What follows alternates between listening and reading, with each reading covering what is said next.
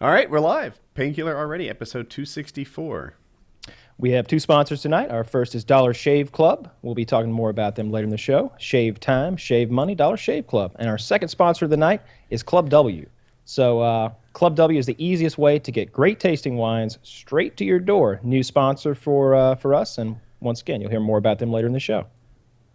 Big Awesome. guest tonight. We got Yeah. Milo. Milo, I have seen hours of you on YouTube.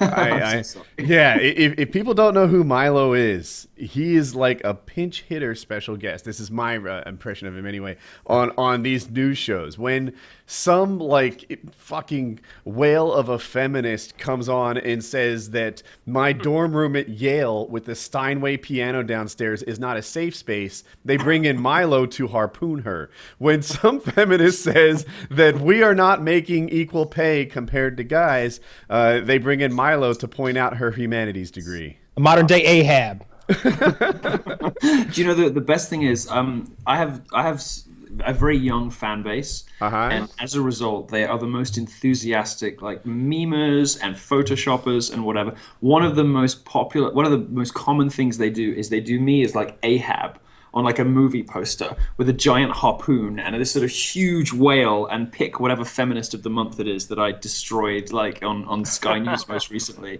This poor little feminist in the whale's head. But yeah, no, it's a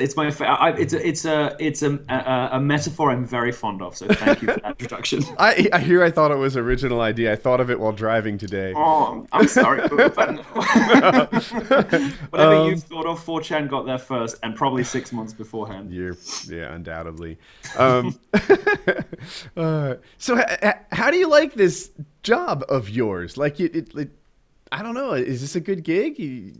I get paid to be me. I have the best job in the world. I get paid to ridicule and to humiliate the worst people on the internet. You know, the bullies and abusers, the social justice lunatics who are most guilty of all of the things they preach against. You know, they are the people who are the bigots, the bullies, the harassers. They are the people who make people's lives a misery for no good reason. They are the people who come after people on the basis of skin color, sexual orientation. You know, the famed evil straight white male. My job is to make these people's lives miserable because they deserve to be miserable, because they are terrible, awful, abusive, dreadful people. And I get paid to do this. It's the best job in the world. I think they're wrong, but I think their heart is in the right place. No? No. My view on this is slightly different. I mean, you can take a charitable interpretation. You can say, well, you know, social justice, isn't that a good idea? I mean, like in principle, don't we all want to be equal? Well, yes, we did. And we do, of course. Like everybody believes in equality of access and opportunity. Everybody believes that, you know, that everybody, regardless of skin color, sexuality, orientation, wherever you come from, whoever you are, you should have equal access to all of the institutions that Western civilization has to provide, has to offer. That's not what feminists want. Feminism has morphed into a sort of female chauvinism, into a sort of female supremacy that is intent on ridiculing and demeaning and belittling men. And it's also not what the Black Lives Matter movement wants. It isn't interested in equality. It's interested, again, in black chauvinism. And, amazingly, like mind-blowingly, it's interested in segregation. It wants black people carved off into, you know, separate dorm rooms, separate safe spaces. The KKK and Black Lives Matter don't use much of the same language, but the world they want us to get to isn't that different. So my mission in life is to remind people that equality was a good idea when people were actually fighting for it. But the current generation of social justice warriors we have, in my view, are just a new generation of authoritarian bullies. In the 90s, it was perhaps the religious right who wanted to tell everybody else how to live. The people that Marilyn Manson and Bret Easton Ellis were annoying on a daily basis. Those were the guys, you know, who everybody likes to wind up because they were the bad guys, they were the authoritarians, they were like trying to tell everybody what a morally virtuous life looked like. If you want to be a bully today, you don't join the church, you go get a job at Gawker. And these people aren't virtuous, upstanding citizens. These people aren't fighting for equality or justice. These people are bullies. Okay, so there was a study that came out in 2013 that showed that girls got higher grades based on how attractive they are, regardless of the gender of the teacher, whereas with guys, how attractive they were had no impact on their grades. Yes. That doesn't imply that there's still progress to be made? No, it doesn't. No, not at all. I mean, it's what people don't understand about, like women having competitive advantage for being hot is that it's precisely that, a competitive advantage. If you can be bothered to make yourself look good, you will get advantage in the workplace. And let's remember that, this isn't like, you don't get born as like some sort of hideous blue-haired land whale. You choose to become that because you've decided to drop out of society and you've decided to give up on beauty standards and give up on yourself. And you have such low self-esteem, or you hate the world, you hate your parents so much, whatever it is, you've decided to eat, to become fat, to get piercings, to get blue hair. You've decided to turn yourself into the most unattractive and repugnant specimen that you can imagine. That's fine, but you don't get any of the benefits that go with looking good. And the difference between women and men is women can make themselves look good. Men are kind of stuck with what they have because there's a limited amount. There's a limited amount that any of us can do. We don't have the hair options, the clothes options, the figure options. One of the things that my female friends who work in technology always tell me is that, there's all this sort of stuff about, where a hot woman walks in the room and everyone's looking at her. And, these crazy feminists say that this is an example of sexism. And my friends are like, are you fucking kidding me? I spend 3 hours a week in the gym. And if I walk in the room, everybody's looking at me. All eyes are on me. That is the most extraordinary competitive advantage, which no man has. And it's there for the taking for any woman who chooses to take advantage of it.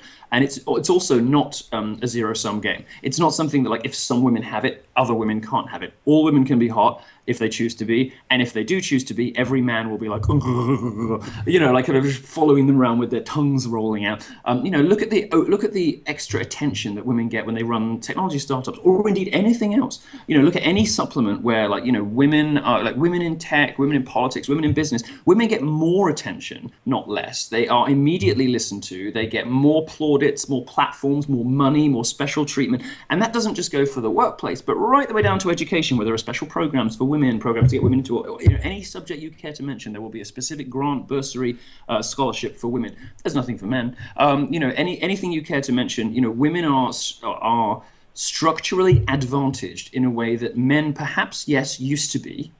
But that has changed, and it's changed very quickly. It's changed inside a generation. It's changed inside the last 15 years. But the young men growing up today, who are younger than anybody on this show, the young men growing up today of 20, 22 years old do not recognize the world that feminists describe. They grow up in a world where they're put on drugs in school because they're told that they should be they're held up to sort of feminine behavior standards, and if they're too boisterous, they get put on Adderall. What is it? 1 in 7 American kids on Adderall now? Why? Because teaching and behavior standards have become feminized. The exams have been changed to suit the way that women learn better. More coursework, less exams, because that's what women are good at. With the result that women are now going into university more. There are more women at university, more female graduates. Women get higher grades, lower attrition rates for women. The young people, my audience, people sort of 17, 18, 19, 20, 21, 22. I mean, lots of older people read me too, but the people I really kind of work for, I guess, but are the people who are living through a society that is structurally engineered against men. And that can sound so preposterous to anybody our age, but it's reality. You're making some very strong points here. I'm starting to drink the Kool-Aid. I already drank. That was great. This is why Milo is however many debates he had and 0 as a win-loss record. It's yeah. I like the way that you use your gayness as like an invulnerability shield too, where it's like if you were a straight white guy saying all this same shit going on TV, you wouldn't be high enough on the victimhood pole to get away with it. They would shut you down. I'm an example of why they should stop this ridiculous identity politics. I'm like saying, so you let me say this stuff and could get away with this stuff, and by get away with, I mean like you let me tell the truth on TV, because you don't let men tell the truth on TV. Men telling the truth on TV, they lose their jobs, they lose their reputations, they get slaughtered. But I'm allowed to say it. Why? Because I like dick. How does this make sense? And the problem that what progressives are realizing is actually maybe this identity politics thing where we give people special privileges because of what they were born as isn't all it's cracked up to be, because we've got to a point in society where gays don't mind being conservative and blacks don't mind voting Republican. This isn't what we had in mind. We never imagined this was going to happen. Gays are supposed to vote for Democrats. Now we're at a point where, like in the UK, for example, in the last election, 50% of homosexuals said they were going to vote for the Conservative Party. And The Guardian, our left-wing newspaper, reported this statistic with horror. We're not supposed to go off ideological reservation, we minorities. Actually, the reality is this. One, that if you get born black or gay or a woman, the dirty secret that they don't want you to know is you have a fucking ball in life. You have a passport to everything you want. You can say what you want. You can do what you want. You can be outrageous. And I'm living proof of this. And two, that because of that sort of privileged status, and it is like gay privilege in my case, progressives don't know how to fight you. So they've created a system which is going to destroy them. They've created a system where they privilege certain people above others on the basis of skin color, sexuality, or gender. And now they're realizing that those people they've put in special victim categories might turn around and, horribly ungratefully, how dare they, say, you know what, I don't agree with this, Well, and start to destroy them. Though. If gay rights are a top issue for you, undoubtedly the Democrats represent you better than the Republicans. No, gay rights aren't an issue for me at all because everything that gay people wanted they already have, and in fact they got this term. Well, obviously I'm a Brit, so we've had civil partnership for a very long time. We had a sort of cosmetic change; it became gay marriage. I understand that it's different in America, but this is the inexorable flow of history is moving in that direction, and it was a conservative administration in Britain that brought in gay marriage. I can promise you it absolutely would not have happened under a conservative administration in America. Do you know, I find it difficult to sort of buy into the victimhood culture and the grievance culture when I think about all of my American friends who are homosexuals, and I ask them, well, what is it that you can't do in life? What way have you been disadvantaged versus your heterosexual friends? And they struggle to come up with an explanation. They struggle to come up with an answer to any of this stuff. The marriage thing is now rolling ahead in the US, and that's great and that's wonderful. If you look at how homosexuals are endlessly mollycoddled and pacified and sucked up to by the progressive establishment, by the media, and conservative media too, by the way, and even some Republican politicians. Fine, that party may be a little bit behind some other people, but I just don't buy the argument that homosexual women or all women are some kind of oppressed class in America. Now, I can name things though, like if prior to the marriage thing. If you were gay, especially if you worked for a smaller company, it was harder to include that person on your health insurance, right? They just viewed him like a girlfriend would be. Has that changed now because of marriage? Well, if you're married, yeah, then absolutely that person gets treated like a spouse, and you can enroll in a family plan. Yes. I don't know the intricacies of American law on this point. So you're inevitably going to be able to suggest things to me that are great. I've got more. I could talk about taxes. I could talk about, of course, sure, the big one is hospital visitation rights. That pulls heartstrings. Well, it doesn't really affect that many gay people. I mean, how many gay people are really in a relationship for that long? They'll all tell you that Dan Savage is in a long-term relationship. You don't like Dan Savage? There's one person who's done more damage to the image of gay people, aside perhaps from Lily Savage or something. It's Dan Savage. I mean, what an awful human being. I like Dan Savage. I don't know anything. You do, because he's the friendly, lovely homosexual who makes you laugh and has nice progressive principles. And he's, John's in a long-term relationship. He's Dan Savage is the lovely, friendly pocket gay who's never going to step out off the ideological reservation. He has all the opinions he's supposed to have, and he beats those nasty, big, bad Republican bastards in debate. I'm sorry, Dan Savage is a sociopath. He's a nasty, cruel, hectoring, bullying person who is incredibly vicious to gay people who don't follow his ideological Did position. You guys have a bad breakup? Is that what this is? I'm feeling some personal stuff boiling up right now. Here's my impression of Dan Savage. If people don't know, he does this podcast called, is it the Savage Lovecast? Do I have it right? I don't know because I don't listen to him because he's an abomination. I haven't listened to him for a long time because I don't drive anymore. What I will tell you though is that I don't really talk about gay issues a lot, which is why I don't know a lot about this stuff, because I don't care about it that much, because it doesn't affect that many people. What I talk about is heterosexual relationships. It's easy for journalists, and most journalists these days write about stuff that affects them directly because they're more activists than journalists, and they brought up in this identity politics tradition. They believe that certain political positions should flow from who they are, and they go through journalism is becoming, very feminized, particularly in new media, and women are just, paid to write about women and how awful men are these days. I took a decision a while ago that it would be easy for me and very lucrative for me to sort of become the kind of like anti-gay gay journalist, for me to be the sort of the gay against gay marriage, the gay who's kind of like hates something. And I thought, no, actually, I can make much more of an impact telling the truth about 49% of the population who are suffering, and that's men. So most of my work is actually about heterosexual men, not about homosexuals. I don't care that much about gays. I think gays are doing fine.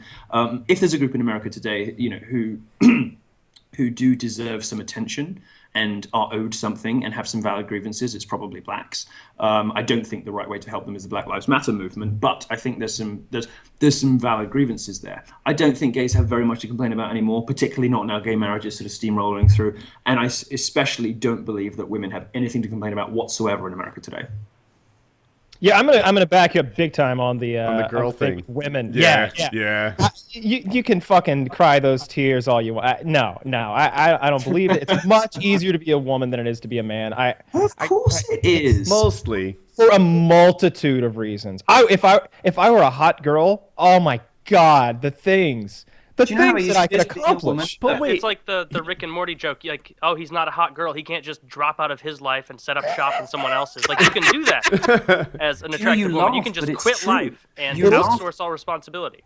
You laugh, but it's true. And the interesting thing is this.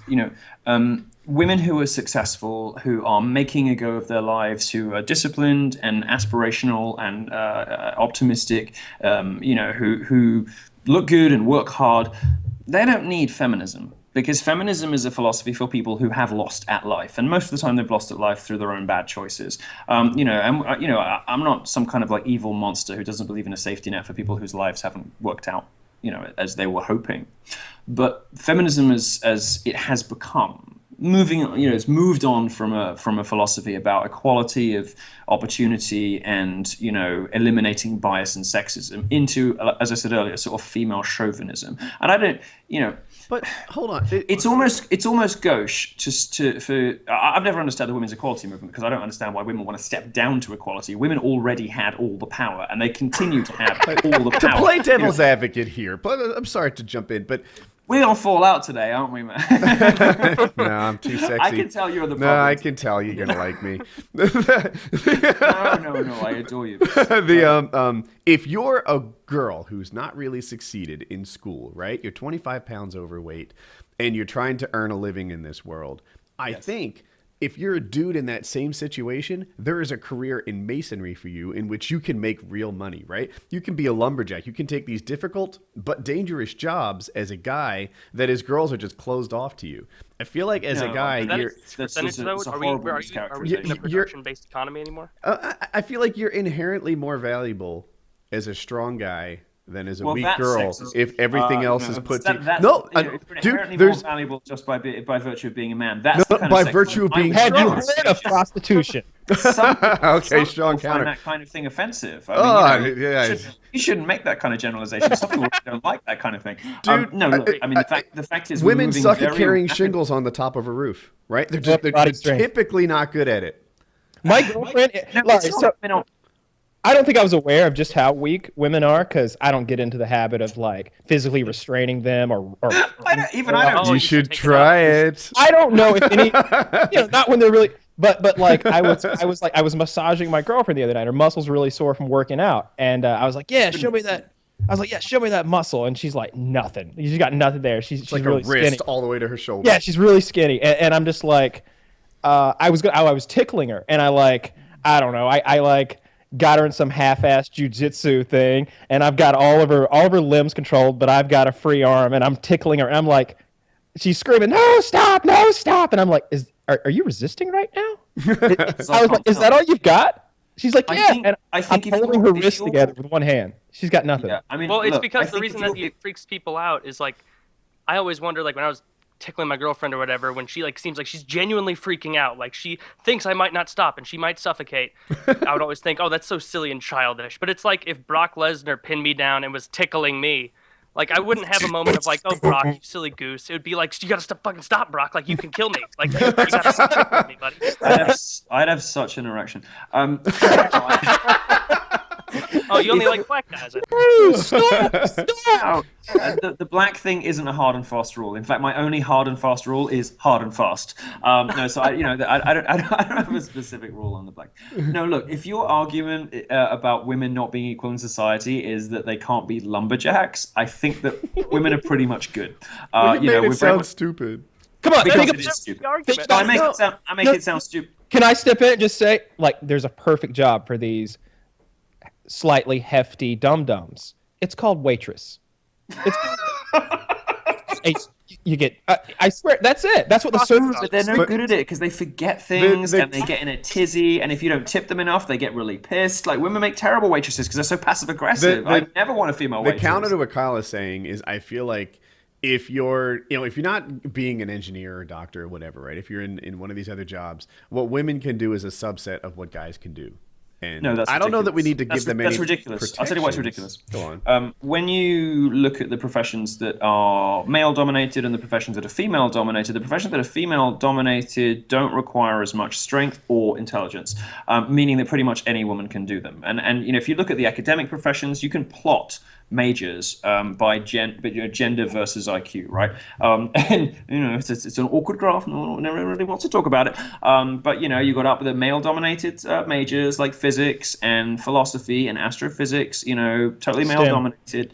All the STEM stuff is all the smart people, and it's all male-dominated. The other end, nursing and health and all that kind of stuff. Look, there are some exceptions here. Women dominate biology, for instance. Women dominate veterinary medicine, and those examples explode the claim that there is some kind of sexism in science. There isn't, because if you think there's sexism in physics, you have to explain why there isn't in biology. That's all nonsense. But the number of jobs that women can do is huge, and the number of jobs that women can do and be remunerated well for without having any particular skills or aptitudes is also huge. And of course, women have the option of not working at all, which most men don't. The reality is that women are systematically favored from primary school through high school, through college, into the workplace. And if you think that women have, some kind of disadvantage because they're not physically strong enough to be lumberjacks, I'll point you to, this thing called globalization. Like, nobody's really doing that in America anyway anymore. And in developing economies, the gender unfair splits that you in most pointed of to these. lumberjacks, because there are plenty of people doing roofing and framing and masonry and. What kind of a society wants women to be doing these jobs? We should be holding these beautiful angels on a pedestal. Like, what kind of fucked up society wants to send women to the front lines and have them? And it's funny when you say that, but when you talk about career what kind of a options, monster are you? Why do you want to send your wife on a roof where she could die? An equal opportunity monster. Women don't dominate in these professions, not because they can't do it, but because they don't choose to, because they're dirty and they're dangerous and they're horrible. Look, there's no woman who is incapable of being a bin man, right? Of being a trash collector, you would say.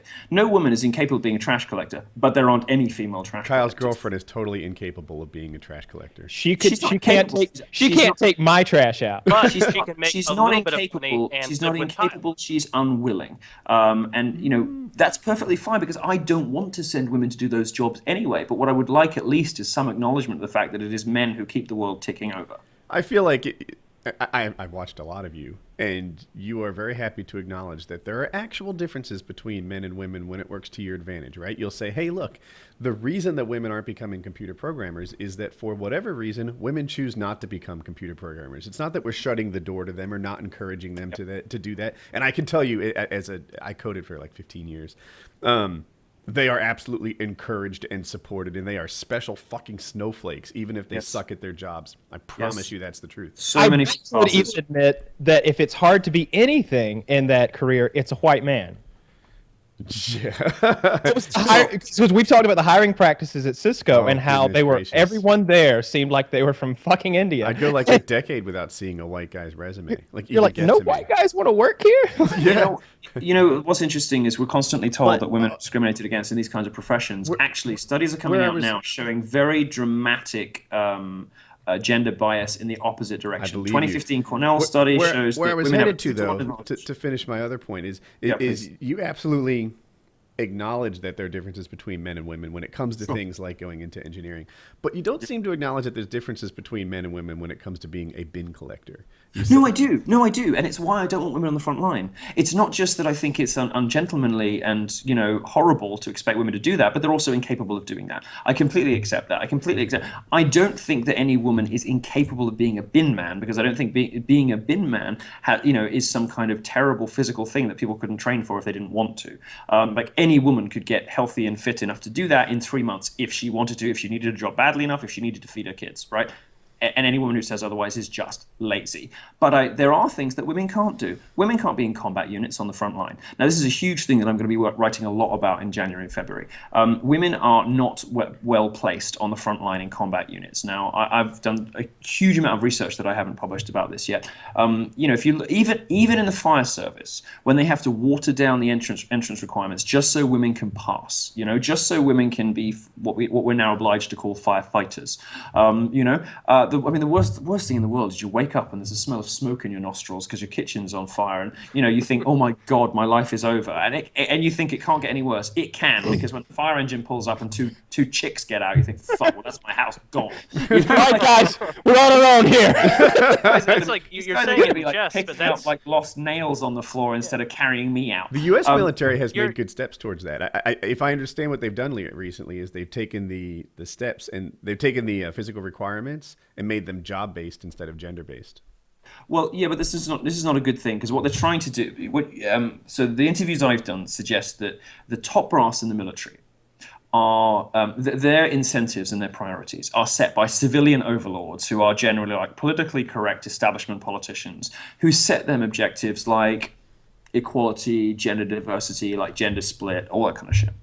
Now, I'll tell you something. I can't give you too many details because this is quite a big scoop for me, and I'm going to publish it in a week or two. But there's a very well-known female. How can I say this without giving it away? There's a very well-known, very well-publicized female army officer who was famous because she passed what is widely regarded as the world's most difficult basic training. Except she didn't, because what happened was the instructors who timed her and failed her something like 8 times said, you know what, there's no point putting this woman through this. She cannot pass this test. The instructors were sent home, and the brigadiers came down from London, in a rare occasion in uniform, timed her themselves, and lo and behold, that day she passed. And what happens when you lower the requirement? You can fill in the blanks there yourself. Why was this done? Politics, not safety, not security, not the best military thing, and also it's not this sort of thing is not in the best interests of our soldiers. When you talk to Marines, for example, the Royal Marines for the Navy in England, now they have what is widely regarded as the hardest training anywhere in the world, harder than anything in Israel, harder than anything in the US. When they're sorry guys, but it is. And ask anybody in the American military. Ask anybody in the American military, they'll be like, yeah, the Royal Marines, okay, that is tough. So they get asked about this stuff. They have women fed into their combat units. They know when they do training, and they know also because they've been in combat in Afghanistan with women on the front line. What happens? Men die because men have to carry women over because the women get exhausted and can't deal with it. Women are much more prone to PTSD, and they suffer from it much more acutely when they do get it. They freak out on the front lines. They are incapable of performing their physical function. So here's also heard that Go ahead. It causes women, or not women rather, but if they're on the front lines, at least in tests, I've heard that it makes men act in dumb ways where, if it were a man who got shot, they would rationally think, I can't get to him yet. Yeah, so cohesion and morale are the two measures, for sort of combat units. Both of them plummet when a woman is introduced. Why? Because she starts fucking one of them. And she's having sex with one of the guys, and it causes complications and problems and issues with the others. This is a serious thing. Like, if you want frontline female combat units, the only way to really do it is put all the lesbians in one unit of their own, and keep the heterosexual women out of it. Because the Dyke Squad, they'd be so fucking hardcore. They would not do well. They would. Do you know what? You could call it like the Dungaree Squad or something. Send in the carpet munchers. The enemy would fear that, though. I feel like to be killed by the carpet munching squad would. You're not getting those virgins if that happens. That's got to be a great dishonor, right? You're not getting 72 virgins. You're just gonna get butt fucked forever by some black guy or something. That is it. You're going to end up in does a Muslim have a hell? Yeah, they do. They don't have Satan. They have Iblis. I can't remember. Syria. I think there are lots of issues with the women in combat roles. So let's say that let's put it in. Have you seen that Tom Cruise movie, The Edge of Tomorrow, where everybody's in those I've fucking seen all Tom exos? Cruise movies. All Tom Cruise movies. You ever notice that his teeth don't line up? If you ever notice look at his front No, don't teeth. tell me that because I'll never be able to see. I'll never be able to unsee it. Yeah, No, do it. They're No, fucked. fuck you, fuck you. Now I'm never gonna be able to unsee it. They're not. They're, like the middle. It's off. Could you just stop now? Stop. That's enough. Done. All right, You have done End of that. Tomorrow. All the soldiers are in those fucking exosuits, which would eliminate, any strength issues. You get a woman in an exosuit, lift a car up, whatever. Yeah, but it doesn't eliminate reflexes, and women are no good at that either. Here's what I'm thinking. I feel like we've spent millions of years evolving to be a certain way, and I feel like the men of our species have those of us who are still here descend from a group of men who were badasses, who could defend the tribe, or who could go out into the forest and hunt and kill, and when needed, they could go to war with the other tribe, kill them all, and take their women. On the other hand, I don't feel like women have evolved that same sort of killer instinct, that same sort of fight. Well, and no, because most women get the chance to procreate, whereas most men don't, if my understanding is correct. That's exactly right. So men have to try harder, and Mother Nature knows she's got to. So the politically correct way to explain this is that nature, there's a higher degree of variability in men, right? So sexists will say, well, men are just smarter, faster, bigger, stronger, and better, and many men are. The best men at things are always going to be better than the best women at things, generally speaking. That's broadly true because, for example, of the way that Marie Curie just doesn't stack up with fucking Einstein, does she? Well, another win for us, guys. Well, not in a bad way, but I mean, she irradiated herself to death. I mean, let's not forget that. That is a big strike against her. She might have discovered radium, but it killed her too. So. Yeah, no. The way that IQ is distributed, actually, the more we find out about it, the worse the picture gets for women. We used to think that women tend to cluster around the mean, and that men have a sort of shallower distribution curve, meaning that there are more male geniuses, but also more male knuckle draggers. So that's why men fill prisons, but it's also why there's no female Mozart. That situation has changed slightly with some of the more recent data, some of the less politically correct gerrymandered data. And now the suggestion is that there are simply a lot more smart men than there are women. Now, there's a good evolutionary reason for that, and it's exactly what you said. It's men don't get the opportunity to breed as often as women do, so they have to compete more. It's sort of men are sort of where there's greater degree of evolutionary variability, right? So there are lots of men differ more from each other than women do. I would argue that if you go certainly anywhere in recent times, that intelligent men are not our most prolific breeders. Yes, that's true. That's true, and in fact, it's something I talked about on Drunken Peasants recently. I have a theory. Well, it's not really my theory. It's a Japanese evolutionary scientist. Steal it. That's what we do on the show. Right. Mature poets. It's your theory now. Whatever. Okay, it's mine now. I've got this theory because I'm like gay and really smart, that like being gay is kind of like a function of being smart. I have this theory that gay people basically are where Mother Nature makes her, her experiments. We're kind of like the ultimate uber alpha males. We're so alpha, we don't even fuck women anymore. We fuck dudes. And this might explain why gays are so overrepresented in great artists, inventors, military commanders, you name it. We're pretty much overrepresented in all of the best classes of human. There are more homosexuals than there ought to be, given the number of gays in society. Why? Because gays are where Mother Nature makes her experiments. And this is why, to go back to an earlier bit of the conversation, I find gay marriage a shame. Because it's not so much that I have a problem with equality or that I don't think gay people should be able to shack up together if they want to, but that sort of domestication of homosexuality that Christopher Hitchens used to talk about is sort of a disaster, because it takes gay people out of the environments in which they are most likely to make their greatest discoveries, innovations, or creations. All of the greatest creative homosexual minds in history have all had dark, seedy private lives. Alexander the Great was gay. Your present real gay? present guest is no exception to this rule. And taking people out of that. I mean, you can see even heterosexuality. Look at Steve Jobs. He said that taking LSD was the most transformative experience of his life and dictated his all of his later success at Apple. He came to see the entire world differently. Well, we fags do that every night, sister. We're on like mind-altering substances and having crazy irresponsible experiences 4 nights a week, and that's what makes us great and better and create the sort of innovations that push society and culture forward. So I sort of agree with that, and I there's a sort of chauvinistic argument that not only are men better, but homosexual men are the best of all of us, which I'm beginning to buy into. Not just because it's horribly and transparently self-serving, but also because I see the truth of it in my own life. I disagree, though. I think that... Woody, I thought you would be all on board, seeing as how you're at least 60-70% by now. So you're right up there, too. Yeah, Milo, I have this... Are you semi-gay? Not in actual sexuality, but like there's the kind of women that he is attracted to are a little... All right, let me pull back a little. I'll give the example. Woody and myself and another guy went on a whitewater rafting trip. There was a guide on this trip. She was pretty and very fit. She had a six-pack almost. Why'd you describe her as a guy?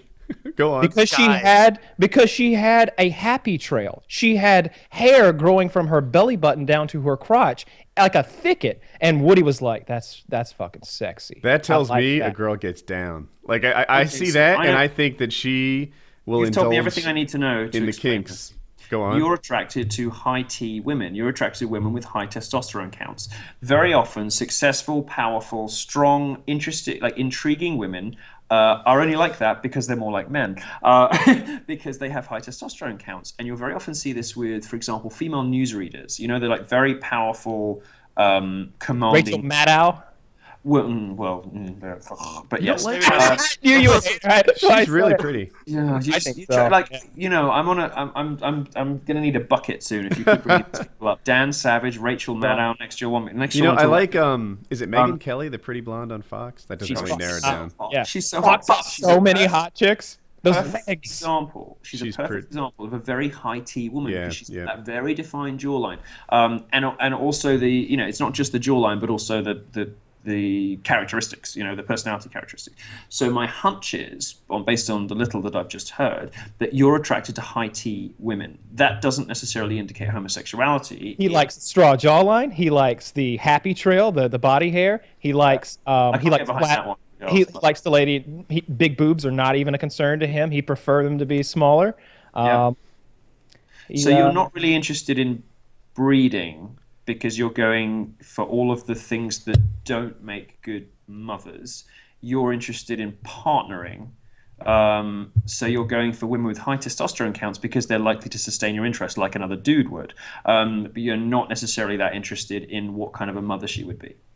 There we go. This seems like hard science to me. Now we got a little psychology mixed in with the gender politics. He was really doing well, I think, in my own compared to my own introspection. But except that I really do value the mother thing. My wife is I'm married for 20 years ish. Does she have the trail and the small boobs, or is she different? She has small boobs, no happy trail. Yeah, trail has yet to been disclosed. And I didn't even know women had. What if she does and you just don't know it? And like she's been waxing the happy trail for years and you have no idea. But she's a really good mom. Like Kyle has described her as a professional homemaker. A super mom, yeah. Yeah, but the way you just described it is very objective. You're kind of like going into sort of like she's a good mom because people call her a good mom because she's not. No, that's not. So his wife takes the job of homemaker to a different level. She views it she works that job as if she has a salary and a manager looking over her shoulder. And she's hungry for bonuses. She sounds not just perfect, but she sounds like a man. I get breakfast in bed about 4 times a week. Most recently. How much accountability does the typical homemaker really have? It's not the 50s anymore. You can't come home and go like, "Yeah, burn it again, Alice." Like it doesn't work anymore. You gotta be like, "No, it's better world. No, I like it this way." It would be a better world if we could, wouldn't it? Wouldn't it? I want my husband to come home and say, "I said 6 o'clock, bitch." You know, dinner's called again. You know, like a clout round the head, rip off the clothes, quick bit of angry hate sex, and then maybe this is a good topic next. Dinner tonight was followed up with homemade apple pie a la mode. We often discuss whether it's correct or not to hit a woman and the situations in which it's okay to strike a woman. This has been a topic of discussion for us many times. Okay. And so none of us think that we should be the aggressor in virtually any situation. I don't think there's anything that a woman could be able to say to me to instigate a physical reaction. Yes. However, if the woman attacks me physically, I feel like I am 100% in the right, doing whatever is necessary to make the attack stop. Even if it's not with a weapon and she's doing like that windmill of nothing attack? I'll take it a step further. I would say throw a punch, but I will push your ass off me, and I might choke your ass. In this hypothetical situation, if she goes in to this hit all just you, sounds like sex to me and as a gay guy. And you're this all sounds like foreplay. If she goes in to hit you, right? Then you're allowed to win that fight, right? You don't have to just apply the absolute minimum force to deter the threat. No, like if she tries to knock you out, I give you permission to try to knock her out. Yeah, idealistically, yes, but I don't think you should because no one will take your side. You can't even be a gay guy like Milo and get away with that. Like, Even I couldn't. I'm discussing right and wrong. Get away with if he were black, he could. I have to. Not even then, I don't think. If she was black and he was gay, then he could beat her. Yes, like that's true. That's true. Some that's liberal true. math. You're like progressive stacking right now. Yeah, that's exactly. He's 3 levels up from her. She's got the one female level, but he's got the gay level, he's got the black level, and he's being attacked. It's a hate crime what she did. Yeah, no, true. I could like go full Saw 3 on her ass, and like I'd get out, I'd get away with it. They try to get you for domestic abuse, and you're like, oh no, this was a hate crime. You see? This is why I hate crimes. You know, I hate the idea of hate. I'm with you. Why should it be different? If you attack someone, it's because you hate them. If I hit someone with a wrench, if I hit a black guy with a wrench versus hitting a white guy with a wrench, I hated them both fucking equally. That's why I hit him with the wrench. I didn't attack the black guy with the wrench. That's almost inappropriate. Like, well, from a legal point of view, it undermines what ought to be a core principle of our legal system, which is equality before the law. What hate crime does is it makes it more of a crime to hit me than a straight guy. Now, I'm thinking to myself, frankly, like, I'm kind of an ass. Like, it's probably quite reasonable to hit me. Like, why should it be more of a crime to hit me than some other poor guy? Anyway, I have two thoughts on the hitting women situation. One is my natural chivalry. Because even though I'm a homo, I'm still a man, and I think I still have that right? Can't help it. I still have. I know, like I'm trying to get it out of myself. I just can't. My natural chivalry would instinctively, I want to say, restrain but don't hit back. Like even if you take a few knocks to the face, like it's a woman, like put up with it. That's kind of like. That's just sort of my natural instinct, but then I've never had like some crazy bitch come at me with a saucepan, so I don't know. And the second thing I would say is don't ever. I would just run. If I was a man in America today or a man in Europe today, knowing what I know about how law enforcement treats these cases, and this is my, I read a lot about this and I talk to policemen off the record all the time. What they're instructed to do in domestic violence cases to the men versus to the women. Like it could be a man's house and he's out of there, irrespective of what either of them say. If it's a domestic violence situation, the woman is just believed, full stop, no questions asked, like until months later when it eventually comes out in court. I would say, like, if a woman, it's not a natural instinct for a man. It's not your natural response. But I would say, as somebody who has heard from, because I write a lot about men's issues, so people write to me with this kind of stuff. As somebody who's heard from dozens of men who got into domestic violence situations that they did not instigate, that eventually involved the police, if a woman comes at you with, just comes at you generally, wanting to physically attack you, the only safe recourse is to run. Because if you don't, you're the one that's going to get arrested, you're the one that's going to get charged, you're the one that's going to lose your shit, you're going to lose your kids, you're going to lose your marriage, you're going to lose everything. No matter. And this is why every straight white man... This is why every straight white man needs a lesbian friend. You bring her in, she whips the shit out of that bitch. That's a good Walks idea. right away. Nobody does shit. You need a We finally lesbian found a friend use to keep for your woman in lesbians. line. We finally found a use for lesbians. Yeah. You have done what I have been trying to do for 10 years. I'm so glad I came on this show. We found a use for lesbians. There should be a We need to Craigslist get an section app for just for that. lesbian bullies. Or an Yeah, app like for that. Tinder. Yeah, I yeah. like flexing. Aren't they terrifying? Aren't they she's got a scary? pretty chick in a headlock, like fucking Right. feeling her. Neck tattoos, short hair.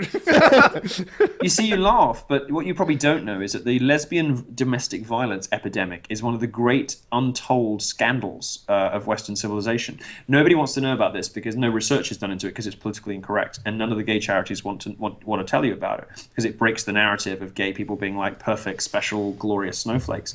But the lesbian domestic violence epidemic is an astonishing thing. I wrote an article about it, which I very sensitively titled "Attack of the Killer Dykes," and this piece was about just the sheer statistical volume of woman on woman attacks. And I'm like, so I started it. I said if you hear of a woman being kind of like beaten up, left for dead, choked, and all the rest of it in a house near you, chances are it's not a new male serial killer. She probably just got into an altercation with her girlfriend over a triple word score in Scrabble, because the sheer volume. Is that what they do?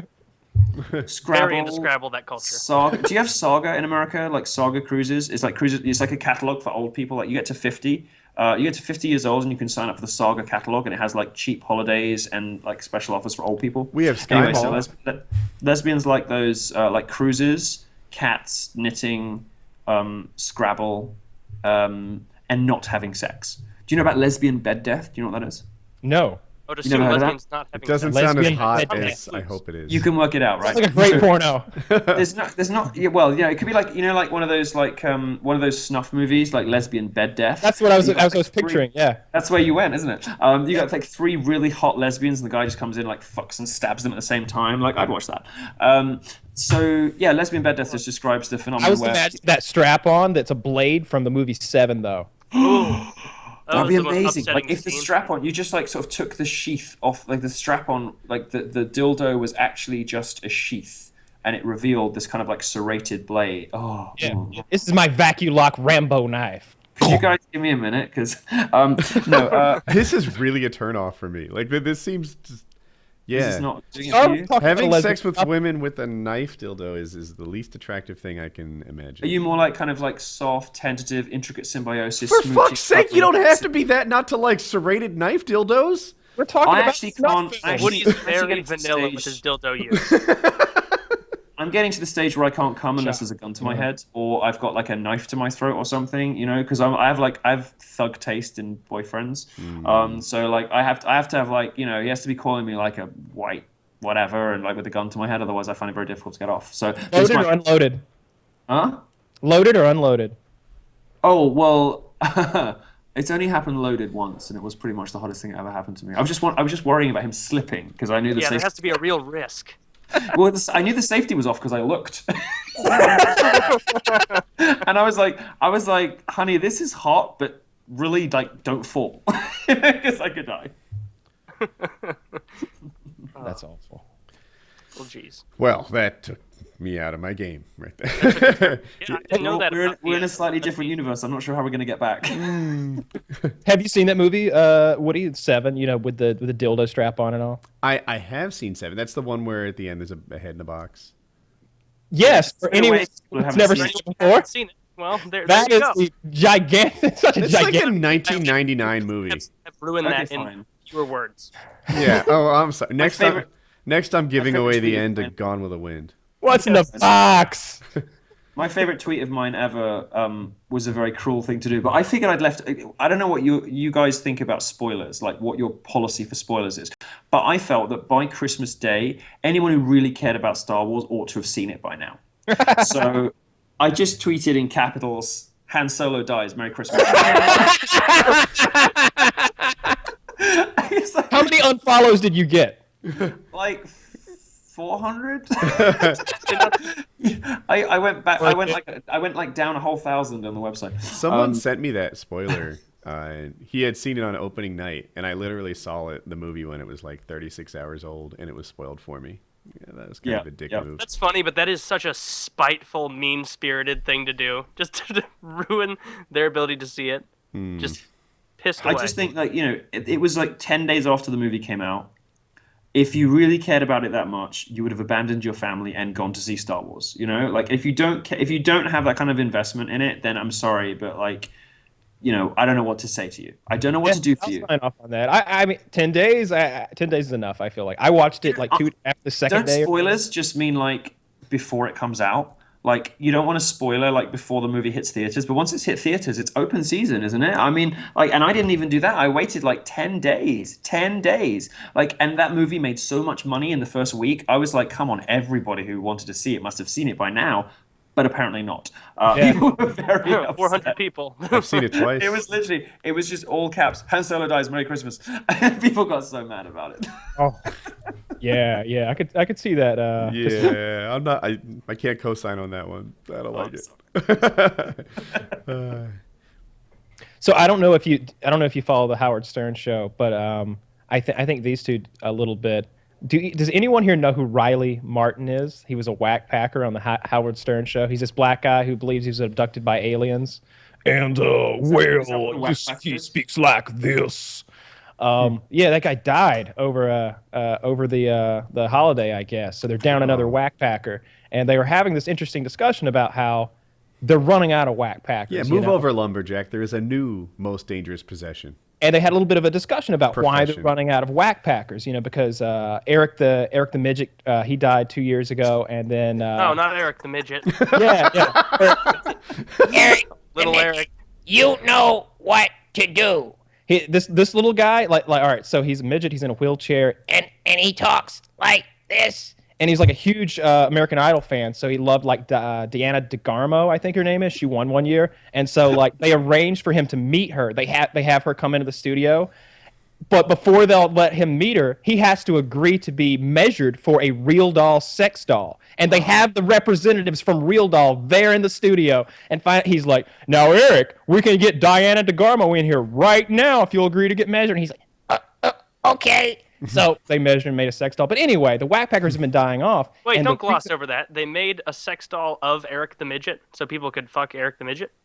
I know they measured him for it. I don't recall if it ever went into production, but that was the intention, and it was for a long time. I want it from my room just to fuck with people. You know? It's horrifying at several thousand. Maybe like a macabre Halloween decoration. If not, I want it to fall out of a cupboard mid-sex and for it to like totally photograph this game. You know, and just be like, "What the hell is that?" Just like, that's careful. They could startle the black guy with the gun. Yeah, I mean, he might be like shooting holes in my sex doll. Well, they pointed out the reason for this is that nowadays there's a lot of early detection for these syndromes and various maladies that create a good whack packer. There just aren't as many retarded people being born anymore because they're all being aborted. And I think this is a big problem. And I'm starting to reverse my stance on abortion because of this. I feel like... Because you want more whack packers. Yeah, in another generation, there'll be no one to mock anymore. There'll be no one to laugh at. What are we going to do? This is a real problem. I'm starting to reconsider this whole abortion thing. You're going pro-life. I might have to go retarded people. So I'm for abortion in situations where there's rape, there's incest, or you just don't have time to deal with that whole baby thing. But if there's something wrong with the kid, stop it. If there's just something wrong with the kid, that's not good enough. You should have to bring that one into the world just so the rest of us can have that in our lives. Because I just don't know if I'm going to be able to. Stern signed for 5 more years, and if he doesn't get somebody to replace these people, he's just going to be out of them. He's only got so many left. There's a lot of handicapped people out there. He'll find someone. People are getting very boring, aren't they? It's not just handicapness. There's a plethora of things that go into being a good whack packer. You got to have some kind of physical malady. It helps if you're extremely slow. If you've got an odd voice, like high-pitched Eric, he's a 430-pound. Look up high-pitched Eric really quick. He's a 430-pound buffoon of a human being living completely on government care. They took his IQ once. I think he's somewhere around 85, somewhere in there, 80, 85. Sort of in the feminist range. Yeah, absolutely. A little high. And his voice comes out incredibly high pitched due to no physical malady, just because he's touched and because he's a retarded person. He's Yeah, retarded. and you laugh at him on the radio. What do you guys call it? Dark-sided? He's like dark-sided. I haven't know heard this? Dark-sided. that term. Evan Turner. Oh, it's a religious. There's a very famous clip on YouTube of an American reality show. I think it might be Wife Swap. It's like the ultimate wife swap episode where she comes back from the family and she's like, "I ain't going back there. They're dark-sided." Yes, like, yes, you are devils. Yeah, she's like really religious, but like crazy religious, like Westboro Baptist kind of like. Yeah. Oh, that's a great one. Yeah, that is the best one. And and she's like, "I ain't going back there. They're dark-sided." You know? She's screaming it like he can when the way he said it sounded okay. Well, I guess she doesn't like those people, but she's screaming this in a piercing, grating kind of accent. She's great. That's a a great episode. Yeah. I wanted more. I wanted her to get her own show.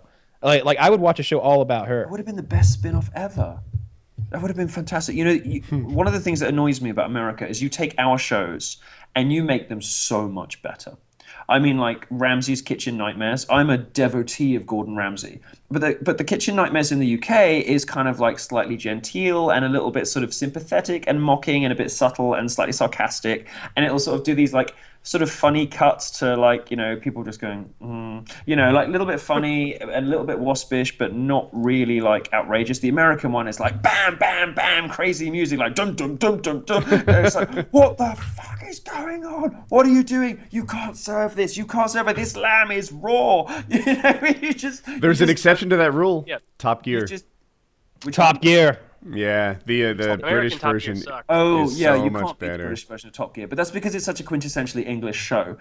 You know, and it's not a reality show. Reality shows are about, you know, crazy people being crazy, and it just they find their highest and most perfect expression in the United States. I feel like Monty Python was way ahead of its time. Was amazing. I feel like it's on an equal playing field with Saturday Night Live. I know Woody doesn't because he doesn't like that kind of humor. The Ministry of Funny Walks just doesn't do it for him for some reason. I love that shit. What a snore.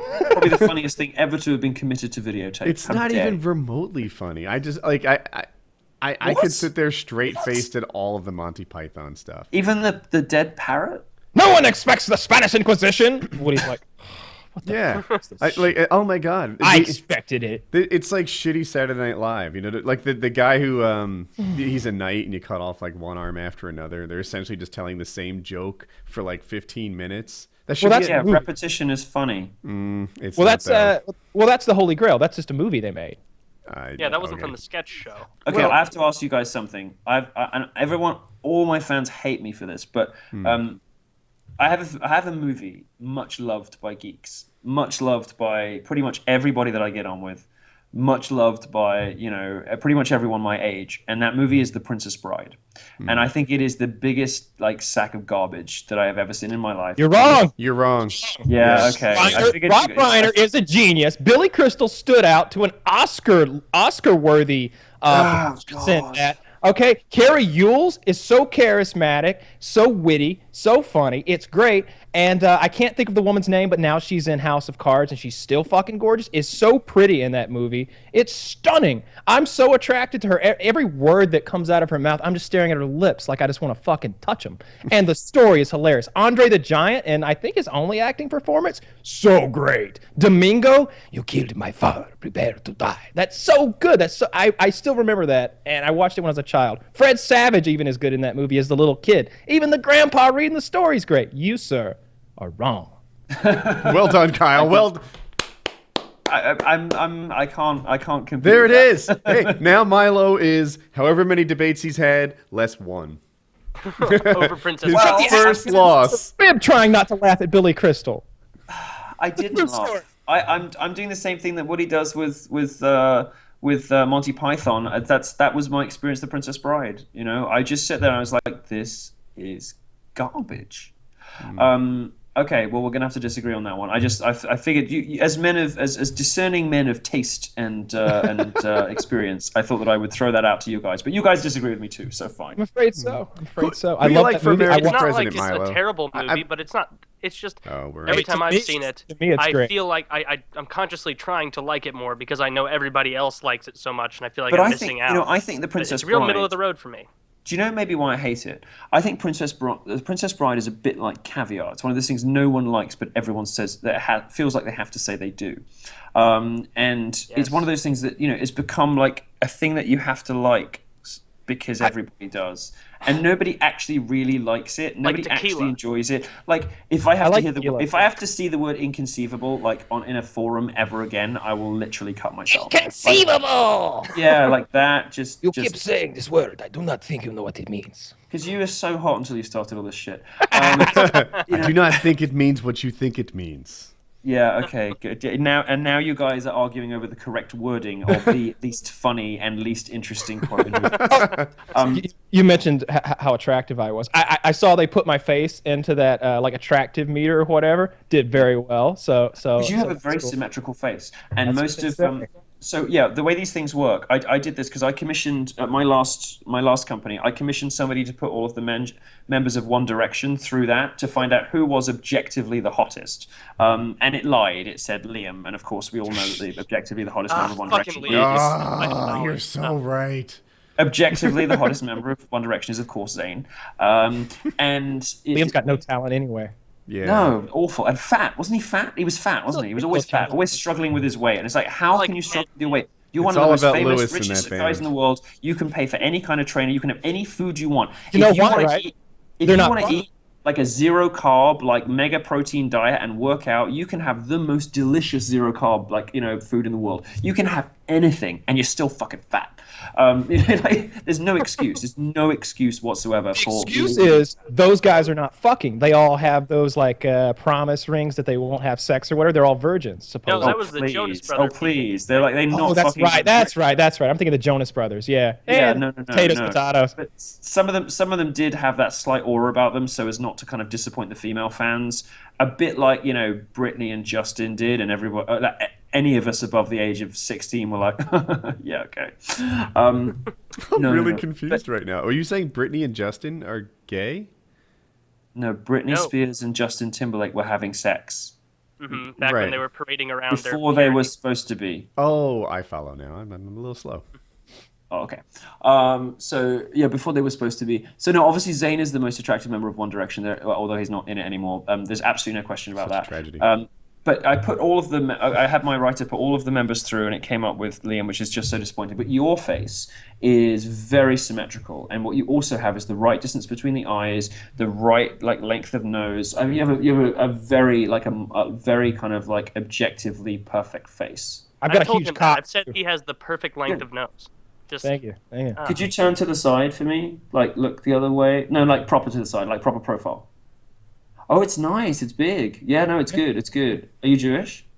No, I'm not. No, okay, fine. Well, I am circumcised though. Nobody's perfect. No, you have a very, very, very good face, algorithmically. Kyle, can you turn around? Can we see your ass? Clothed or unclothed? I've actually got my MeUndies on tonight. I think. Yeah. Oh, which color MeUndies do you got? I got the camo ones. I think. Yeah. Well, this is. You haven't heard of MeUndies, Milo? Oh my goodness! I did not know this was coming. Wow. Okay. So to speak. This show just got so much more interesting for me. Yeah, not that it wasn't already lovely. So MeUndies are made with a revolutionary material named modal. It's twice as soft. Oh, I love modal. I have modal socks. They're wonderful. Oh, they're so good. They're so good. No, honestly, I am a modal. I don't have modal underwear. I'm a modal addict. I love it. Well, sir, you're making good life choices. Thank you. Yeah, MeUndies.com. Great underwear, great nose. It's been broken. Most of the things you like about him weren't life choices at all. The nose was. I had my nose broken once. I was like, let's make that thing nice this time around. Oh, did you have it sort of slightly differently set? Nah, I just made sure it was straight. I was like, make sure everything's straight in there and it looks good when you're done. So you basically had a nose job? Nah, I mean, they didn't shave anything off, but they made sure. But you sort of had a nose job. You sort of did. My mom gave me a nose job. Well, she didn't do it. I was at a doctor's office, but I shattered my nose, and I had one of those weird nose humps when I was a kid. And she just said while I was in there, no requests from me because I was 11. She's like, you know what? While you're in there, just take care of that. Just shave it down. And so I have a square nose now. I should have Thanks done to my that. mom.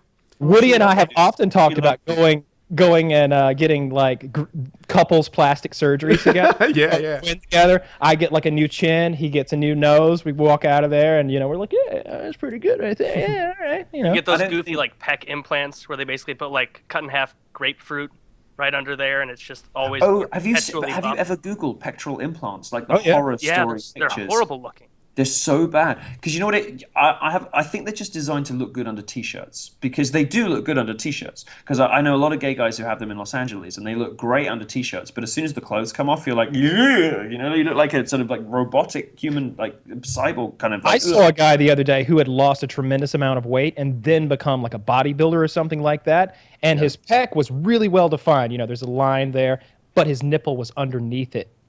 Like underneath the line of the pec. So like his nipple should be here, but it's here now because of all the loose skin and the, you know. Horrible. Yeah. Do you guys know I'm belly working button out at the slit. moment?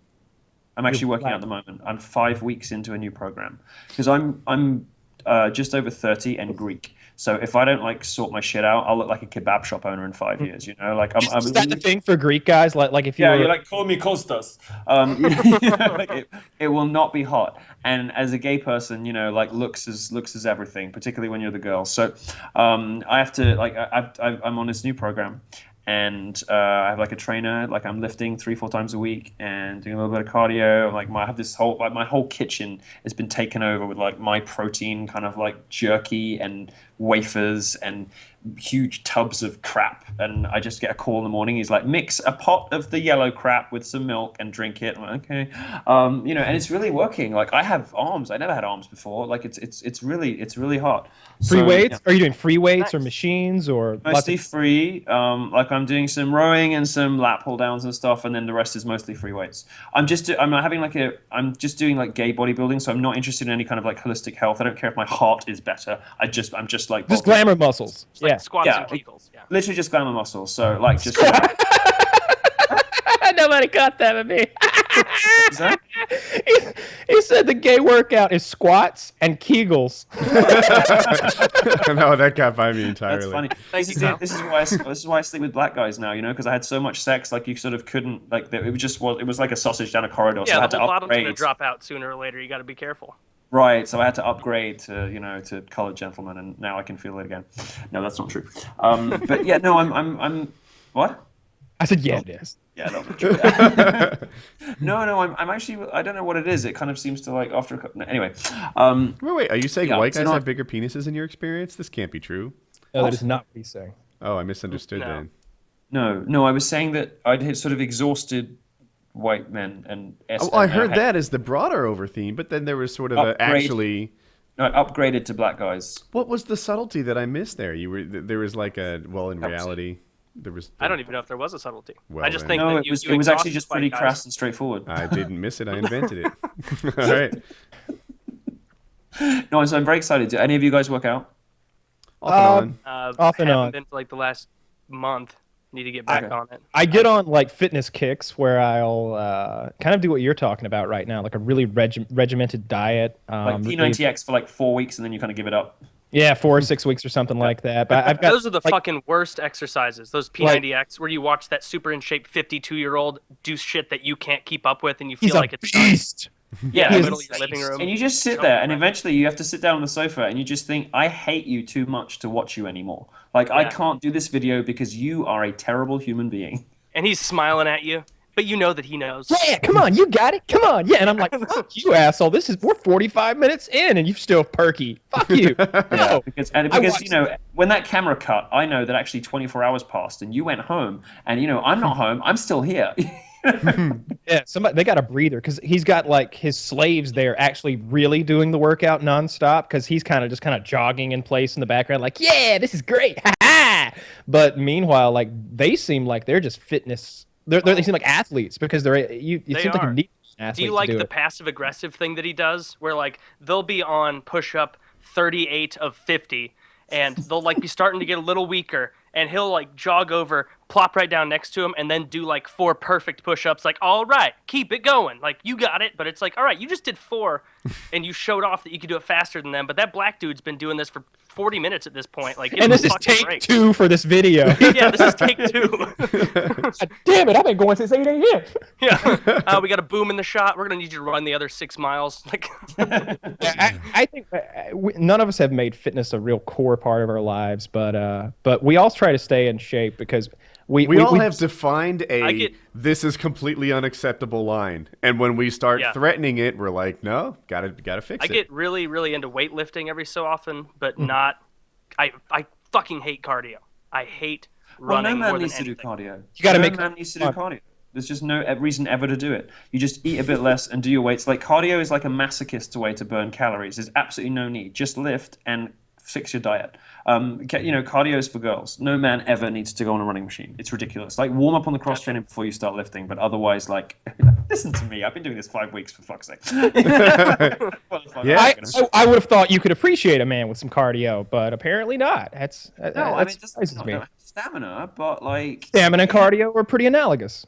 Do you know, frankly, like after the first 20 minutes, it kind of gets dull. It's like I have my fun. Like I don't want to get into too graphic detail because I'm sure none of you heaven forbid. But like I have my fun, and then it's kind of like, all right, flip over my turn, and then like after 20 minutes, you're just kind of like, I just kind of want to check Twitter. See, it's interesting you said flip over my turn. You can only take so much butt fucking. Well, I don't like he's just like. He's still pounding away, and I'm like, dude, I'm kind of done. I've always heard gay sex defined as like, you have a pitcher and a catcher on this thing, right? Yeah, I'm the girl. Hypothetically, gay me would expect both. Is that not a thing? So I'm just the girl. I only do the catching.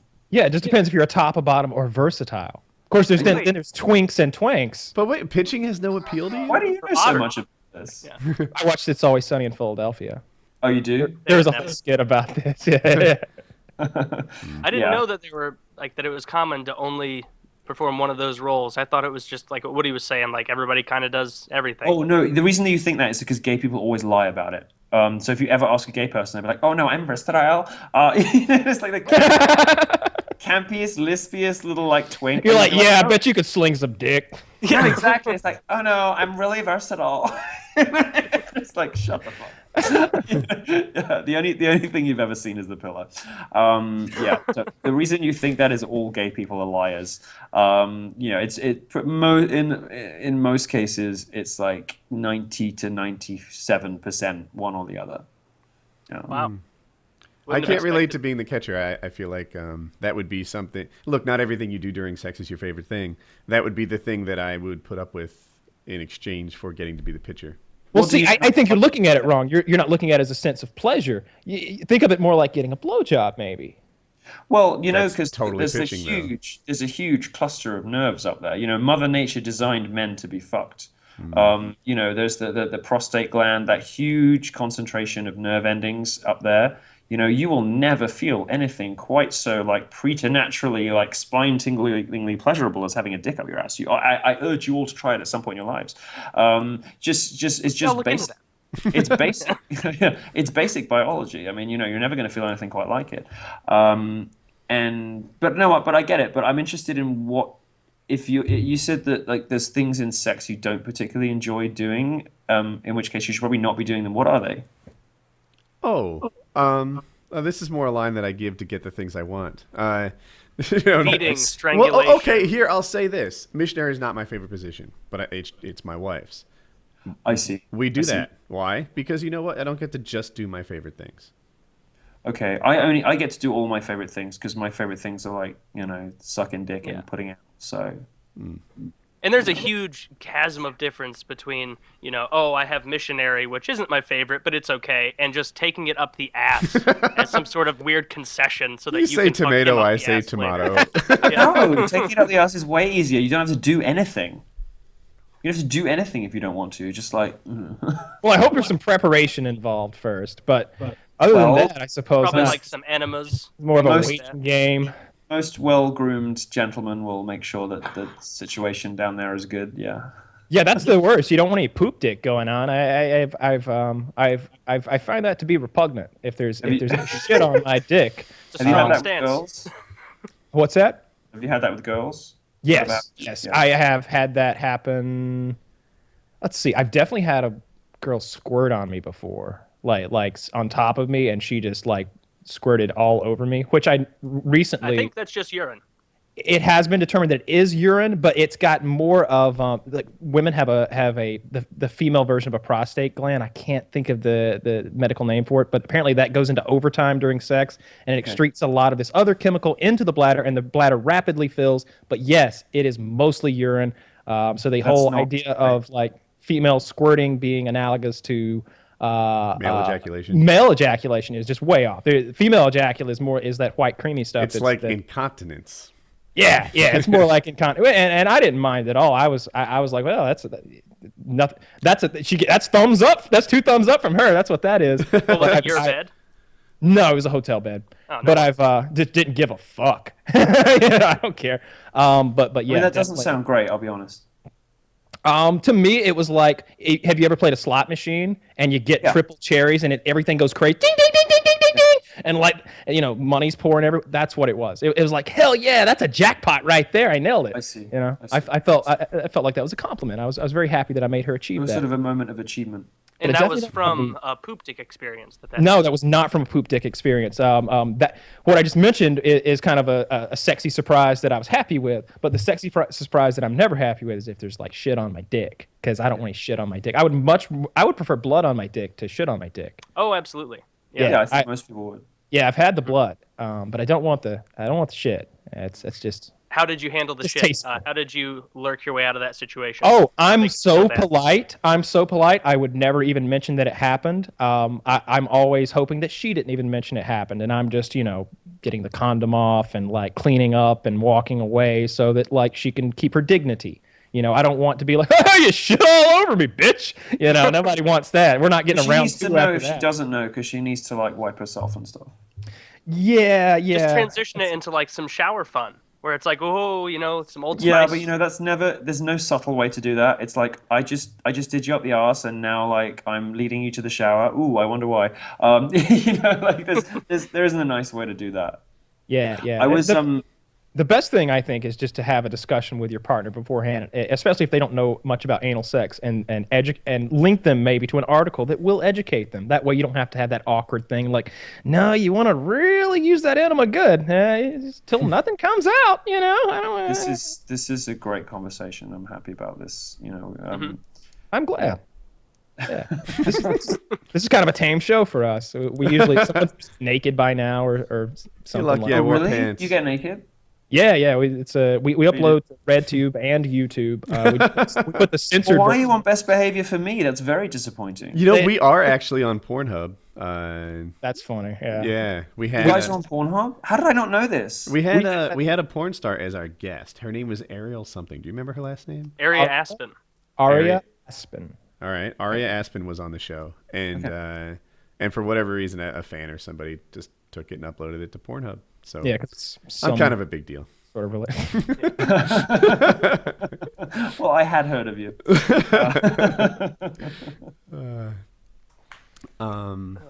Oh, hey, I've 2 topics I'm meaning to ask you. I'll start with one. Who do you like for American president? Trump, obviously. No, I've had a thing about Trump.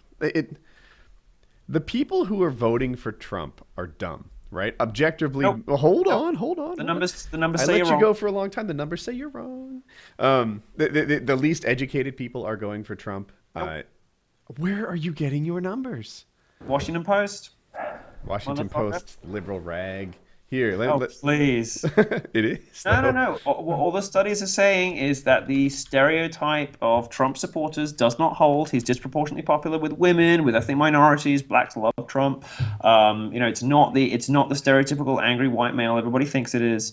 And actually, with college-educated women love Trump. There's so many there's dozens and dozens of polls. I'm on the Washington Post right now, and their article is titled "Donald Trump's Surge is All About Less Educated Americans." How did this come to be? It has to do with education. His support is strongest with Republicans in the Midwest, conservatives across the country who do not have a college degree, and those who report negative views of immigration and Mexican immigrants in particular. Now, hold on. And where is this from? If I go to a restaurant and everybody there is fat, then I think less of that restaurant. I think, what am I doing here? This is where fat people go to eat. If I am voting for a presidential candidate And So I go there everyone and I who's think the food also must be voting, and everyone who is I also go to your voting fat for this. restaurant, and I think the food here must be fucking great. All right, if I go makes to sense. if I'm picking a presidential candidate, and all the people who agree with me are dumb, then I start to second guess my presidential candidate. But for some reason in politics, if you're like highly educated, that's a negative. That's a thing that, you know, No, if you're highly the educated, it's a elite- negative in life generally. Look at where the highly educated people have got us. Look at the media. Look at academia. Look at the entertainment industry. Look at politicians. Look at the like the DC circuit. These are supposedly the smartest people in the country, and they have fucked up. They have completely They led the run world. the They have country. invented the life-saving drugs. They have invented the man-killing No, we're not weapons. talking about scientists. We're talking They're about highly people. educated. We're talking about people on Capitol Hill. We're talking about people in newspapers. These are some of the dumbest people in the world. We're talking about the voter base. The highly educated people are getting. So what the making world go Trump, further. the Trump statistics say is yes, there is a significant base of support from people without college educations. But in addition to that, there are huge swathes of highly educated and unusual demographic slices that are coming over to Trump in their droves, including women. And look, I think the Trump project is so crucial and so important, so absolutely essential to America's future political health. The Trump supporters are the "they took our jobs" guys from South Park. See, I feel like that's like a Do you know what? Even if that were mischaracterization. true, That's almost like saying that, all these Trump supporters, they're just uneducated idiots. Lump them all together. Meanwhile, you can't say all these Bernie Sanders supporters are largely young people who don't have a ton of real-world experience. Like, that's not a fair accusation against that big group of think fans. it is. It's not fair to do it the you other know way. what? And you know what? But not This- to this, write off like, everything they the say. Trump supporters are like, these guys took our jobs. Those people are right. They're right. That's exactly what has happened. Their wages have been pushed down by immigration. There are problems in communities. We're importing crimes that we never even heard of Their before. wages whether are it's pushed from down by Muslims or globalization. Mexicans. Like, Not immigration. sorry? Their wages have been pushed down by globalization and automation, not immigration. Well, actually, all of those things. All of those things. The Silicon Valley is not the friend of the working classes. Globalization is not the friend of the working classes, but neither is immigration either. And those people who say, or those people who are expressing frustration that their wages are going down, that they're losing their jobs, that people are coming over, and fine, they darker skin color, who cares? Who are prepared to work for less than they are because they don't have families to support. Those people are right. That is exactly what has happened to the working class in America. These people are correct. So you can say, these guys took our jobs brigade. Well, yeah, some of them are, and they're right. I don't completely disagree with you, actually, but I will say this. You pointed to the working class jobs in particular. My exposure is it definitely is happening at the white class level in the tech sector. Yes, it is as well, and that's interestingly why so many Trump supporters, very vocal Trump supporters, are from what you might call the sort of cultural libertarian, dissident, college-educated, internet-savvy, millennial generation. The people who hate other millennials, the disaffected liberals that like me, for instance, right? That sort of 30 to 40% of society who are like, I am so tired of being told what to do.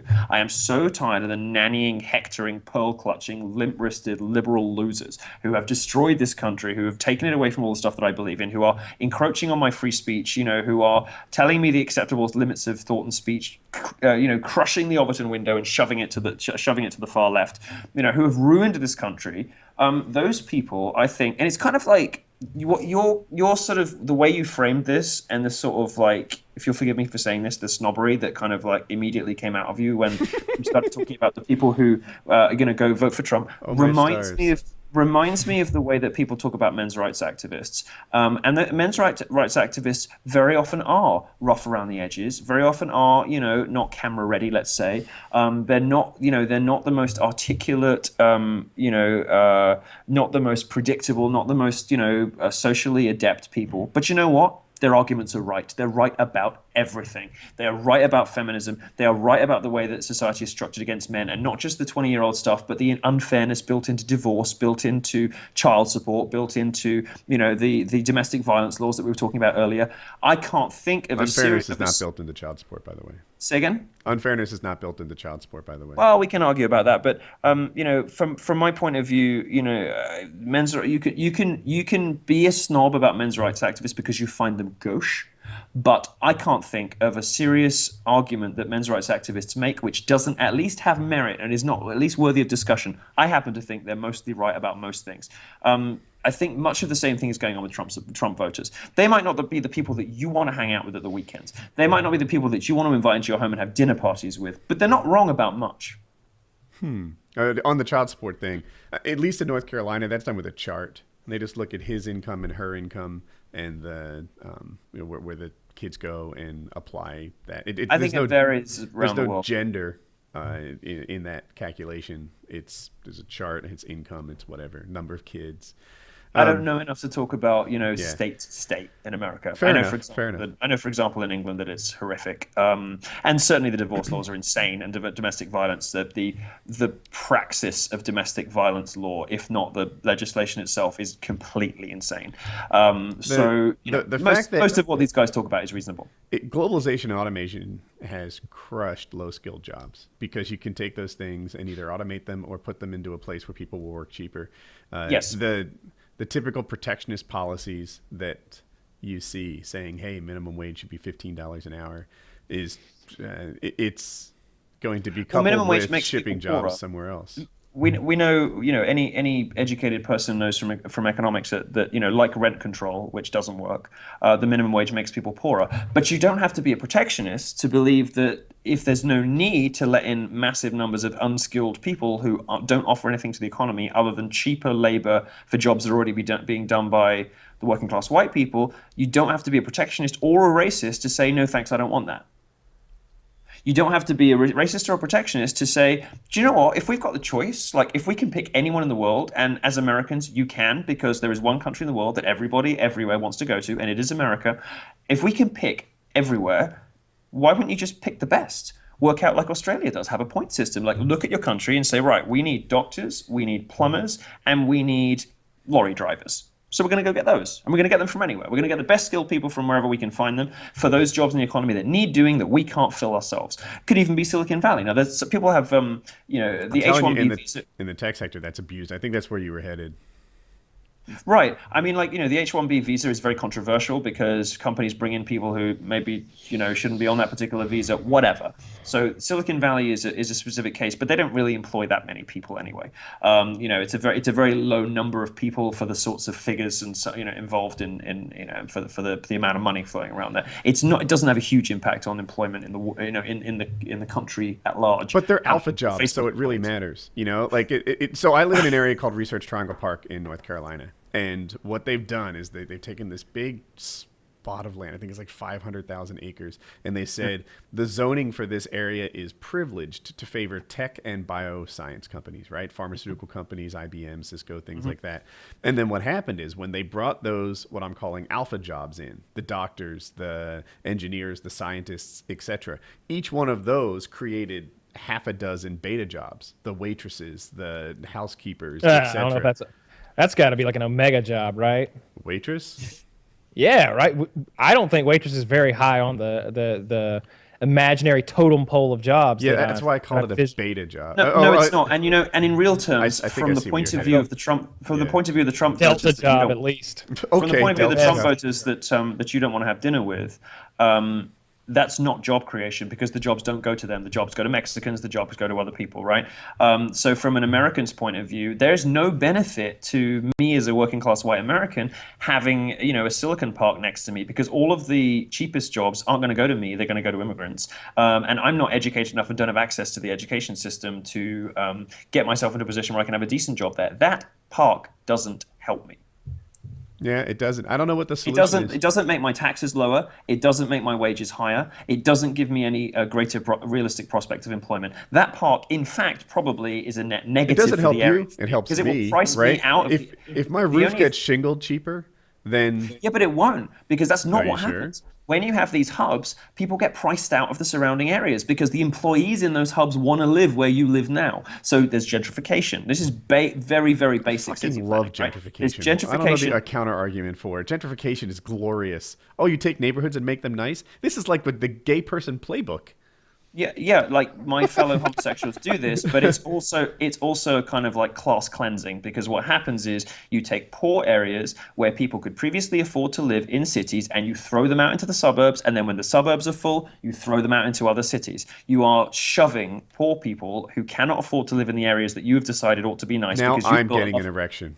Because you've bought a lovely new science book. Well, do you know what? Like, I'm gonna lose my Republican like membership card for this, I'm sure. But but following your argument to its logical conclusion is not a good thing for the working class Americans that you hate so much.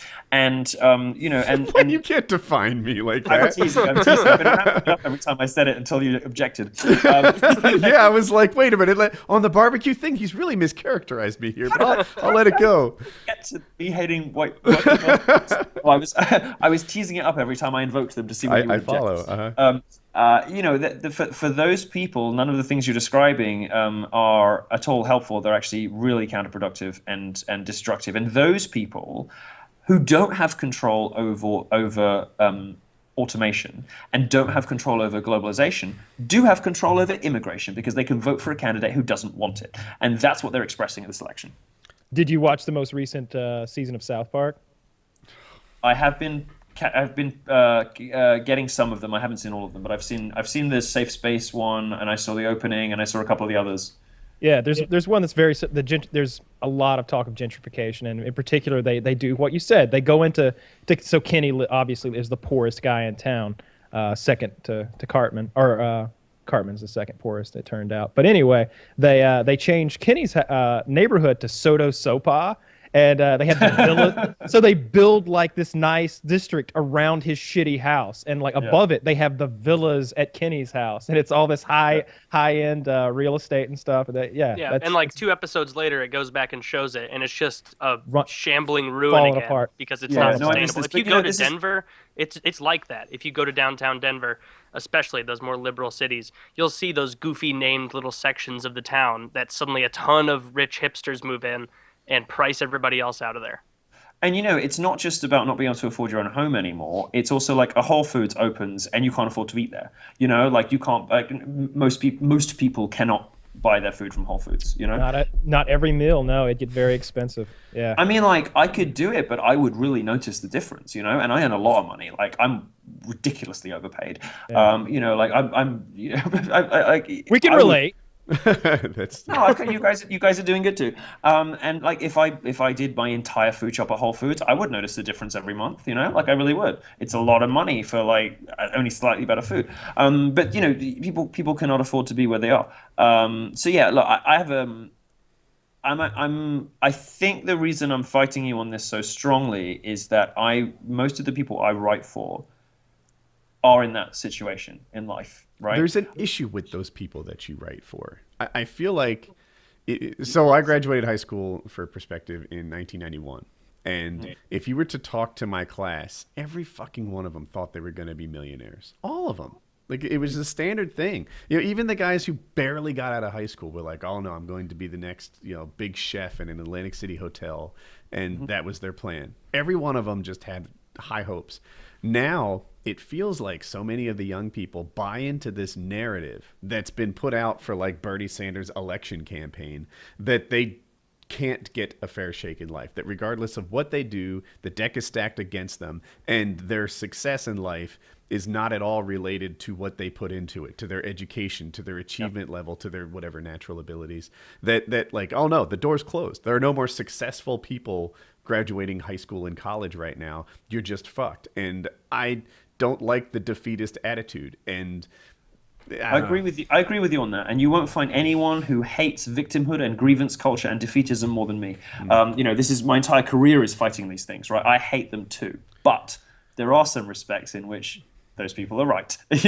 There are, young boys, for example, are systematically discriminated against, and however hard they work, if there's a woman who is as good as them, the woman will get the job. Now that is just a fact of the jobs market. It's a fact of the education system. So these people do have some valid grievances, and I suppose I've always thought like journalism is supposed to be about sticking up for the voiceless, and speaking truth to power. And the way I see it at the moment, the sort of entrenched liberal establishment is the power, and young people struggling to find their way in the world who are constantly derided and told that there is something defective about them, not just morally defective about them simply because they were born straight and white and male.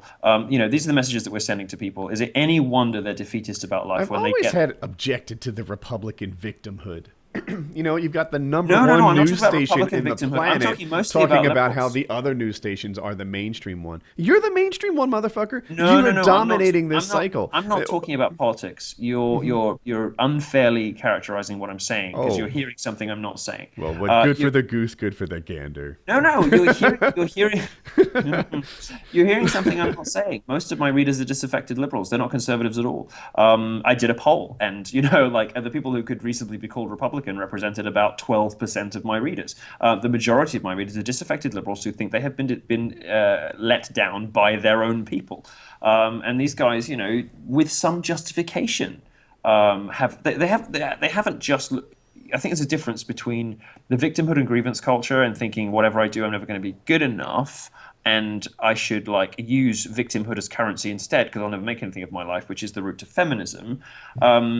And somebody who looks out and makes a fact-based assessment of their prospects and realizes that they're fucked.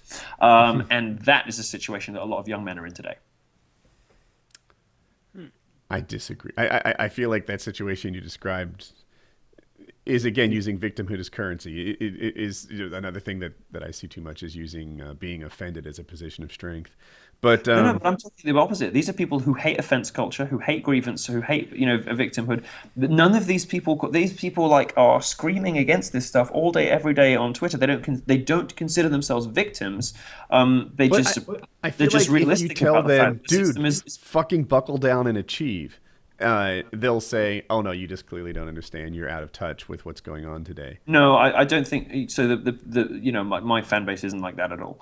And one of the reasons I was talking the other day on just a kind of silly, lazy late night live stream with a YouTuber about this, and it's sort of becoming a thing. And I'm sort of breaking this on your podcast, although I'll announce it properly in 2 weeks. But I'm going to be doing a scholarship fund for precisely the kind of people we've been talking about.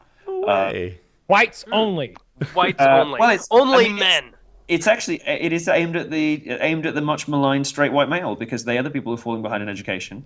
Look at all the statistics. It is young, poor white boys who are suffering the most, who aren't getting into college, who are falling behind in school, who aren't going on to university, partly as a result of lack of confidence, partly as a result of the fact they have no support networks whatsoever. They're constantly they're whacked on Ritalin if they're boisterous in the playground. They don't get into college because women are favored not just with financial help but with more encouragement and more programs. So yeah, I'm doing I'm setting it out myself, and I've reached out to a couple of rich friends who are on board with this, and so we've got a reasonably large amount of money. The difference between a young kid who doesn't have a lot of money going to college and not going to college isn't like $20,000 or $50,000. It's when you look at the finances of a family trying to send a kid to school, it's more like $2,000 or $4,000, right? Because most of the stuff is loans. Although it can be very intimidating for somebody who doesn't have a lot of money to take on that kind of financial burden, the real sticking point, what makes them turn down their offers, is often $1,900 or $2,200, right? So we want to give out between $2,500 and $5,000 to precisely this kind of kid, very promising young boys who are being systematically discriminated against by the education system, to try and level the playing field. And how are you going to choose the individual people? Yeah, no what's the Jews. application process. We'll do it. You want some money, man? We're going to do a combination of video essays, and I mean these days everyone has YouTube, everyone has all this kind of stuff. So we'll do video essays and we'll do an application essay. We'll obviously look into them all properly, make sure they are enrolled. The really smart, clever way to do this is to not take freshmen, so that you can confirm that they're enrolled at the university. But of course, it's precisely people trying to get to be freshmen that we need to serve. So we'll have to do some background checking, make sure they're enrolled in the school that they are, and check all the documents and everything. Do the best you can. We'll get a couple of things will slip through the net, I'm sure. But the idea of this is, you can help a lot of people and transform their entire lives with not very much money. You know, say for example, I managed to put together 50K a year, yeah, and that figure will grow over time. We launched with 50K a year, and we give like $2,500 to a boy who wouldn't be able to go otherwise, and we give him a mentor network, right? He wants to be a journalist. We've got 4 journalists who he can pick up the phone to if he wants to, or he wants to be a scientist. We've got like Brendan Ike, you know, who got kicked out of Missoula for having the wrong opinions, who sympathizes with his position when he says, you know, I felt like my teachers were kind of like giving me a hard time just for being a dude. Or we've got, I mean, Brendan is not on board, so I don't want to speak for him, but I'll certainly be reaching out to him. And if he's watching, please do come and join us. You know, or, you know, if you know, if he wants to be a scientist, you know, he could, somebody like Matt Taylor, you know, the guy who landed a probe on a comet and all feminists wanted to talk about was his stupid shirt. People that they will have heard of, that they'll be looking up to and relating to, they can just pick up the phone. It's like, how the fuck would I ever get to this guy otherwise? You know, we'll start off with like 20 a year, and if it gets really big, I'll have to hand it off to somebody else to run it, because it's not my job and it's not what I'd be best at. But you know, this is something I've thought about enough to be that far down the road with this kind of project, because what all of the studies, all of the research, all of the facts tell us is that it is young, poor, straight, white, well, not straight necessarily, but young, poor, white boys who are suffering the most in America, suffering in the UK. They have the worst educational prospects of any demographic group anywhere. Why? Because they are born with disadvantages as a result of their skin color, because and their station in life. And you know, rather than ascribing to them a sort of, you know, victimhood attitude, which I don't find that they have actually, what I would rather do is say to them, well, you know what, get yourself into a good college, like you go and do it, then you come to us, you say, here's what I want to be, here's why you should bet on me, and we'll make sure that we'll make sure that you don't have to turn down that college place because you don't have $1,000. You know? One thing, just to harken back to what you said about the men's rights activists, that I think is a bit of a turnoff, that I just thought about now. Like, I don't know enough about them, but what you were saying as far as like your audience, they don't adopt that victimhood cape and hide behind it constantly. They don't. The brief men's things I rights have read from the male rights activists, it's like it's off turning, because it's not like, hey, take a look at our problems here. It seems to be a constant just angry berating of like, oh, women, they have it so fucking easy. You know who really needs the help? These true victims. And it's like a no true victims fallacy. I think you're right about that. I think there's a lot of bitterness, and it's almost like feminism reflected in a mirror, you know? And so there's where the problems that I have with feminism, like the sort of female chauvinism, female supremacy, the sociopathy, and the victimhood and grievance culture and the offense taking, a lot of the men's rights movement seems to be that in reverse, but just from the other sex's point of view, and I don't have much time for that. You know, I don't have much sympathy for that. I do, however, see pockets of, you know, little communities here and there, and pockets of resistance against what is a very unfair environment in the media. It is a horrible thing to be a man, to be a man covered by any news right now. You know, if you ever get in trouble for anything you say, like you crack the wrong joke or you support the wrong political candidate, you could get fucked. And and why? Because you were born with the wrong skin color. Because they won't do it to a black guy, but they'll do it to the white guy. That is racism. If you're for a man who cracks the wrong joke, you will get crucified where a woman wouldn't. That's sexism. There's all sorts of things that they do have valid grievances about. But I take your point, and I agree with you. And where the men's rights movement looks like a mirror image of the worst of feminism, I hate it too. Yeah, it doesn't really achieve anything. Just kind of, for me, it made me not want to even read any further about it, because it's like, well, this is just going to eventually make me either angry with you or angry at you. And I'm not. And there's actually something a bit. I don't know whether this is my sort of like. I don't know whether this is an unexamined prejudice of mine, but I expect maybe this. I don't know which direction this sexism of mine is going in, but I sort of find it a bit like, I don't want men to behave like that. I think it's slightly beneath men to like whinge and carp and bitch, and it seems like unbecoming to me for a man to behave like that. You know, to sort of like. To take on the carapace of grievance and victimhood and offense taking that feminism has done for decades. When men do it, I kind of find it even worse. It makes you grit your teeth, doesn't it? Where you're like, oh, what are you doing? Like, it's people are going to think somehow I'm more like cringe you. when a man does it, and I don't know if that's me being sexist, and if it is, I don't know if I'm being sexist towards men and women. I can't work it out, but there's something about it when men do it that I find even more distasteful than when women do it. I definitely. I just really admire someone who takes the reins on their own life and achieves in spite of whatever fucking is lined up against them.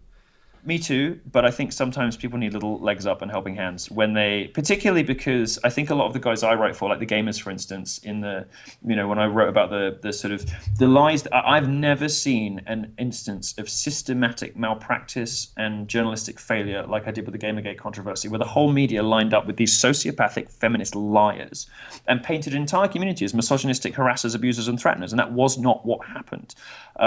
It simply wasn't. And if you've read any coverage that says so, that journalist was either lazy or lying. You know, it just wasn't what happened. And I've never seen anything like it in my life. And a lot of the guys that gravitate towards me are more, I guess, more marginalized. They might be quite high up the autistic spectrum. Maybe you don't have great social skills, but they're really smart. And nobody's ever stood up for them before. And they come to us like, what is this like Republican fag? Like suddenly is the only person I've ever seen on the TV who speaks sense. Like, what the fuck?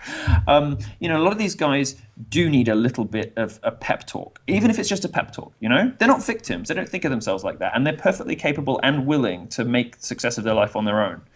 They don't want handouts, you know? They don't want the government to kind of like cradle to grave them. But they do need a little something, even if it's just a pep talk, which is one of the reasons that I like to do what, is it Rob Ford, the mayor of Toronto, the crack smoking? Yeah. Yep. The thing that I read a profile of him and I saw a little of myself reflected in that, not the crack and obviously not the Canadian thing, which is far worse than being a drug addict. For sure. But, yeah, thank you. But something jumped out at me when I read this profile of him. And it was that at the height of the controversy, when he was in trouble for, you know, he was on film smoking crack, I think. He would come out of his house every day with a huge binder full of messages he had from the public, and it was covered in Post-it notes of him kind of like, why would I say in response to these people? And for hours, every day, he would reply to people. He would call them up. And if they didn't answer, he'd leave a voicemail. He'd be like, hey, Susie, I got your message. You know, there's not very much I can do about this, but I really feel for you. And listen, you know, have you tried doing this? And, you know, if that doesn't work, try giving, you know, the office of, you know, the DMV a call, see what they can do. And if you still have a problem, maybe write to me again in a month or something. And he did this hundreds of times a day. And Trump does this. You know, lots of these populist politicians do this. And do you know what? Like, I publish my phone number, like, on the internet, and I have, like, a WhatsApp on this phone.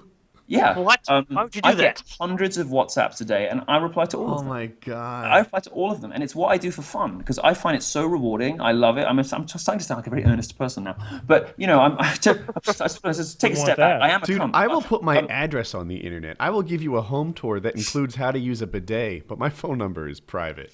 Well, see, I have another phone for like, you know, the people I really give a shit about, but I have a WhatsApp number, and any of these guys can like drop me a line and say like, you know, can you give me some advice, or I'm unhappy, I'm miserable, or just thank you, or whatever, you know? And I reply to every single one. And I noticed this, and what happened with Rob Ford, the people of Toronto want to re-elect him, even after the crack thing. They still want him back because he actually gave a shit. And I try to do that with my career as well. I've never seen another journalist behave like this. And I've never worked out why. Well, I didn't until I realized because they're all liberals and they all hate their readers, and they all want to close the comment sections, which is what they're all doing now, of course. They're all closing the comment sections.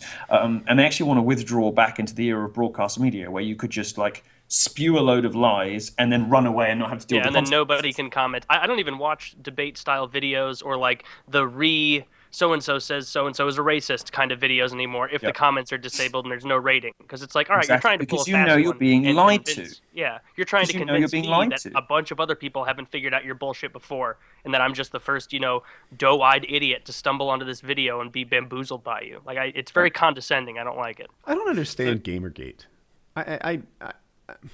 I've heard that the coverage of it was unfair. I've heard that. So I don't know how you know our stuff.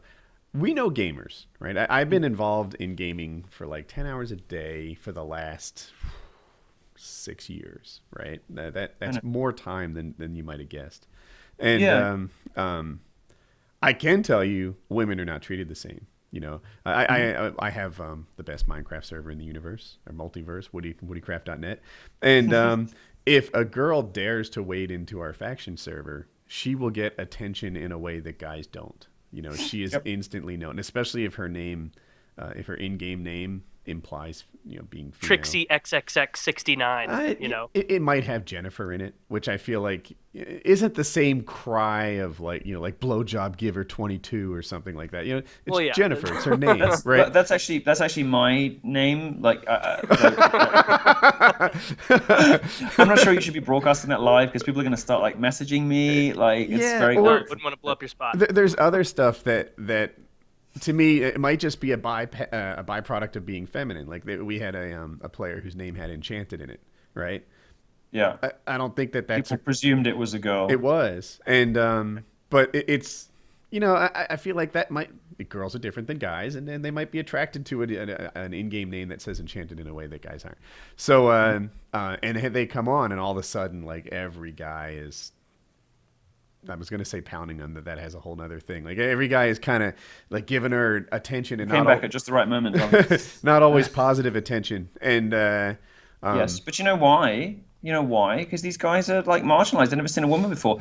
Then this isn't. Look, the difference between just one of the many subtle but deliberate mischaracterizations of the gaming media, and then the rest of the media is like they talk about stuff like this. And yeah, there's some truth to some of this. Sometimes in some places, but this isn't an example of some kind of like predatory rape culture where a woman reveals herself and she is descended on by misogynistic harassment and abuse. You want to see a rape culture, look in Cologne, where they've imported young men from a real rape culture into Germany. This is like in many cases like marginalized autistic guys just sort of spurging out that there's a woman there, and I don't that's a new word for me, spurging out. I love that. Spurging it's good, isn't it? And I don't mean that with any disrespect to these guys, and I don't think they would mind me saying that. Many of these people are my fans, and many of these people love me, and I don't think they would mind me saying that. But in many cases, it's a sort of it's an event, it's a spectacle, and they're grateful for the girl there. And if they don't always know how to behave, that's a failing of social sophistication, etiquette, and appropriate behavior, not sexism, not abuse, not harassment. And let me just interrupt. Yeah. While Sure. I don't completely disagree when you say it's a failure of social norms. I can't quote you, even though it was 10 seconds ago. But it's also what happens when you add anonymity and a lack of repercussions. There's something about 4chan. I don't know if you're familiar with 4chan at all, but it's very familiar. Okay, well then everybody is favorite anonymous. website on the internet. I've tread carefully. All right, so everybody in 4chan is anonymous, and because of that, like you've probably seen the thing about the girl advantage being removed, right? How they don't have to be interesting. Yes. Okay. Yes.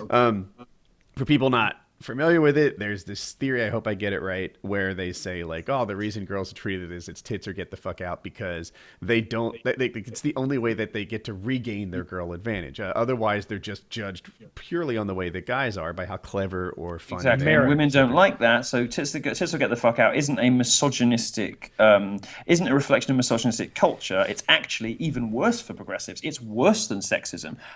Tits or gets the fuck out is incredibly threatening to progressive orthodoxy. Not because it's sexist, but because it seeks to eliminate identity politics, and it seeks to destroy the basis of progressive thinking, which is that who you are and what you're able to do and what you think stems from what you are, and that is a direct assault on the fundamental principles of modern progressivism, which is why they hate it. There's something interesting about 4chan in that everybody's a faggot, everybody's a nigger, and it's just like this is what happens when you pull away the repercussions, and there's like an equality to it too, Yes. So anyway, circling back to the gamer thing, when you apply the same level of anonymity, it allows their inner douchebag to come out, and it's not just like, they're not being taught social norms. No, they're put in an environment where social norms have no repercussions, and this is what you get. But that's not always such a bad thing. That's like an online forum thing more so than in game. I notice, I feel like people are way more likely to be a douchebag in a forum that's anonymous like Reddit, then if you get into a Call of Duty lobby and there's a chick in there, 9 times out of 10, it's not them yelling awful sexist things at her. It's them trying to get her to like join a party or being friendly. Like that heavily outweighs. Exactly. Oh, if your voice is involved and it's not text based, absolutely. They don't I've want seen the woman... that so many times. They don't want to chase the woman out. They want to play with the woman. They want the woman to. They want attention from the woman. They want approval from the woman. They don't want that woman to leave. They want them to come in. I've seen it so many times. I have female friends that I used to play with on a regular basis. I would get on every night, and there was a girl who would get on and play with me. And as soon as someone heard that voice, they're like, and she would tell me, obviously, because we're actually in a private chat, but they're pinging her with messages. Hey, come play with us. We're really good. We'll take care of you. They're literally like trying to be some alpha male out in. They're de-evolving to cavemen. They're like, oh, we protect you. A lot of women find that strong tribe. She was a good lot player. of women find attention at scale to be very threatening, right? But that doesn't mean that what they're getting are threats.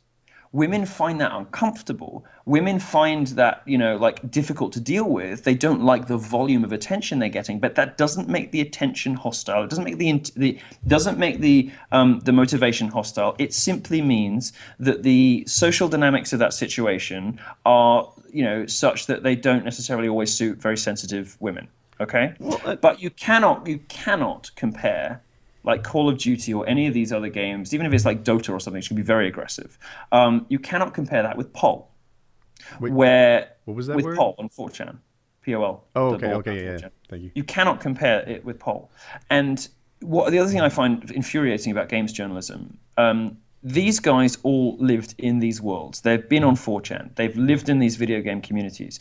And what they do is, they shit on their own past and their own hobby and their own teenage years. When what they do is they'll step back and then pick out, like cherry pick elements of what I find to be a beautiful, fragile, fascinating subculture where some of the most interesting conversations on the internet happen, which is why preserving anonymity is so important. That's a whole other conversation. We have a whole other 4-hour show about like why anonymity is important. But, I think it's one of the most important things on the internet. It must be protected at all costs. And it gives rise to these incredibly valuable, fragile subcultures. What these journalists do, journalists who know better, they deliberately lie to their readers by, for example, pulling out faggot and saying, see, it's homophobic. Or they'll pull out nigger and they'll say, see, it's racist. Tits will get the fuck out. See, it's sexist. And what they do is they construct this specter, this horror show, this hypothetical horror show of a sexist, racist, homophobic, transphobic, straight white male bigot. And they use that stereotype to fuck over the people they don't like and to bully people. That person doesn't exist. He's a construct. And he's a construct put together by deliberately disingenuous cherry picking of a culture that everyone on this call understands. And those journalists understand too. They get it too. I don't know that I'd want anything to change because I'm afraid that the alternative is worse than the reality. But that, like, you say, hey, it's an overwhelming attention that women don't like. I, as a minor league internet celebrity, sometimes get that overwhelming attention too. And it's hard. It's hard when people target you. In Call of Duty, after you kill someone, you can hear what they say for a couple of seconds. They're calling out my position. They're saying Woody's in greenhouse, first floor. And it's like, this is making it so much more difficult. But would you call that harassment? No, not harassment, but I'm saying... But that's what the journalists do. That's what they're mischaracterizing. Harassment's not the right term for it, but it's a more difficult playing field when you get more attention than you would have otherwise. And I see it in game, even on Minecraft, which is probably... But you know what? Many strong women, and I would join these strong women in saying... oh, you're popular. Well, boo fucking who? What an awful life for you that everybody wants to know you and everyone wants to be around you. You go on as a woman in these environments and suddenly everybody wants to be your best friend. What a problem to have. Get a grip. Yeah. There are people who cannot deal with this situation. Those people shouldn't put themselves in environments they're not going to be comfortable in. This is just like the real world. If you're not comfortable in, areas that you feel unsafe in, like, for example, walking down, a ghetto back alley at 3 a.m. in the morning, don't put yourself in that situation. Why should we sanitize and police and and control every online environment? To make it like it's midday in the middle of Knightsbridge, or in some nice bit of town where nobody's going to speak to you or look at you, or and in fact many of those nice bits of town have just as much crime as everywhere else. We've got this idea that we should create some sort of bizarre utopia online. Well, the world isn't like that, and people aren't like that. People need to let off steam. People need to explore their own sexuality, identity, to explore who they are. 4chan is like a really essential pressure valve for a lot of young boys who increasingly don't have anywhere else in life to let off that steam. If they're in the playground and they get a bit too boisterous, they get whacked on fucking psychotropic drugs. So what do? They go to Pol and they let off steam and they pretend to be an anti-Semite because it's shocking and it's fun, and they try to be like the worst, most outrageous person in the world. I find it funny. If you don't find it funny, don't fucking go there, right? But don't, knowing better, go into that community, cherry pick, terminology from it and habits from it that exist to protect that community, not to attack anybody else. People from Pol don't go out into the rest of the world and cause havoc unless they're forced to. Look at what happened with Gamergate and 4chan, right? Christopher Poole banned Gamergate from 4chan. What happened? Gamergate spilt out into the whole rest of the internet. Gamergate would never have been such a big thing if two things hadn't happened. One, if I hadn't got involved, forgive me for the conceit. But and two, if he hadn't banned it on 4chan, because where did those people go? They went to Reddit, they went to Twitter, they went to comment sections. They became so much more visible. They started showing up in other people's houses. Yeah. What should have happened is just let it happen in a safe environment, rather than going in and destroying what is actually a sort of male safe space, if you like. We're constantly told about safe spaces for women, safe spaces for blacks, safe spaces for everybody else. Well, sometimes young men need safe spaces too. Older men need them as well. Pubs, golf clubs, all of those are going because feminists say they're all sexist environments, they've got to be shut down. Men don't really have anywhere to go to be men anymore. And young boys feel that need acutely. Young boys really need those spaces. And it's a very poorly understood kind of safe space, but it is a really essential one. And when you attack them by deliberately misrepresenting what they are and what they do and who is there, it doesn't just do a disservice to your readers, but it is the sort of ugly sociopathic behavior that I hate from when feminists do it, and I hate it when these games journalists do it, because these games journalists should be the people sticking up for those guys. They should be the champions of those guys. They should do what they did in the 90s when Jack Thompson was saying video games, create, school shooters and turn everyone violent. They should be doing the same thing with sexism. There's no reason to suppose if video games don't make you violent, which there's no evidence that they do. There's no reason to suppose that video games can make you sexist either. None of the studies suggest that this is the case. There is no evidence whatsoever. The worst you can say is that the jury is out on both of them, and even that is, you have to be incredibly charitable to the other position to arrive at that. Journalists ought to be sticking up for these guys. They should be defending these as what I think they are, which is precious, fragile, fascinating subcultures, places where conversations happen that don't happen anywhere else on the internet. You can go and read Pol, and if you're the sort of person who can just set aside the faggot, the nigger, the Jew stuff, you find incredibly brilliant minds debating stuff that really matters in a way that is censored everywhere else you go on the internet. You look at Reddit, right? This week, you couldn't talk about Cologne honestly on Reddit because you'd get banned and censored. Yeah, the stuff we wrote stories about this at Breitbart Tech. At least two of you are nodding because you recognise this. You couldn't go onto Reddit and talk about the physical attributes of the assailants for about 18 hours until it became impossible to lie about it anymore. But you could do it on 4chan. Can you outline Cologne for people who don't know about it? Yeah, so in Cologne, 1,000 Muslim immigrants. I heard from Syria. North Africa. Almost all from Syria. So of the 15 arrests, 14 Syrians, 1 Afghan. But so Muslim is technically accurate rather than just Syrian migrants, because this is a sort of religious cultural problem. Congregated around a train station in Cologne, which is a city in Germany, and proceeded to sexually molest and, in 2 cases so far, rape young German women. The police could not deal with the outbreak of it. The police then lied about it and said that they didn't realize there was such a problem. In actual fact, on the streets, the police simply couldn't deal with the volume of it happening everywhere. The government said that the government blamed right-wing websites and said that what's going on chat rooms is at least as bad as what happened to those women. And this is progressivism gone crazy. They're saying, effectively, that words on the internet are at least as bad as rape. This is the situation the German government's got itself into. And they formed a gauntlet. I think that's important to realize. They formed a gauntlet that these women had to walk through. On either side they're men. You had no way out of it. And the only way is forward. And they were tearing off these women's clothes. They were tearing off these women's clothes as they walked past. And the mayor of the city, And the mayor of the city, and there's 1,000, 22-year-old, Muslim men, terrifying. And the mayor of Cologne, in the most hilarious, sort of tragicomic, I guess, moment possibly of the year, well, definitely of the year so far, said, I think there should be a code of conduct for women so that they know how to behave so they don't get molested. That is there's this thing in victim feminism. blaming. That flies in the face of Exactly. everything. It sounds like progressives have been saying for years. If you hadn't been going out late at night in a short skirt in the wrong bit of town, you wouldn't have got raped. Are we fucking that. kidding? Did you have your burqa on? Yeah, Milo, exactly. can you see I the felt chat? like the next words out of her mouth were going to be something about Sharia law. Like maybe you should get a male family member. Male escort and not go out after 8 p.m. And do you know what would be a really good idea?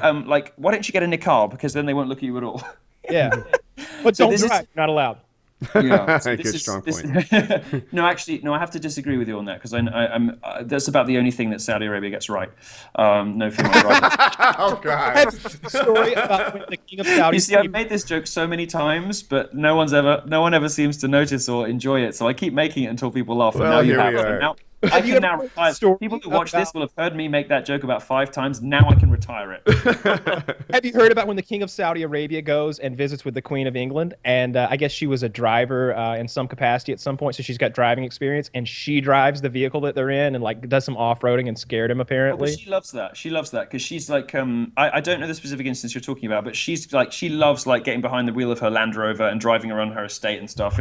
She's quite down to earth. In fact, the very aristocratic families of Europe look down on the British royal family as being a bit bourgeois. The Windsors are seen as a little bit low rent compared to the very grand families of Germany. You know, the Turnentaxis family or the von Habsburgs or something. Habsburgs, yes. The great dynasties of Europe are not really represented in the British monarchy. The British monarchy is seen as a bit low rent, and the Queen is. I think my friend Jeremy is descended from them. You don't know He's part of Jeremy, that but lineage. he's Absolutely not descended not. from them at all. While we are taking a moment here, I want to tell the fans out there a little bit about Dollar Shave Club. You guys, we figured it out. We here at PKA have discovered the key to an amazing shave. It's simple.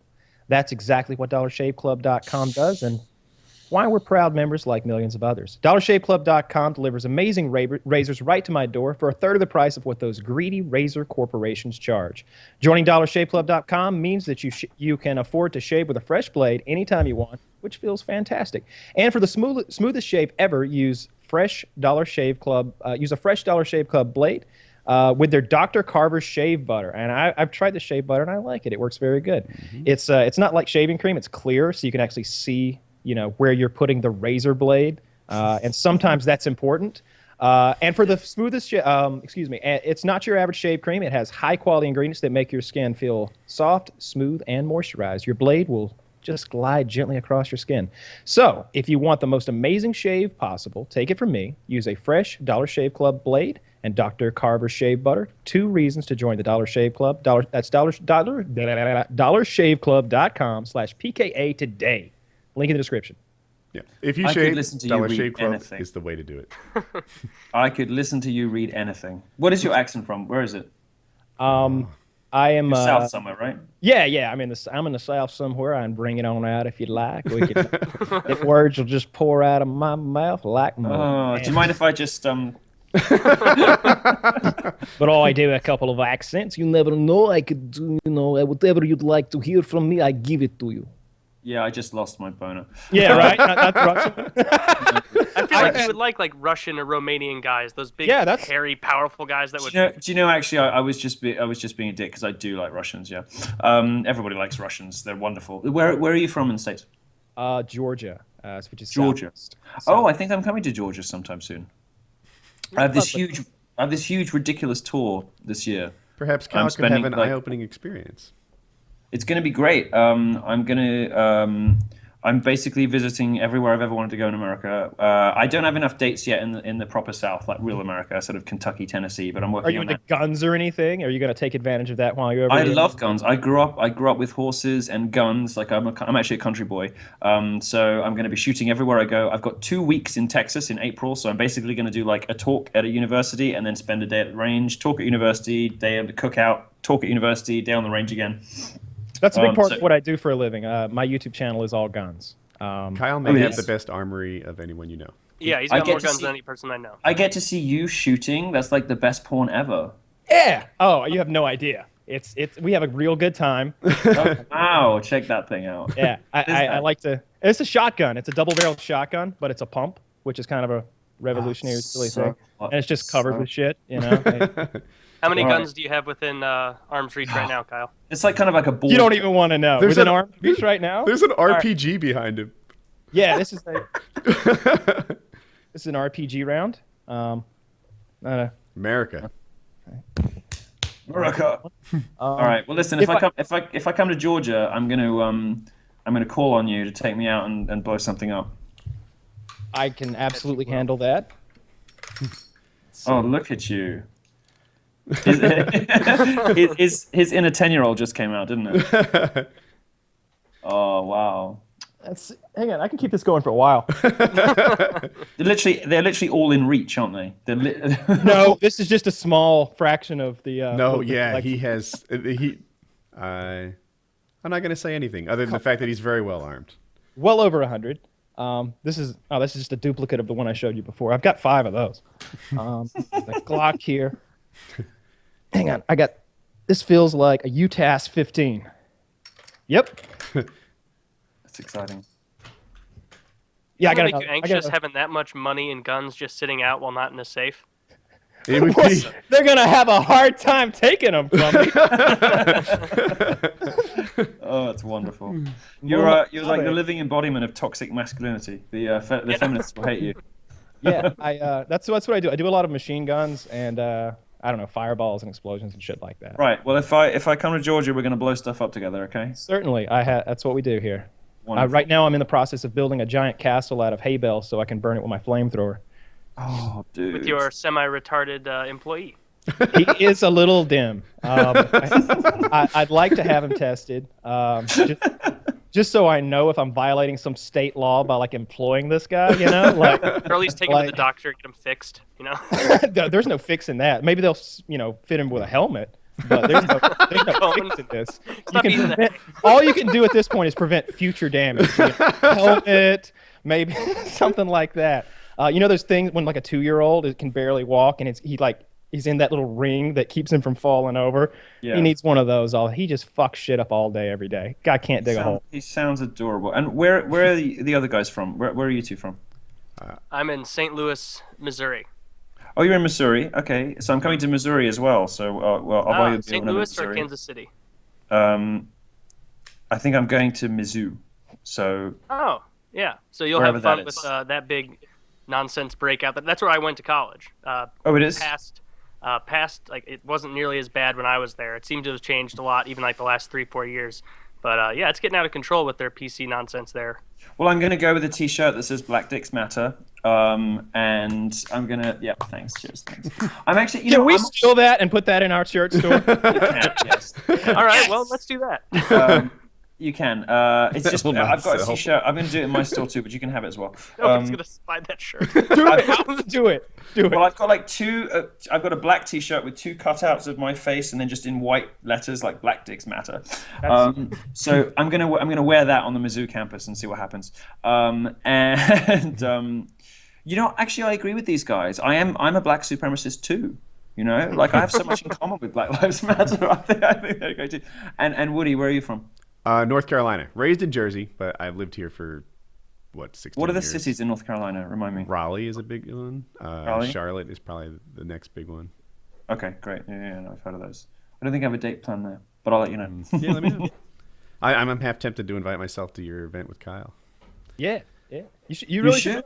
If you want to shoot some guns, like that's literally what I do. Like we could do like we could redo this live. We could do it from the second floor of your burning castle. That sounds like the wrong floor. Maybe in his nice house. Yeah, no, either way. Maybe pre-burn. Or That's a really dangerous way to whatever. hold a show. Yeah. You'd have to let Milo try out the flamethrower, but he'd have so much fun. Yeah, I've got a few flamethrowers. Is that a flaming joke? I don't know. Oh God, I just got it. Oh. Or maybe it wasn't intended. And it's like I don't need a flamethrower. Milo, I have a question. So you probably know my videos, but I ran this series called Mail Monday for ages where people would ask me for life advice questions. And one of the ones was gay guys in high school. I want to know your opinion of the advice I would sometimes give. Okay. In I'm general, just tell you that you've ruined people's lives. I hope Yeah, go not. ahead. But I would often advise them not to come out during high school, that it's a tough environment, and that I really like adults that come out. I feel like every adult that comes out and says, like, this is me, I'm normal, except for and with an extravagant taste in the bedroom, move the whole gay movement forward. But in high school, you're young, and you don't need to take that kind of potentially negative social repercussions. I almost like you closeted until you're dealing in the adult world. Thoughts? I don't think gay people should come out at all. I disagree. No, it was much better in the 50s when gay people were living like secret double lives. They had wives, they had kids, they were doing their gay thing on the side. Society wasn't missing out on that 2 to 5% of the population, because we're all so much smarter than you. We're like a standard deviation cleverer than you. Like gay people are like a master race. I don't know. That is a time when they viewed homosexuality as a mental disease, and some of those guys were getting what do they call it when they remove a bit of your brain? Lobotomies. And chemical sterilization. That's just because the straights were jealous we were smarter than them, so they started cutting bits of our brains out. That's not actually a thing that I worry about. I can't tell when beliefs go from your beliefs to just satire. Like, it's just, what? No, there's a seamless transition. Very clearly gay guy going, you know what, 50s in the USA, way better. I would have loved to have been, strung up next to the black guy. Look, I very sincerely believe that the best thing for society generally would be if gay people kept breeding, and they're not breeding anymore, because we're really smart, and IQ is like 60 to 80% heritable. IQ, not a great measure of everything, blah blah blah, but it's the thing we need in a globalized information economy. It's what makes great mathematicians, physicists, chess players, you name it. And it's 60 to 80% heritable, and I want all of the smartest people in the world to continue to breed so we can compete with China and Russia, and India and everywhere else. Now, in the 50s, gay people would shack up and have relationships with women, and they would go out and do their gay thing in the evenings, and they would get yourself a beard. Exactly. People would still have kids. These days, gays, if they have kids at all, adopt them, and that's bad for everyone. I think that now you just got fabulous, stupid children. The advice I would give is like, who wants fabulous, stupid kids? Like, it's not my genetic kids, so the best I can do is like put it in a tutu, and then what? The best advice would be stay in the closet, and then when you get to an age where it's becoming really difficult, like go get off to a camp and try to pray it away. So are you going to reproduce ever? Well, I want to know from Milo. Are you going to donate sperm? I'm kidding slightly. You get a surrogate involved, I'm sure. Maybe you pick up. That's what. Oh God damn it! What's Doogie Howser's real name? He's got 3 names. Neil Patrick Harris. Neil Patrick Harris. I heard his interview on the Stern Show, and he goes into length about you don't like this guy? Come on. How can you not like Neil Patrick Harris? He's so talented. He's everything that gay people shouldn't be. What? Like boring, domesticated, like married, safe, here is a gay person. How old are you, Milo? You're not supposed to ask a lady that. I would be like 31 or 32, I think. Yeah, 31. 31. I wonder if your opinion on this evolves 8 years No, I'm going to get worse. It's going to evolve in a direction you won't like, because I used to be more liberal than I am now. He's exactly what gay people shouldn't be. Neil Patrick Harris, perfect example of like a pet gay. He is a safe little gay package that the liberals can be like, oh, look how lovely and enlightened and non-homophobic we are. We've got Neil Patrick Harris. He's never going to say anything dangerous. He's never going to say anything interesting. He's never going to say Wayne Brady for black. So instead, you would prefer if they put someone like a Mr. Leather contestant on that pedestal. No, this is what a gay guy is. No, I want them to start celebrating like drag queen culture properly. I want somebody who just goes out there and cracks outrageous jokes, pushes the boundaries of what can be thought and said, like breaking all the taboos. That's what's great about gay culture, and that's why gay people are at the forefront of culture. And it's what about the gay brain, like we were talking about earlier. It means that so many gay people, like visionary inventors and artists, and what's his face, Alan Turing, for God's sake. All the brilliant visual artists are homosexuals. Why? Because they push all boundaries. of them, really? No, sorry, no. I'm speaking. All the good ones. Gays are so untrue. No, of that's course. funny. Of course. That's funny. Sorry. Alan Turing. I should be very specific. I should be very specific excellent here. example. I should be very specific here. The very, very, very, very best of everything tends to be heterosexual. Like the best Shit. painters. Okay, I'm sorry. I The didn't best listen. painters are heterosexual. The best chefs are heterosexual. But there's a gigantic class Da under Vinci and Michelangelo were both gay. them.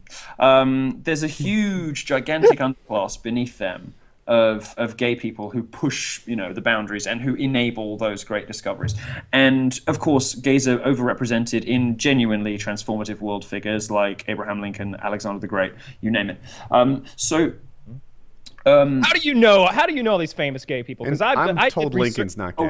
we have them in our handbook. When No, you they are. No, gay there's a lot of. handbook. Apparently, Lincoln had. Yeah, I did a little apparently, research. I've done research on this too. Apparently, Lincoln sometimes shared a bed with a guy, and they used that to interpret that he was gay. But at the time, bed Like the Why fact that else would you Shakespeare share a went, Shakespeare bed went with into a a man? cathedral once, so he must be Catholic. Yeah, no, I know. yeah, apparently, sharing beds with guys. Even like I've shared beds with guys, and that doesn't make me gay. Okay, so ever I think shared a the bed? general You and I? point. Yeah, I don't think so. I don't think so. Yeah, But I usually get bunked with Joe Lozon in those situations. Yeah, because of the snoring. Yeah, I have definitely spent. I have shared a room with you for sure. Because on that when we went up to in Boston. Yeah. Oh, you are a snorer, my friend. You are. That's. you I snore would really remember badly? something like that. What's that? You snore really badly. It's a Really? lie. No, Yeah. it's not true. It's tremendous. I'll be honest. Like I've fallen asleep next to hundreds of men, and you do look like a snorer. My nose has been broken many times. That'll be it. Yeah, That'll be it. young me. And I had the opposite experience as Taylor. I went to the plastic surgeon after my nose was broken, and the guy was like such a douche we didn't go back, and it was one of my life mistakes. And I would even because I was like 17, maybe a Dude, book that shit. You can have a Parenting new council nose next mistake. month. Everybody yeah. in America have a broken nose. I haven't so much as broken a finger or toe. Like You're a broken rough mine and like rowdy kinda 4 culture. times. Yeah. Well, were you into sports at all, Milo? yeah. You would think as much of an asshole as you are someone in a podcast. Yeah, right? I figured you'd have like, my orbital socket, both of them. Oh, these are my teeth, and like I'm I would half think the you had a- asshole you are, and people punch me in the face way too often as a child. Yeah. You've broken my heart with that impression. Is that My manager is British, and she's from London, and so as I was coming downstairs to do the show, she was like, "Oh, this is funny. You can't do an accent in front of him." And I was like, "I'm totally gonna do it. I don't care." Because she hates it too. But when I imitate her, and make it all cockney and dirty, all high pitched, sounds like I've got a bit of shit in my mouth, and she's very posh, of course. Well, She you took also do it directly to her face. Yeah, as every fine young British lady is, I suppose. She went to allocution classes and all that bullshit. So she speaks very properly, actually. None of that. And so I like rubbing it in her face. And I speak very nicely because the kind of like low rent guys that I go for find it a turn on for me to be like kind of like gobby little bottom, and then they get to kind of like break it later, So sort of like the Naughty little bottom. how filthy. like said like the more obnoxious and mouthy and posh you are, like it just kind of like makes it sort of heightens the anticipation for the eventual hate fuck. I see. Yeah, So you seem he's really like, he's gonna it's fuck like- you into your place. Right? No, exactly. It's like with girls, you want to break something beautiful. Yeah. Yeah, like Flip Club. This is hilarious. Oh, I know you understand what I'm talking about. Very nice. A little bit, yeah. I know. A little bit. Anyway, well, I am the something beautiful. No, what were we talking about? We were talking about I don't know. Homosexuals It again. started with gays in high school. With and broken then it- noses. Broken noses. no before that. Oh, no, you 'cause had one. I asked you about sports, and I've heard you before online talk about how great American sports are Oh compared god, to so good. All of the football, best sports. which I love I hearing love people American from sports. across the pond lauding American sports. It's great. I love American sports. I mean, we only have gay sports. We've got soccer, which is for women and homosexuals. Cricket. Cricket. What the fuck is cricket? I don't No. know. I love American sports. Like ice hockey is Although it great. does come with that paddle. Oh, ice hockey's the best. Oh, there is no equivalent to ice hockey. It is as American good as it gets. football, fucking amazing. Mainly because I want to have sex with everyone on the field. Those little tight Even- pants, even just loving it. No, it's just a field full of like 30 gigantic black guys. I mean, what But more the can I ask? offensive linemen have big bellies, and Yeah, maybe, but not all of them. I'm a Dolphins fan. So sorry. like I follow them a I'm little sorry. bit. You Yeah, know you can well, pick any team you want, right? You don't live here.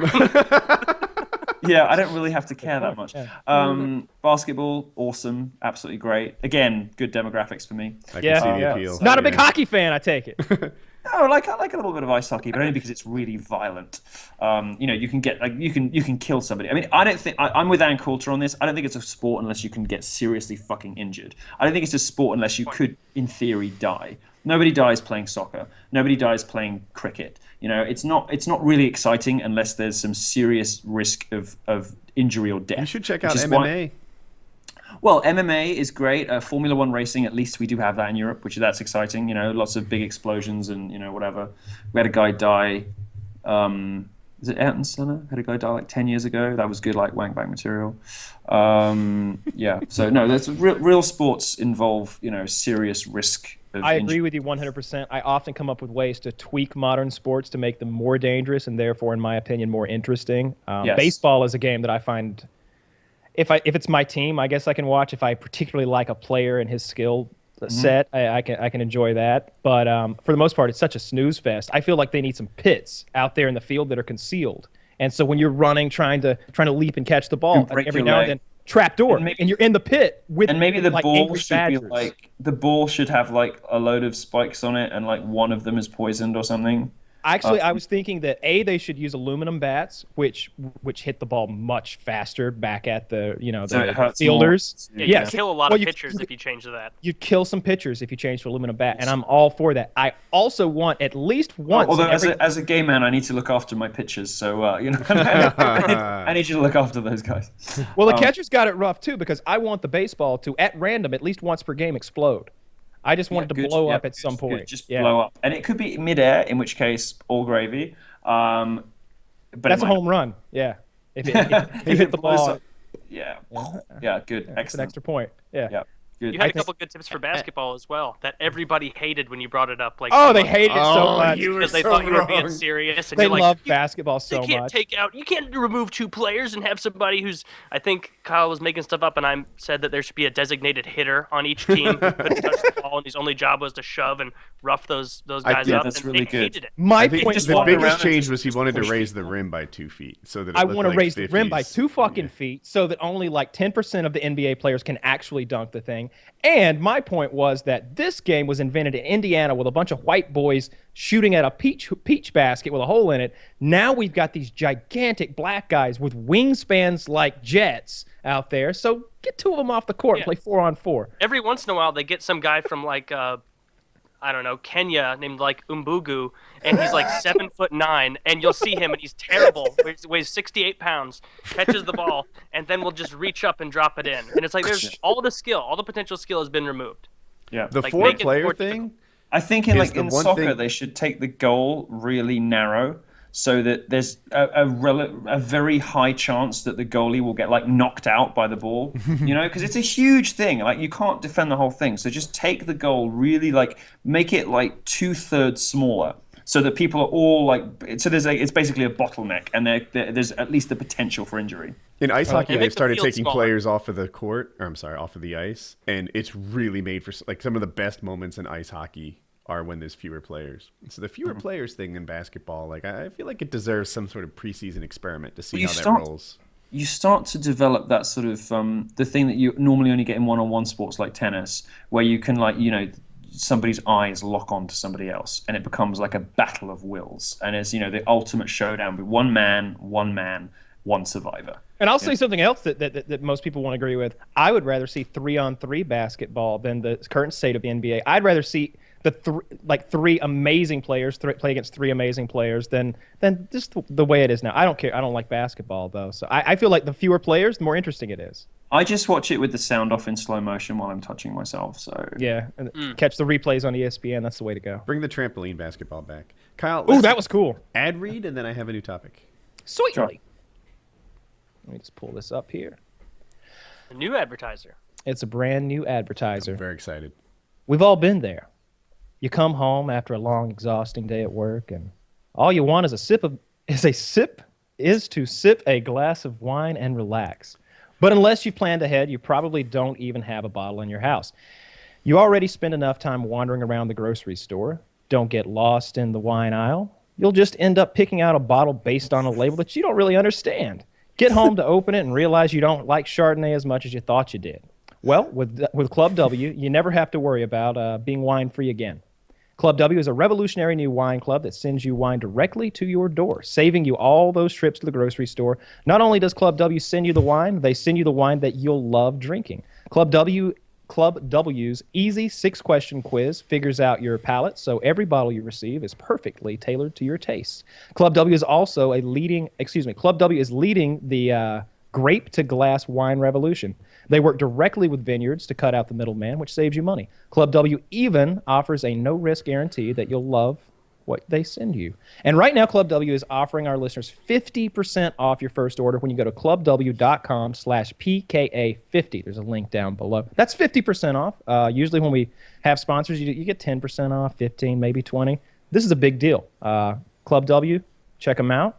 50% off your first order. Woody, didn't you use them? Didn't you order some wine? So, dude, I'm not people know I don't drink alcohol very much, and I don't know anything about wine. I went to a friend's house years ago, and he was like, he's really into wine. He makes his own. He has a wine cellar, stuff like that.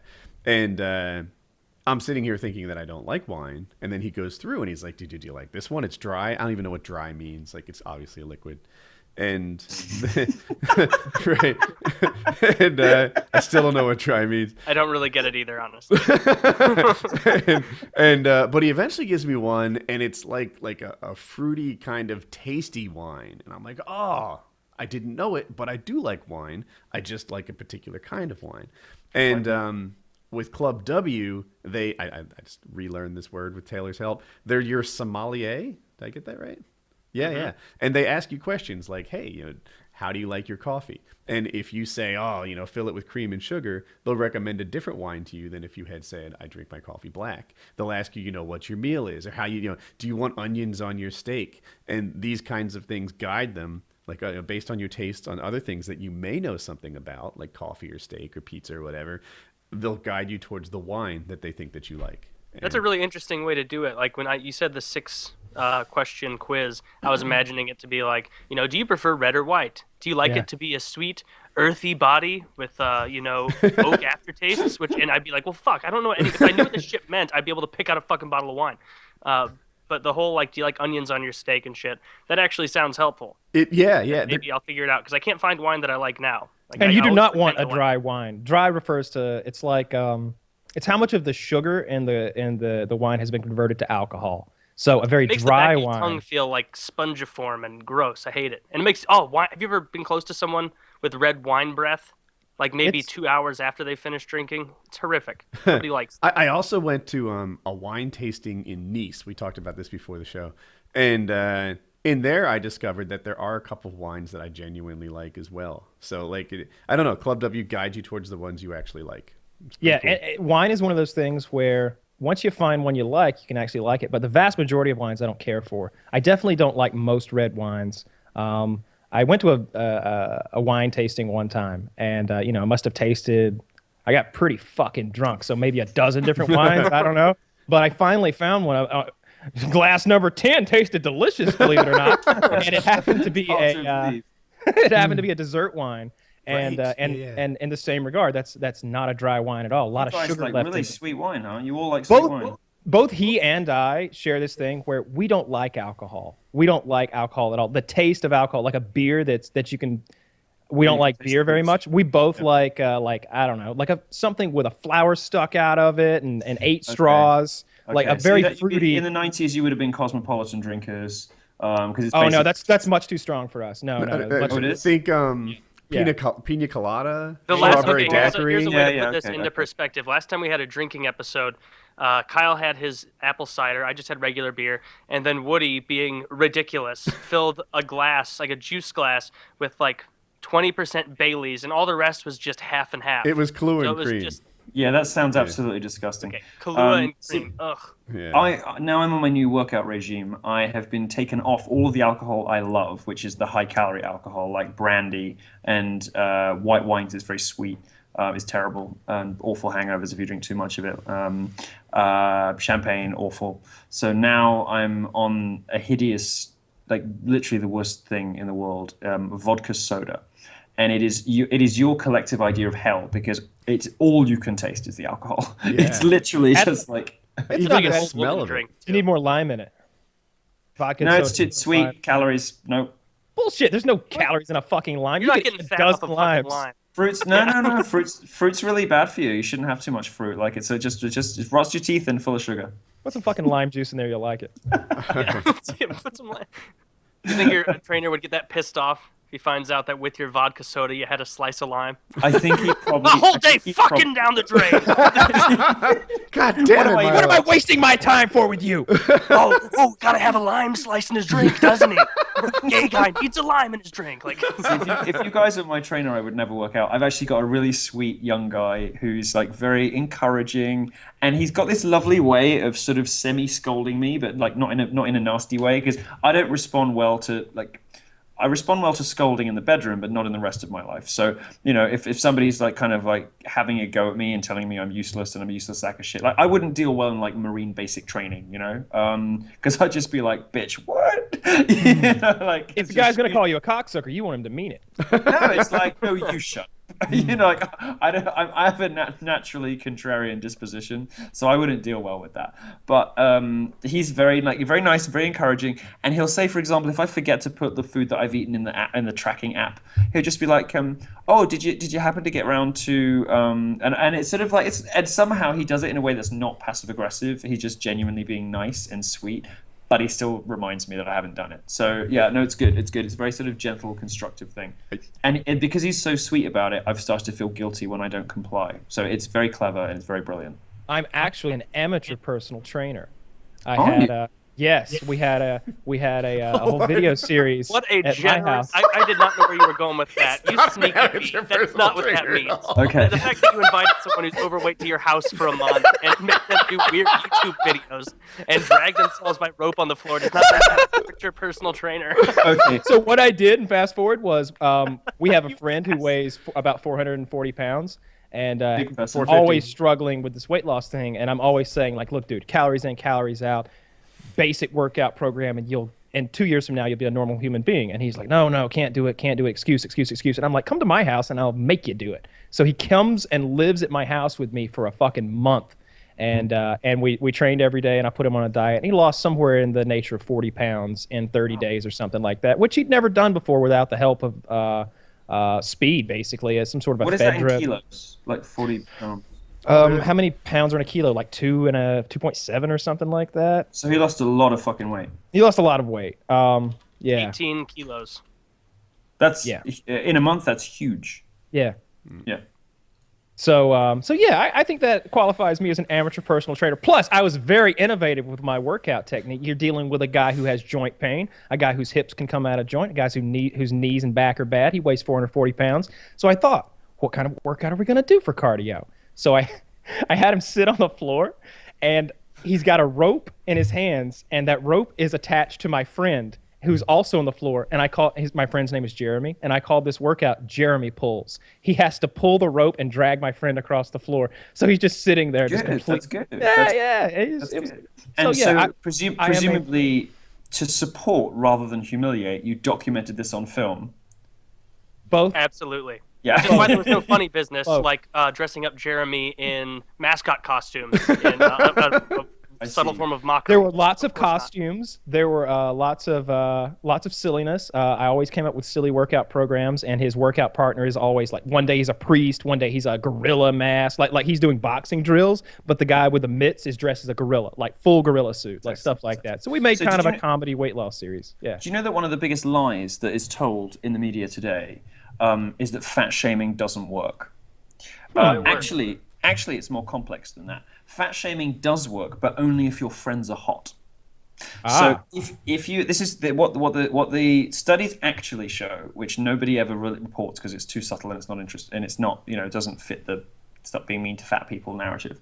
What the studies actually show is that if you are a large person and you are surrounded by, or you have a couple of close friends who are all very attractive, successful, good looking, like alpha male types, fat shaming works. Fat shaming doesn't work if you're surrounded by other fat people. Now there are various psychological reasons why you might be able to imagine that's the case. Nobody really knows. But your friend being with you probably did respond well to the kind of ritual humiliation that you put him through. So you may have been doing, in fact, the best thing for him. Well, it's 2 years down the road, and he's up to 450 right about now. So, I did the best I could. Short term, you were a great trainer. Absolutely, I thought so. That was a great time. And you did do some remodeling for your facilities, and so technically, I guess you are.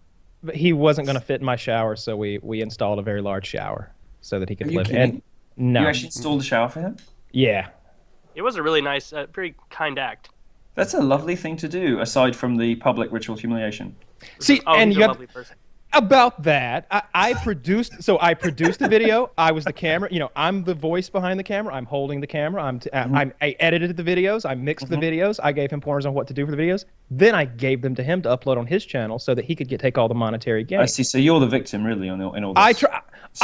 I'm certainly not a victim, but I was. Yeah. So all right, Straight white guy. This circles back around to Milo's whole thing from the beginning. I felt what I did there was everything selfless. comes back to my what do they call it in science? A grand unifying theory. My grand unifying theory is all about victimhood. Yeah, I felt like what I did there was kind of selfless, but I wanted to help him. And I feel like you have a similar definition of altruism to me. And I'm barking at people for being disgusting fat hogs because I've read somewhere that fat shaming actually does work, and I'm feeling like I'm a good person. I get you. Well, it works. We do. You have to be we do willing tons to of fat shaming. Yeah, self-shaming is the most important kind of like. Well, darling, I'm Catholic. You know that feeling that like you have to be fat shaming yourself every day. Every day. I shame myself all day, every day. The problem I've got is I've got a perverse set of incentives to get healthy because the kind of guys I go for quite like the big booty. So, squats and Kegels. Yeah. So, because I was a horse rider from a young age, like even though I'm big round the back, it's very firm and muscly, and they really like that. So I don't really have much of an incentive to like get rid of it. So I've had to really force myself into believing that I need to get in better shape. I find that I feel like fat shaming works. I've had people watch my videos and be like, he looks like he's getting fat, and I'm like, looks like I am getting fat. All right, God damn it. All right, time to do some sit-ups and not eat for a month now. When I go on crash diets, like I cut my calories down to like 400 a day, 600 a day, and I'll do shitloads of cardio. So you're like a binger, basically. You just I can lose a lot of weight really, really quickly. In a month, if I want to, I can drop a pound a day, like no problem. And like fat, not water. Like over the course of a month, I'll drop a shitload of weight. I routinely drop 15 pounds in like 3-week periods. Like it takes a huge amount of discipline to. The thing for me is not so much the exercise, because once you're actually doing it, it's kind of fun and your endorphins start going, and like you're kind of like, no, I don't want to stop. It's great, but it's the not eating that I'm Mediterranean. I'm Greek, so we have a culture of just stuffing our faces all day and all night.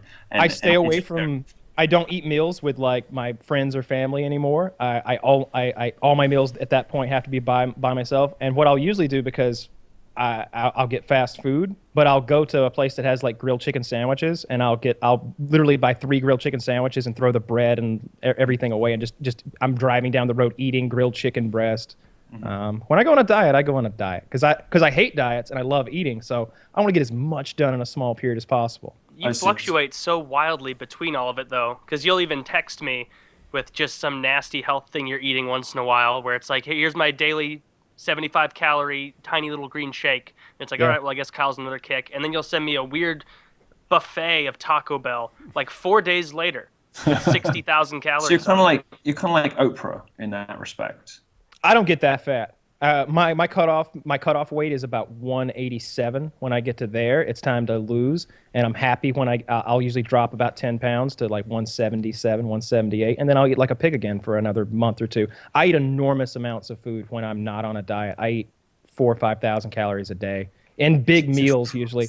I'll go to Taco Bell and get $20 worth of tacos. I and love burritos. Taco Bell so much. Yeah, we have 3 in this country. We have 3 Taco Bells in all of England, and only 2 of them within driving distance. But I have done pilgrimages to all 3 of them. I have, like, I've got a Saturday, and I'm like, I have nothing really to do today. I'm going to drive to Taco Bell, and it can take 3 hours, for like 20 minutes of, oh god, that's some real commitment. Since they only really technically have 5 ingredients. There is, I know, right? I could do it at home, but there is a store. It's a shopping center. It's a mall, and they have Taco Bell on the top floor, and on the way out, on the way to the car park, there's a Cinnabon. So it's like you start off with like a few nuggets from McDonald's, and then you go up to Taco Bell, and you just like everyone has their own little Taco Bell routine. Like everyone has their own kind of like combination of shit they like. So I have my own combination that I know that I like now. I just get that, then sometimes go back for that again, and then Cinnabon on the way out. Our Taco Bell actually has Cinnabon, so it's one-stop shopping. They have these Cinnabon bites that have like cream filling on the inside. It's a very homoerotic experience eating one actually, because it just because it's sort of it blows its load all in your mouth immediately. But it's delicious, so you're just trying to wipe. It's not like salty like the other. No, it's just delicious. Just absolutely Salt delicious. and sugar are good together. You do learn to like it. Eventually. New topic? Yeah. All right, I was check liking this where that out. was going. Let's move on. So this was actually on the Painkiller Already subreddit, and I'll kick right into it. I was having trouble coming up with what I should do, and I have no idea where to get some advice. So I thought some of the PKA fucknards, that's our the collective group for our fans, could help me get some advice. Maybe if I'm lucky, the host themselves. So to set this premise, I'm a 16-year-old male who's still a virgin, and I'm 70% sure that I'm bi. I have a male friend who's been going out with some chick for a couple of weeks, and they have invited me to a threesome. My problem is I still haven't lost my virginity. I'm not sure if I should wait till I have lost it properly with one person in a committed relationship before I have a threesome, or just do it and get a cool story, losing my virginity in a threesome. I've been racking my brain over this, and help is appreciated. Who wants to go first? Taylor does. I say go for it, dude. Like as long as devil's they're threesome? your age. Oh, it's a devil's threesome? Yeah, but he's bi, so he's into that. What's a devil's threesome? It's when there's Devil's two threesome guys. is Two guys and a men girl. and one woman. As opposed to two girls, which is just I didn't know there were names for them. What's the other one called? just a threesome, I think. Just a Or threesome. menage a trois, maybe, or devil's threesome. Yeah. Or if you're Yeah, using devil's the threesome acronym, is 2 oods. If he's bi, then yeah, go for it, dude.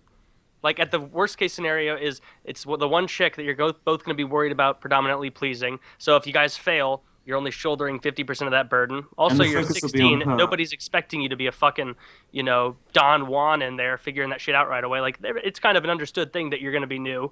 Like it's not like you're 25 and this is your problem. You're 16. Get in there. Try it. I do have a perspective on this. I lost my virginity at, I think, 13 in an interracial fivesome with 2 drag queens. And Is that story true? Heard Yes. that before. No, that's true. That's true. Go on. Page one of the autobiography. And as crazy and preposterous and absurd as that was, and it was, and I'm a terrible Christian, I'm sorry, Jesus, but the thing that I've taken away, I like that. the thing that I've taken away from it and the sex afterwards is basically like the first time really doesn't matter that much, and you're going to put so much like ludicrous emphasis. I'm such a bad Christian. You're going to put so much ludicrous emphasis on this. The best advice I can give you is to start and don't stop for the next 4 years. Just like have so much sex, like just fuck everything that moves, and don't like try to forget that it's your first time. Just like blaze through it, have a good time, enjoy yourself, chill. Don't get like fucking head up about it, because it is just the one instance of hundreds of future instances, and you're going to enjoy loads of them, and you're going to really not enjoy loads of them. So just blaze through it and don't like treat it as this big, huge life moment, because it isn't. You're going to have like incredible, like mind-altering, life-defining sexual experiences in your life, but the first time you have sex is unlikely to be one of them. So just get through it. And then once you basically know once you know the sort of anatomical mechanics of it, then you're good to go. You can start exploring what you really want. I just rubbed chili powder in my eye, so I'll be right back. Oh, okay. Don't go to the bathroom by accident or anything. I did that I did that 2 weeks ago. On there, right? I'm sorry, I had an opinion on the topic. No. On that guy's advice question, and the way that you kind of handed it out to us first, I figured that you might have a different opinion on it. I really struggle with it, actually. Like, I'm a parent, and part of me feels like, I have a 16-year-old. It's a girl, not a guy. But, if she went to some minor league internet celebrity asking for advice, and he said, you know what, sweetie, I think you should fuck everything that moves, I would be like, dude, that's not the advice I want you giving me. I probably wouldn't have given that advice to a 16-year-old girl, though. Okay. Yeah, I think it is different.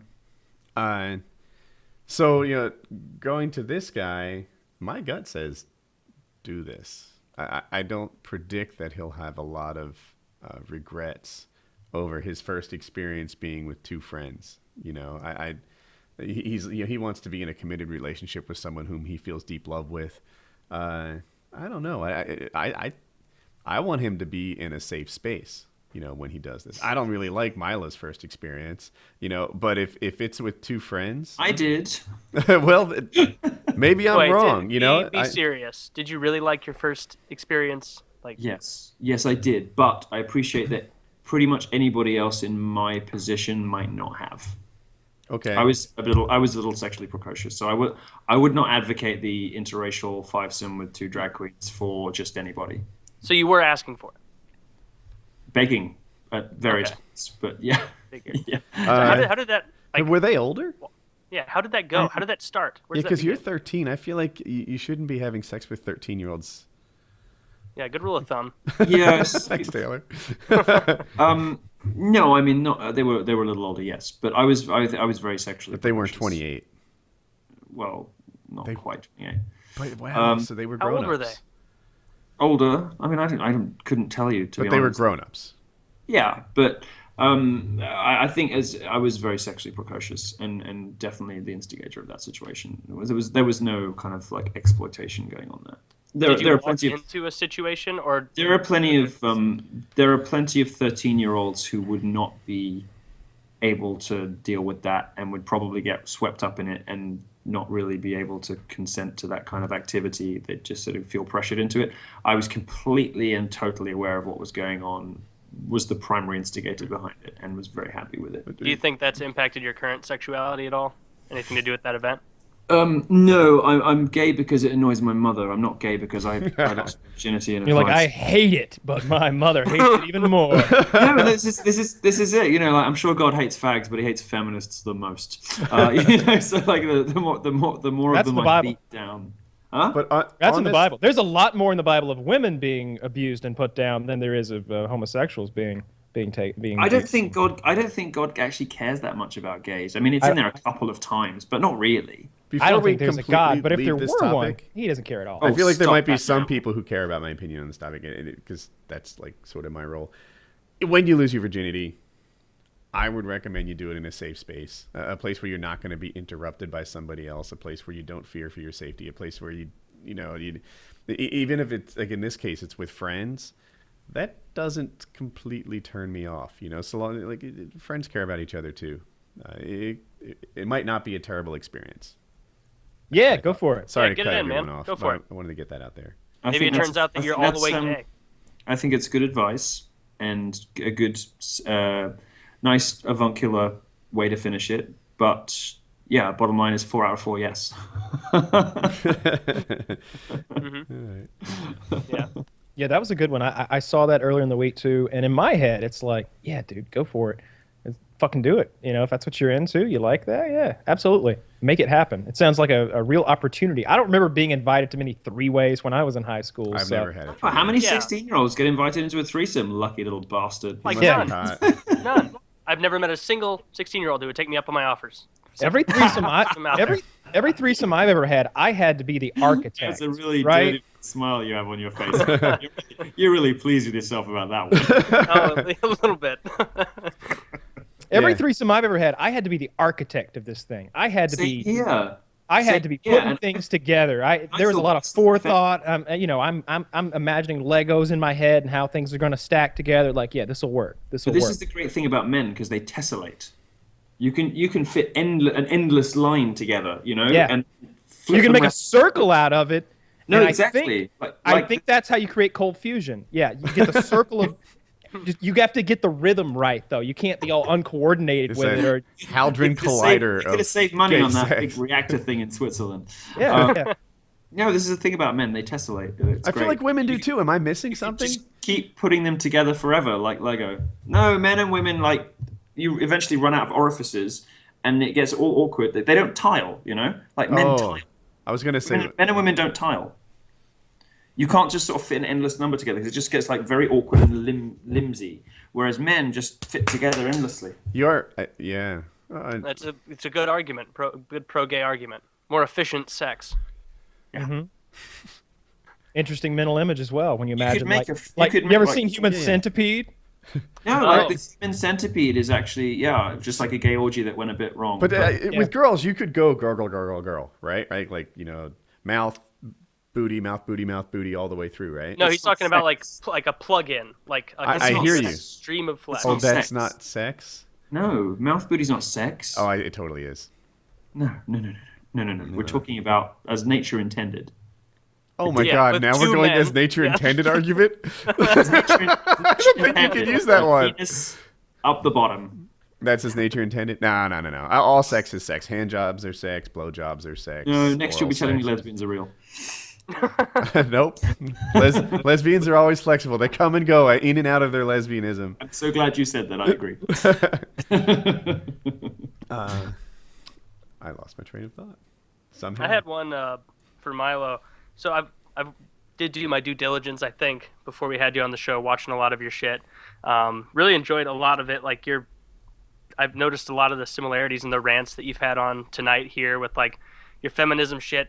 I've tried to just bring the best of it for you. I've tried to just give you the distilled excellence. Mm-hmm. It's really hard to like refute a lot of those points because they're so tight knit and because cogent. They're the truth.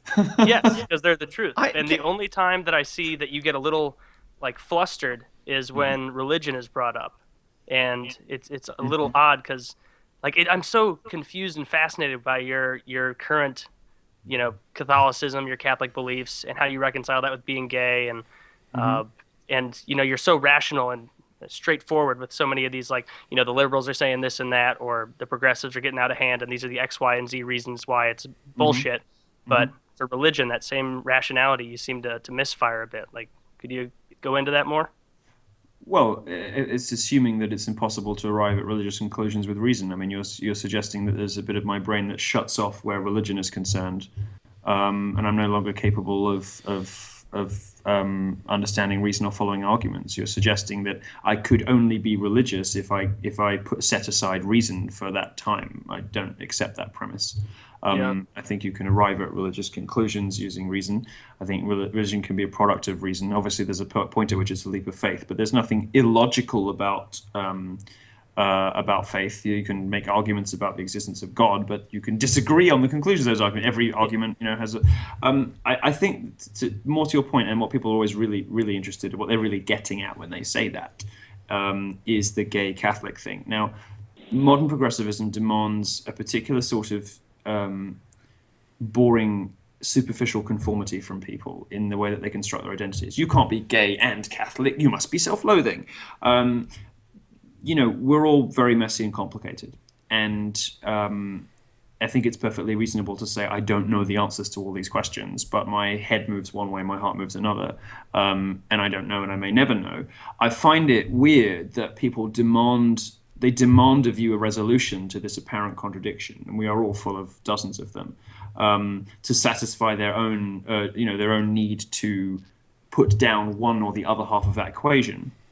And very often the people who are doing it don't turn that lens on themselves and have their sort of complex gender queer, non-binary, blah, blah, blah kind of identities, but they don't allow you the same complexity they don't give you the same courtesy. Fact is that lots of people grow up with faith feeling as though they ought to behave in a certain way and falling short. And that can be the case, whether it's how you treat your family, or where you put your penis, right? There are lots of different ways in which to fall short. I think an additional dimension to this is, if you think that homosexuality and Catholicism are incompatible, you don't know anything about either. Because the Catholic Church has been a haven for gay people since it has existed. Gay people who are at risk of... well, that's simply not true. They've look, killed gay people who have been at risk of either social censure or worse, have joined the clergy for thousands of years, right? The church has harbored gay men when the rest of society would prosecute them or worse. The church would also prosecute those gay men. Mm-hmm. Well, even to this day. Well, it prosecutes the sin, not the sinner, right? And the way to get around that in the eyes of the church. Sorry? I mean, I feel like you prosecute the sin, not the sinner, is their way of saying it's okay to hate the way I do. It's double speak. No, it's not. It's not double speak because you're not condemning the person. You are saying that the acts are not what God probably wants you to do.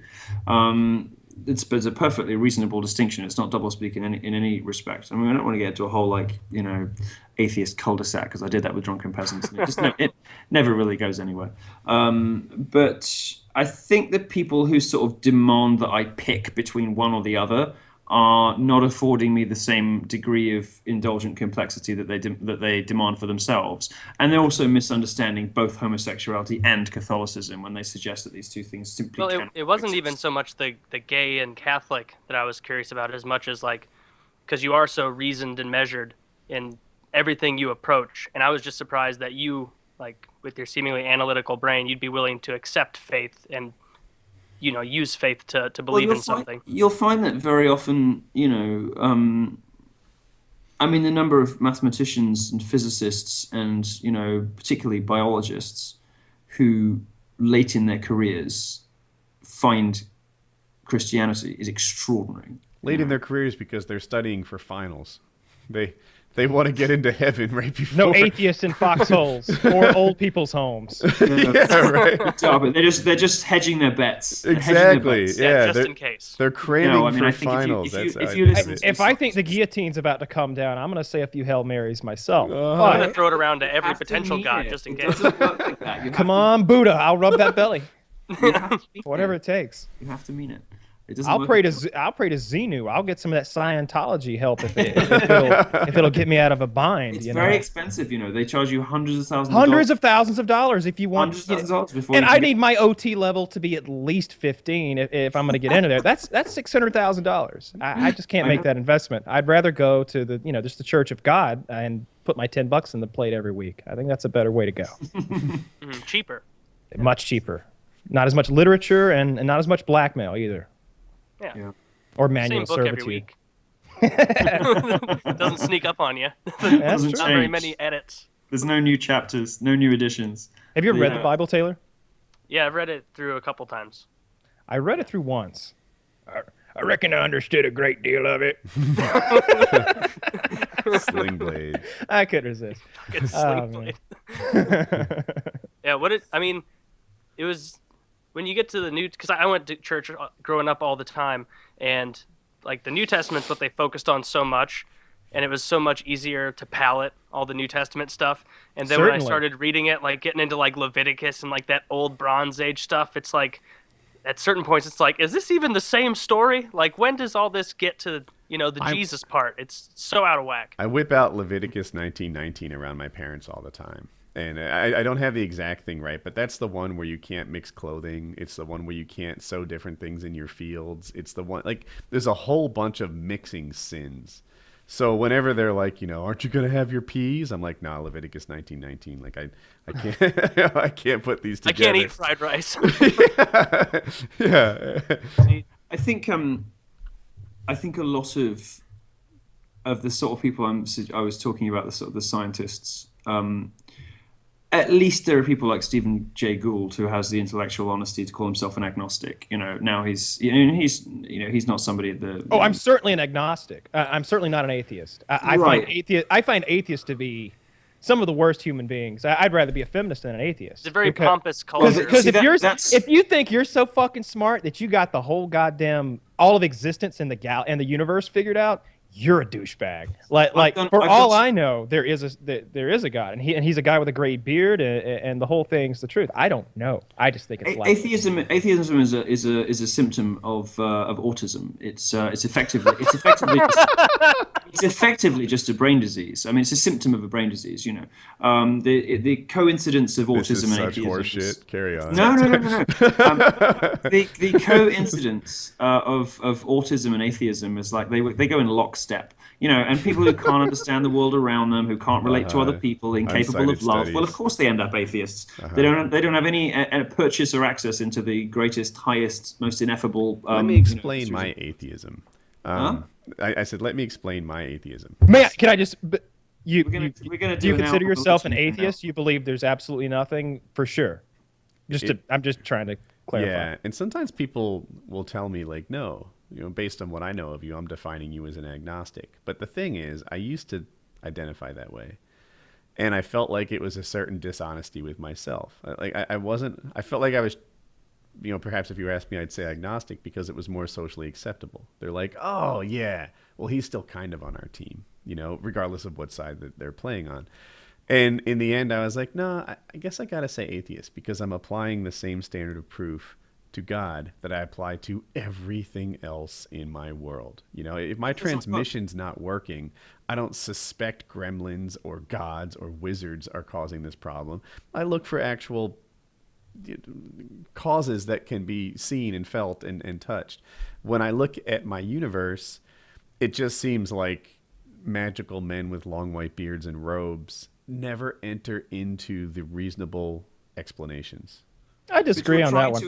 You're trying to interrogate a metaphysical world with tools that are not designed to accomplish that task.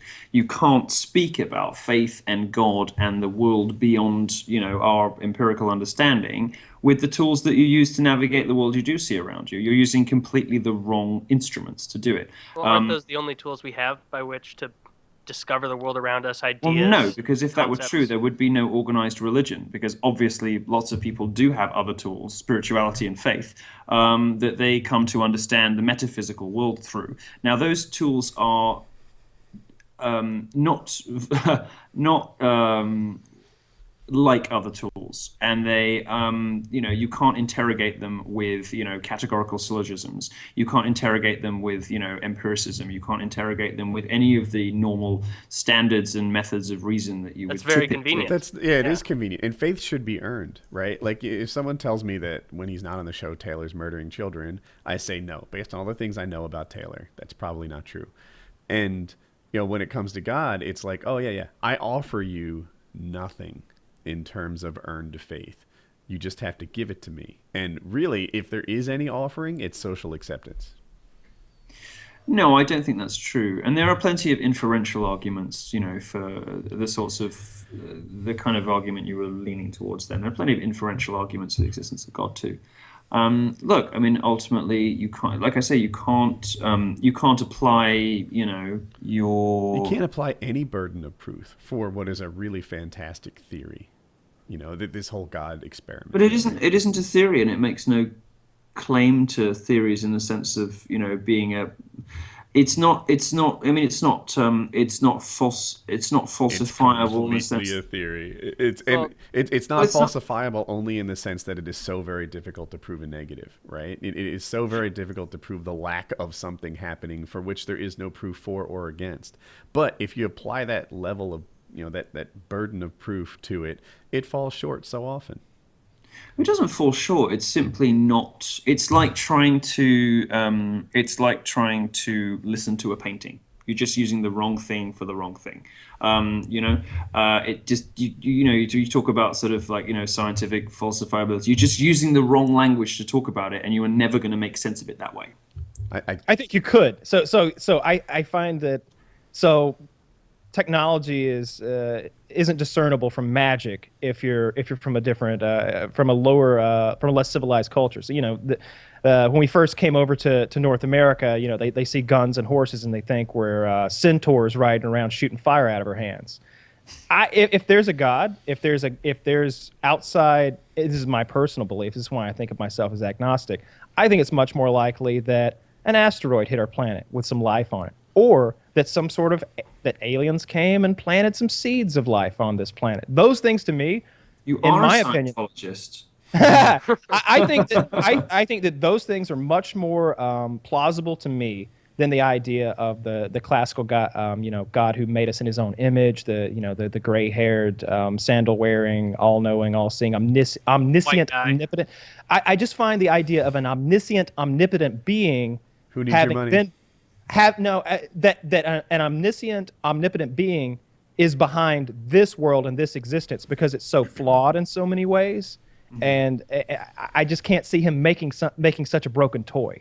But it's designed that way. You know that. You're smart enough to know that. You know that's an easy. I love that you're smart enough to know that horse shit. Oh yes, you can accept my compliment. If you're smart, then you'll agree with me. Oh, fuck gosh, how you. you all turned on me. Now we're on this subject. Oh, come on! This is so transparent. You're way better than this, Milo. No, I'm. Milo, you're better than this. If you agree with me. My implication was that he was being deliberately obtuse because he must, of course, know about the problem of evil, and he must know about the imperfection in world, and the fact that it's here for people to see. If the world was good and evil without being as broken as it is. If the world were perfect, nobody could make good moral choices because there wouldn't be any difficult things to do. Yeah, but couldn't we and when I said you're smarter than that or whatever I was doing, I wasn't engaging in some crass sophistry. I was instead accusing you of being slightly disingenuous, because I was relatively sure that you did know that. I do understand that makes a lot of sense, right? You can't enjoy the good stuff if there's no the bad stuff. You can't make good moral choices unless there's evil in the world. But I'm more talking. How do you enjoy a nice warm slice of apple pie if you don't know a bunch of kids didn't get raped the night before in Rwanda? Like you need that. I mean, balance it out. You see, Absolutely. now you're sliding we're doing rape Congo lines in Germany. I'm just being so now over we're getting the top into these I can tell crass, Milo. Now we're getting into these crass atheist talking points. This is going to go nowhere. I'm certainly not an atheist. I think the idea of saying, I would never say, no, absolutely not. There is no God because I can't see him. I can't taste him.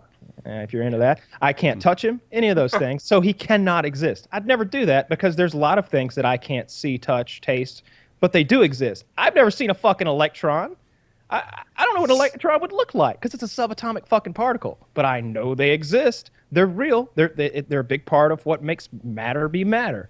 So the idea that there's a God is no different, in my opinion, than the fact that there are electrons. It could be, and we just haven't figured it out yet. Maybe if our technology advances for another 1,000 years, we'll be able to look at it and think, oh yeah, here's God right here, guys. This is it. This is what makes matter be matter. Yeah, this is God.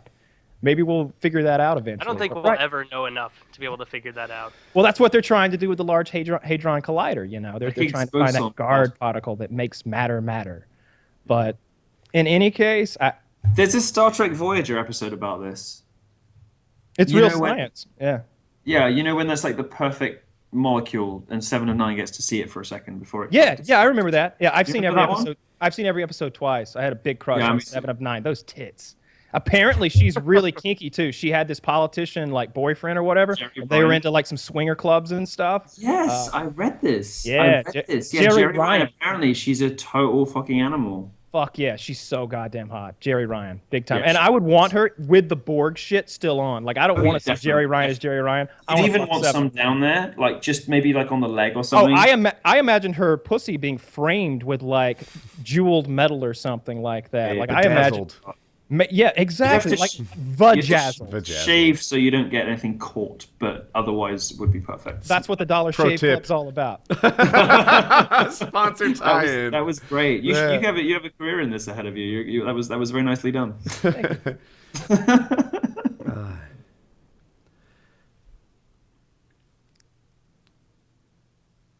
brief moment of silence after.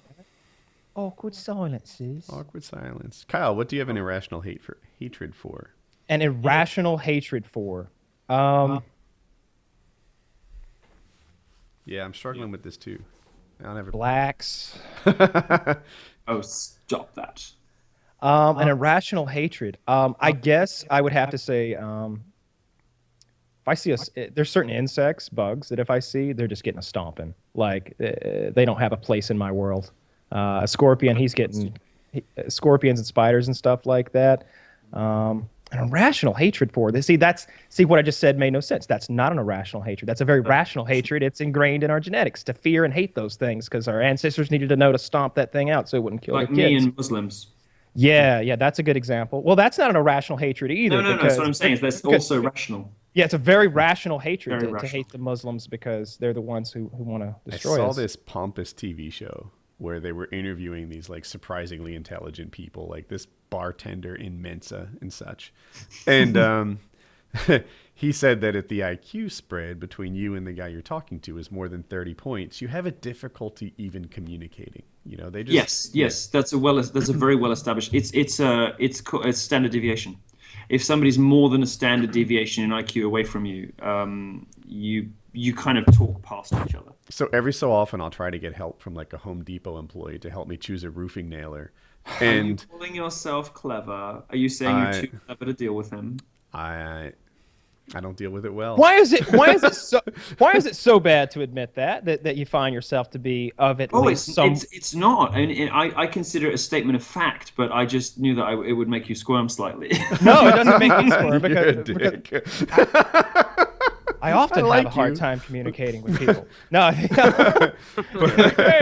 I can't maybe I'm the one with anybody because I'm that far up. I always just assumed I was a standard deviation below everyone, and that's what the issue was. No, there are certain people that sure, I feel like every word that comes out of your mouth is just useless. Like you're just full of cliches and like loaded up responses. Like you have no thought in your own head. You're just it takes one to know one.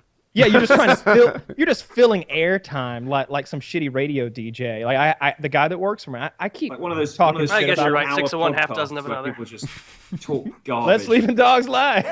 Hours.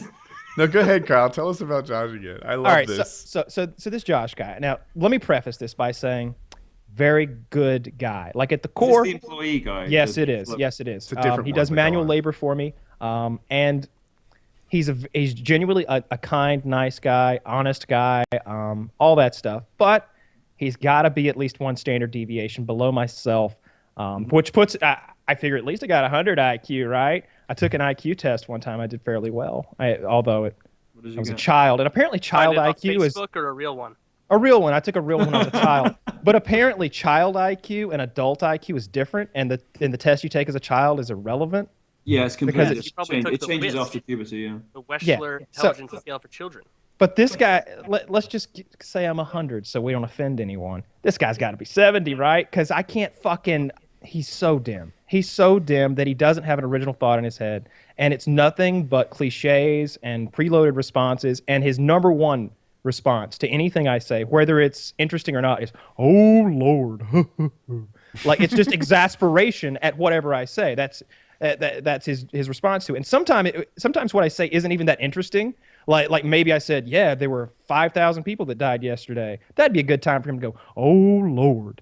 But I'll say something like, yeah, I got some new sneakers, broke a shoelace. "Oh, Lord." That's all he's got. He's just got no conversation. So like one of those people where they're talking to buy themselves time to process what you're saying, but there's nothing really coming out.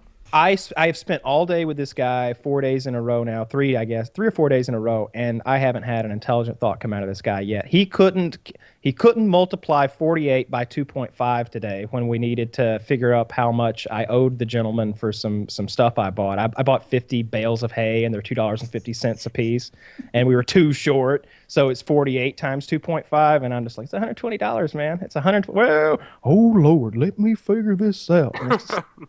Really? My abacus. I sometimes shit. These beads always confusing me. I sometimes have trouble. In my job, I come into contact with ridiculously smart people quite often. So when I talk about particularly the women in tech stuff, then sometimes I'll get like PhD students write to me, or I'll get very famous computer programmers, or very famous, whatever, they'll write to me privately and they'll say, I can't say anything in public, but I love you. Yes, I know. And then we'll get into a conversation. I feel like the stupid one in these conversations. I feel like, because they're analyzing and interpreting the world at a level of such kind of rapid and dense abstraction. There are so many ideas in every sentence in that email that I kind of have to just wait a minute, let me unpack that. And then I just by the time I've got one paragraph into the email, I'm kind of like, do you know what? I'm actually not really equipped to communicate with you. It's wonderful speaking to someone who's more intelligent than you are. I went but it's only good if they're a bit more intelligent, not if they're standard deviation intelligent, because otherwise it's just too much work to try to meet in the middle. Every time I find myself in that situation when I'm with someone who's just much more knowledgeable on me, if not on all topics, at least on one topic or another. I was hanging out with a chemist recently, and he just knew so much about chemistry. It was just fascinating to hear him talk about this stuff and to talk about, oh yeah, you do this and it's chlorate, you do this and it's chloride, and now you're dead. You do this and it's this, and you do that and it's that, and you're dead again. And he's just going through all this chemistry stuff, dealing with explosives and flammable stuff, and how to make gunpowder in the lab and all this stuff. And I was fascinated. I made a friend instantly. And one day I was like, me and you are going to be tight from now on. I want your number. I love speaking to people who are. Let's just drop the more intelligent thing and say much more knowledgeable about anything. I like hearing people talk who are experts in a field and trying to learn from them. I think that's a better way to put it. I like doers. Yeah. I fucking love doers. You can be smart, and that's pretty cool. I could talk about smart. But the guys from HK, right? Help me with their names. So HK bad. Army, Mr. H, they call him. Okay. Big mustachioed motherfucker. Big mustachioed guy. If you were to meet him, you might think that he hadn't made much of himself, but he did. What is this? HK, they exist. Why don't you explain it, Kyle? You'll probably do well. So they're in the paintball industry, and they started out small with building kind of a following. And they got into merchandising, and they film a lot of events. And now HK is a paintball brand. It started out with stickers and little sweatbands and shit like that, and now it's a whole thing where they've got multiple products and they're making. You can tons buy of the guns and the shields, and they have their own guns, shields, lots of clothing, hoppers. They're getting into. It started with things that required very little engineering. And it's expanded into things that might be more complicated to make, like the feeding mechanism for paintballs and stuff. Okay. And we don't have that brand here. Okay. Anyway, these guys are like doers. They'll fly out to Vietnam and talk to clothing manufacturers, and this fabric needs to be durable in a way that you might not encounter every day. So who makes military clothing, and they just make it happen. And that kind of guy really, really blows me away. That is neat to me. Yeah, I'm always impressed by people. A little hustle. I'm always impressed because I live and work in a world of talking and thinking and writing, and I'm always impressed by people who are actually building something. I've talked about this before, but I really have a hard time putting a finger on how smart I am. There's some evidence that I'm above average, right? I have. It's douchebaggery. Forgive me for this.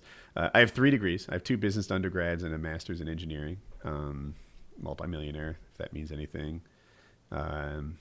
I don't know, dancing champion. There are some things that would indicate that I'm kind of cool. And then that's the natural third, dancing champion in that YouTube contest. I prefer award-winning dancer. Yeah, award-winning dancer. Thank you. Because then it sounds like you won a Tony or something. Award-winning dancer. And then there's other stuff. I will just not remember why I banned someone on my Minecraft server yesterday. And my staff, they all remember. They all know. And I'll be like, hey, this guy, I'll list off an IGN. What do I know him for? And they'll be like, yeah, he's the guy you had this experience with. Actors' names, I am dreadful. It's arguably the worst person I've ever met at it. I'm not convinced that it's not a bit. I'm honestly not. I'm convinced that you pretend to not know people's names for a bit. I'm arguably retarded with regards to people's names. I could point to say hey, I'm probably a standard deviation above average, and I could make a compelling case for the opposite. There's a thing, isn't there? Lots of smart people that have those various different. There's face blindness and there's name blindness, and that's actually a thing. And lots of very smart people have the name blindness. Directions. So you'll often find. Sorry? Directions. If you gave me driving directions that involve more than 2 or 3 turns, I'd probably stop paying attention. And I think it's a smart person thing because I know an theoretical physicist who's doing a PhD. I have to remind him who I am every time we meet, and he's known me for 6 years. He cannot find his way anywhere. He struggles to wash himself, or just to remember, to bother to do it. Totally useless. Can't remember anything, but he is on the autism spectrum. Absolutely brilliant. Yeah, that seems. Maybe you just have a slightly less severe version of that. Yeah, it could be. I don't know. Which would be an indicator. I just know that next episode of this podcast, he's going to refer back to how good the episode with Marco Yellow Cloud was. No one's going to know what the fuck we're talking about. They have no idea. Completely forget it. Yeah, your last name, for example, I would look at it and get maybe 3 letters in and then freestyle the rest. Just Milo Yiannopoulos. I've been doing the same thing for 30 years. Okay. He'll make it sound like a French baked good or something. Yiannopoulos, right? Yeah. No, when you're on the phone to the water company, can you spell your surname? Nope. I have to get a credit card out, and read it out. Not quite that bad, but almost. Just a lot of vowels. Just put it together. Yeah, no, that. And then if I'm drunk, I put 2 P's where there's only 1 P, and 2 L's where there's only 1 L, and I miss a U. I spell it wrong all the time. I'm logging into stuff online. I'm locking myself out of accounts. I'm not going to give you shit anymore, Woody. This guy can't spell his fucking name. Yeah, it's not easy, but it is yours. Do you know his name? There were always stories in the there were all these stories in the British press, and I don't know if this was ever true, but the Brits love kind of Americans are stupid news stories, and there was this rash of Florida man of stories in the British press about how you got points on an American exam paper for writing your own name correctly, and I was sitting there thinking, ain't that easy? That's especially the SAT, some of the African and that's Americans. not fair. Those names. Oh, very difficult. And some of the surnames are just, how the fuck do you spell that? On the SAT, it's an American standardized test. You probably know of it. If you get questions wrong, they take away points. So to get you to, I guess, never having a negative score, they start you at 200. And then in theory, if you got every question wrong, you'd get a 0. So that's what happened. Some idiot British journalist just made this shit up. That's what it sounds like to me. Because he didn't understand how the SATs work. And he's like, "Oh, you get 200 points, just for showing up." That happens a lot. Do you remember the old story they always tell about how the NASA spent a couple $1 million building the pen that would work in 0 gravity? Meanwhile, the Russians used a pencil. Yes. So I guess I got some clarification on that from Reddit the other day, and apparently the reason that that NASA didn't use a pencil was because the graphite shavings in 0 gravity float around, get into systems, and it's a pure oxygen environment, and start fucking O2 fires in space. Wow. And the guy who developed the pen spent $1 million of his own money, not federal money, to create this pen, and then the Russians switched to a similar pen very soon after. That is so interesting. I always knew that little stories like that are horseshit, but I never put in the 3 seconds of Googling to figure out how. My dad and I were discussing today how Google is just the entire wealth of human knowledge just compiled right there. We were working on a car. And he was like, there's mechanics out there with 50 years of experience, and I've got it right here. I'm now their equal because, they at some point figured out why the heat isn't working on this 2002 Nissan Altima, and they know it, and they wrote it down, and now I know it instantly, and that is pretty cool. In the post-car talk era, it's a good alternative. I love that show. I love things like Google, that accumulation of it. I've started coding again for my Minecraft server. And I'll take some code that I probably am not capable of writing myself and make it better. And it's like this thing becomes a collection of everybody's best moments, right? I have some flash of brilliance that I get to add to this code base, and whoever sees it might think, oh, damn, I wouldn't have thought of that. And it's like, yeah, well, I wouldn't have thought of the other 99.5% of this thing. And the Windows operating system, there is no one person capable of recreating that. That is the accumulation of brilliance from the 80s. And it just gets, I don't know if it always gets better, but it gets more. Linux, all these things that are great pieces of software, it doesn't exist in some other things, right? Like, if you paint something and then I'm like, oh, here, I'll add my own little addition to it. Oftentimes those are not positives, but in software, they typically are. They typically become these creations of things that no one guy is smart enough to do on his own. And I think it's neat. It's great actually, and it's one of the few remaining pure meritocracies, sort of open source software, where because it's kind of like a hacker. What's mantra. a meritocracy for people who don't know it? Oh, where you're judged strictly on ability, performance, achievement, and the goods, basically. So you strike out identity. Nobody cares what you look like, where you come from. You're judged solely on the quality of your code, whether it works. Does it compile and does it do the job that it's supposed to do, and does it work with all the other code? I wrote a story actually. I published it this morning about the open source software community. About we don't want to get back into social justice warriors and all that kind of stuff because we've moved on from that. But they're trying to one of their most unsuccessful incursions, aside from the gaming stuff, is when they tried to move in on open source software, which is this world where nobody cares who you are. They don't care what you do outside. You could be a nice, sweet granny, from Wisconsin, or you could be like some racist, you could be weave. As long as your code works, they'll take it. And you get judged solely on the product of your work, not your beliefs, not what you do outside, you do elsewhere, who you are, what you believe in, skin color, nothing. And you have this kind of like totally pure environment where you get to contribute to the sum total of what has come before you, and you're judged solely on what you can bring. And it's very much the way that things ought to work. Yeah, it's pretty cool. And I swear, whenever I say, well, that filter applies to some other things, if in particular white men succeed there, they say no. There's some other bias that makes it happen. If I say, you know what, I feel like the American Olympic sprinting team doesn't have enough white people on it, they say it's merit-based. Well, you never hear people complaining there aren't enough heterosexual men on fragrance counters, do you? I mean, there are plenty of things we don't complain about when it's not, Sports are such a wonderful example, right? Like, there aren't enough white guys in the NBA. No, that sounds like a Milo satire column. I should really write that. There's the exact correct amount of white guys in the NBA. Except nobody would believe that I wanted fewer black people in anything. So but when I apply that same thing to like CEO level positions, like why aren't there more women? Why aren't there more, I don't know, black guys or whatever there aren't enough of? It's like I feel like in a lot of times they're choosing their CEO not based on some sort of politics, but based on what they think they'll do for the stock price. And the way that they try and like inject people in almost against their will, like put a bunch of white guys in the NBA or pressure, as if they do that. Put a bunch of black guys in the NHL, they don't want to go. Put a woman CEO. It's like the soft bigotry of low expectations from progressives, where it's like, we know we're all equal here, but when we're being honest, you need a lot of extra help. Like, let me pat you on the head, a little condescending. We know you could never actually make it without our help. You're equal, though. 2 thumbs up. Just always be concerned that you didn't make it here based on merit and that you're a pity case. It's condescending.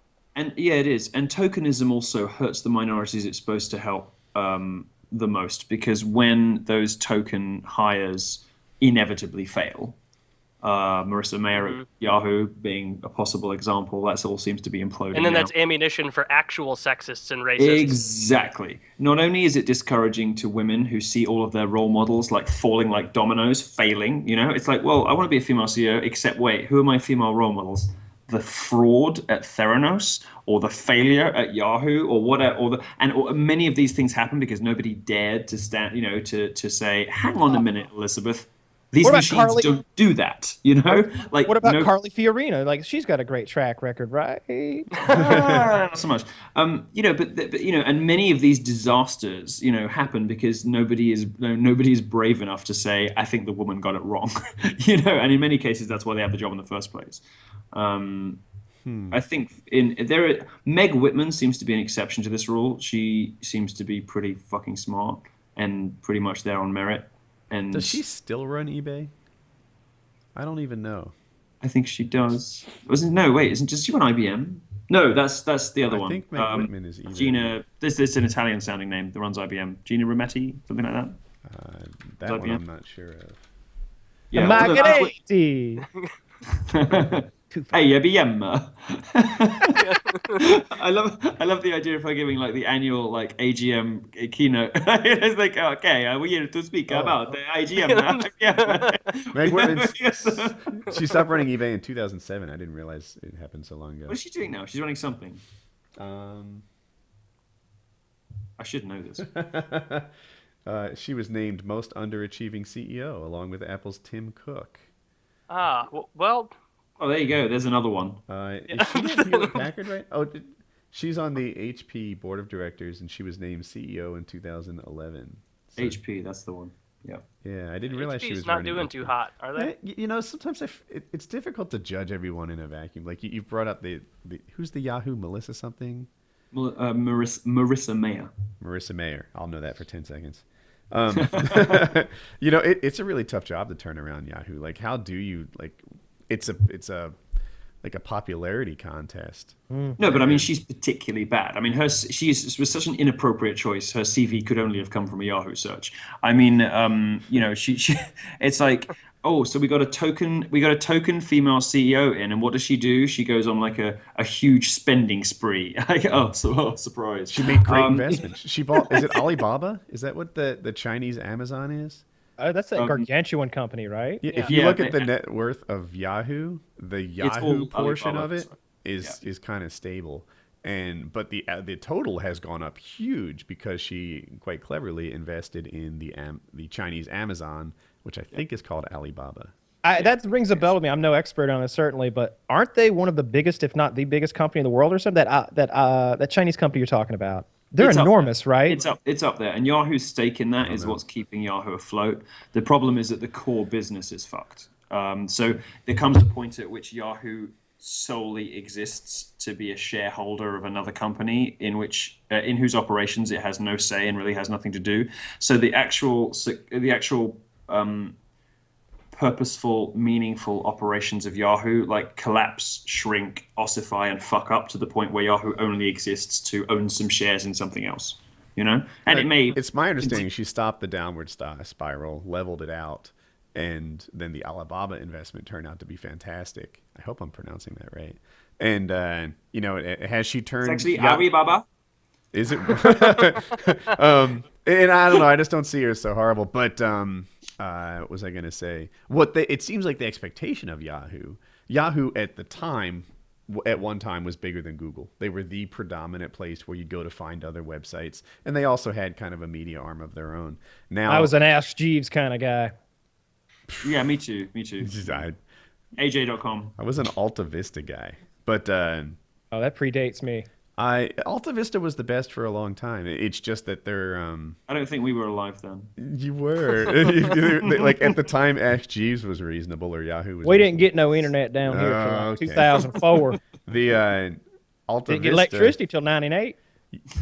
The amazing part of Google is their like natural language recognition. You can be like, "What's that song that goes da da da da da da da?" and it'll find it.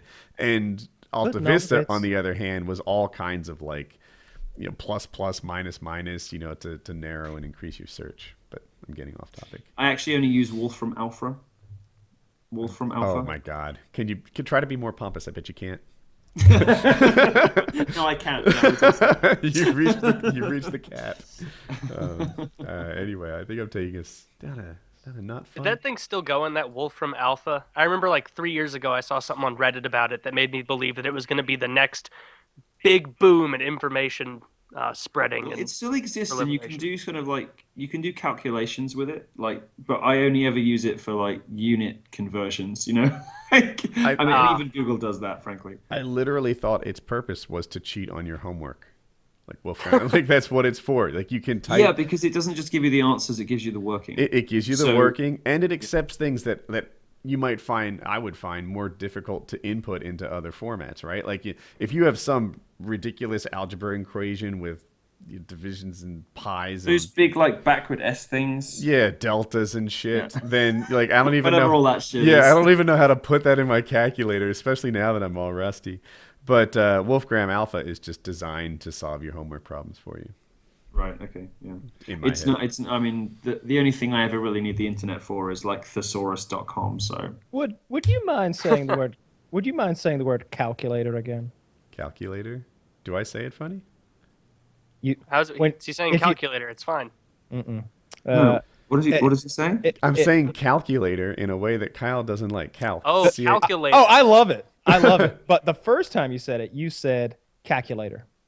Calculator. Oh, That's what you always say. I don't think that's what I always say. If you're not prompted, And that's you what say, matters, Woody. You say calculator.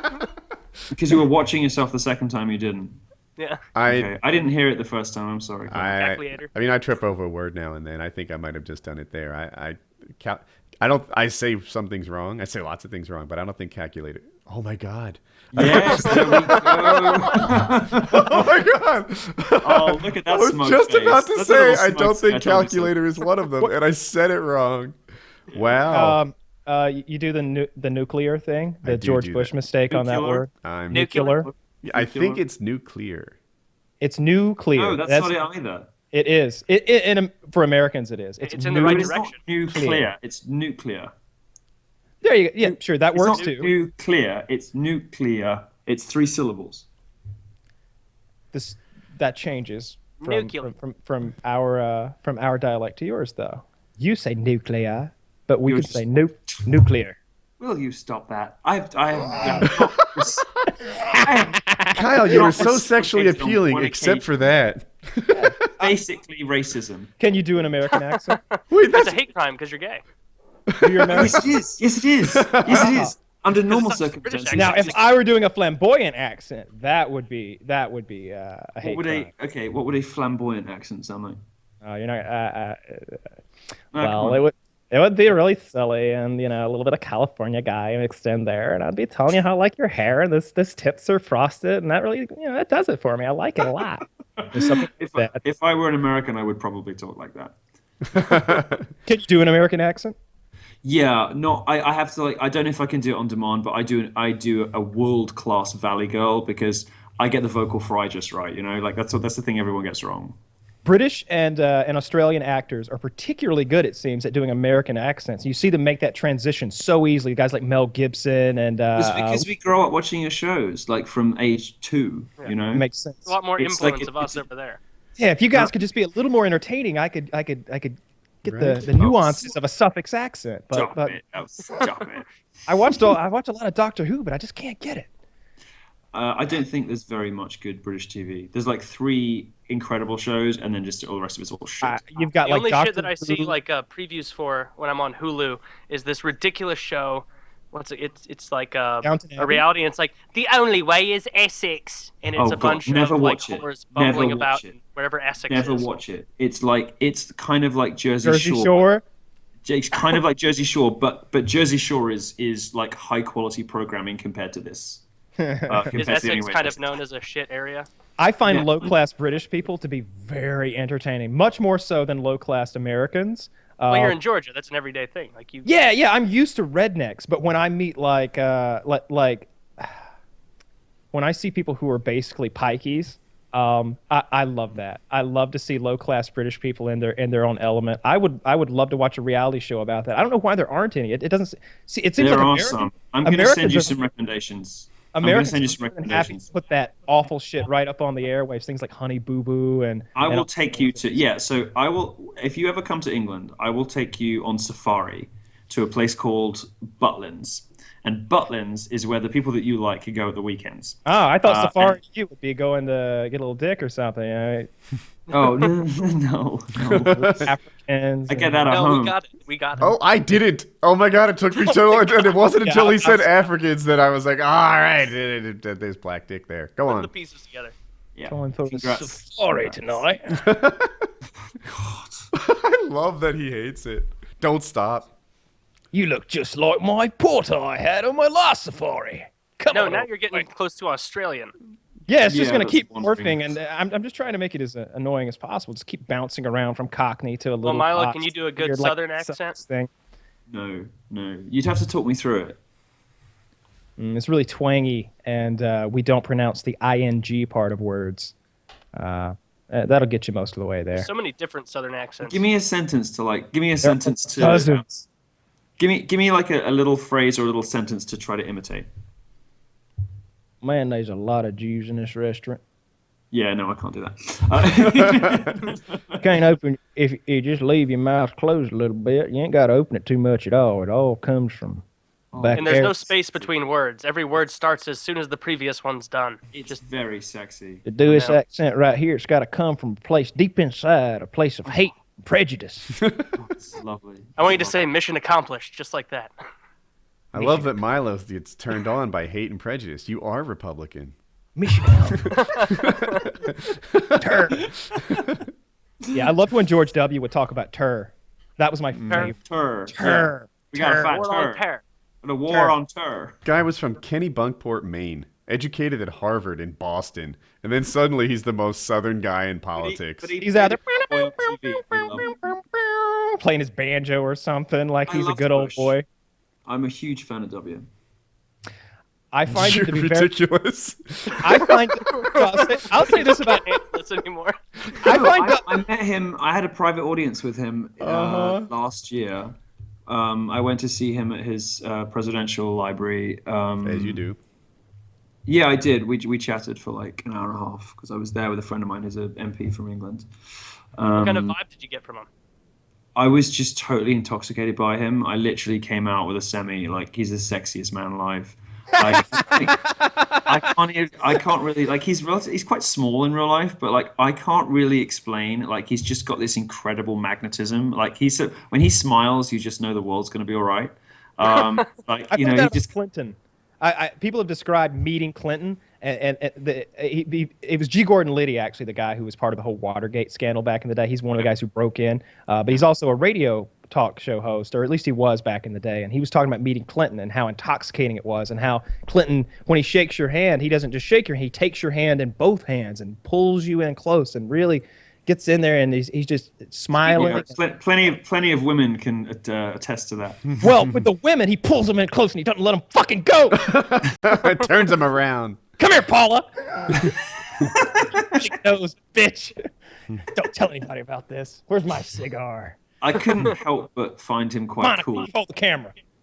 Yeah. He was quite cool, wasn't he, Clinton? Clinton was I very think Clinton and Yes. George W. both seem like guys that would be fun to hang out with now that they're not president anymore. W would be so fun to hang out with. I mean, he was. Of But coke. stop it! Stop it! What? I hope you're talking to him. Never proven. Oh, wait a minute. I thought he admitted He it. admitted that. Yeah. I don't even care. I don't care either. I mean, Obama talks about doing blow. I don't care if a president does drugs at all. I mean, as long as he's not like shooting fucking heroin with his hand on the button, I don't care. As long as he's not like, he doesn't turn into like a meth head in the Oval I mean, Office. hey, if you're going to be the highest guy in the land and you're going to be perhaps making some decisions about drug legislation, then maybe Wouldn't kill you to have a few lines. Be good if you tried some drugs before. You know, Don't I've legislating heard, about coke if you've never done any. I've heard about World War II, like an actual. Although, the documentary same thing argument doesn't talking hold about for it. murder and rape. Being like, a can part of the legislate against reason that they won World War II over there with Churchill is because he was so blackout so often, making decisions like, just fucking do it! And like it caught people off guard. Like the Germans weren't expecting a drunk, fat smoker. Oh, what is that do things quote that from ballsy. Churchill where the woman called him like a drunk bastard or something, and he said, Oh, yes. it's like, I may be ugly, but you are drunk, and in the morning I'll be sober. Yep. Yeah. Something like that, yeah. Love that line. I love that. It's great. It's great. Churchill, I'm a big fan of Churchill. I find him to be a very interesting figure. Him and in my eyes, I'm certainly not a historian, but he seems to be cut from the same cloth as a guy like Teddy Roosevelt. Just kind of a take no shit, real man's man, cigar chomping, bourbon drinking, flawed individual, but someone who was incredibly charismatic, an amazing leader, and accomplished so many great things. They seem cut from a similar cloth. I admire both of those guys. I always like that story about Calvin Coolidge, because he was always said to be very laconic, and it was very difficult to get him to talk to anyone about anything. Kind of just wanted to be left alone, and never really said much. But when he said something, it really mattered. And I don't know if this story is probably apocryphal, but it's in at least one biography of him.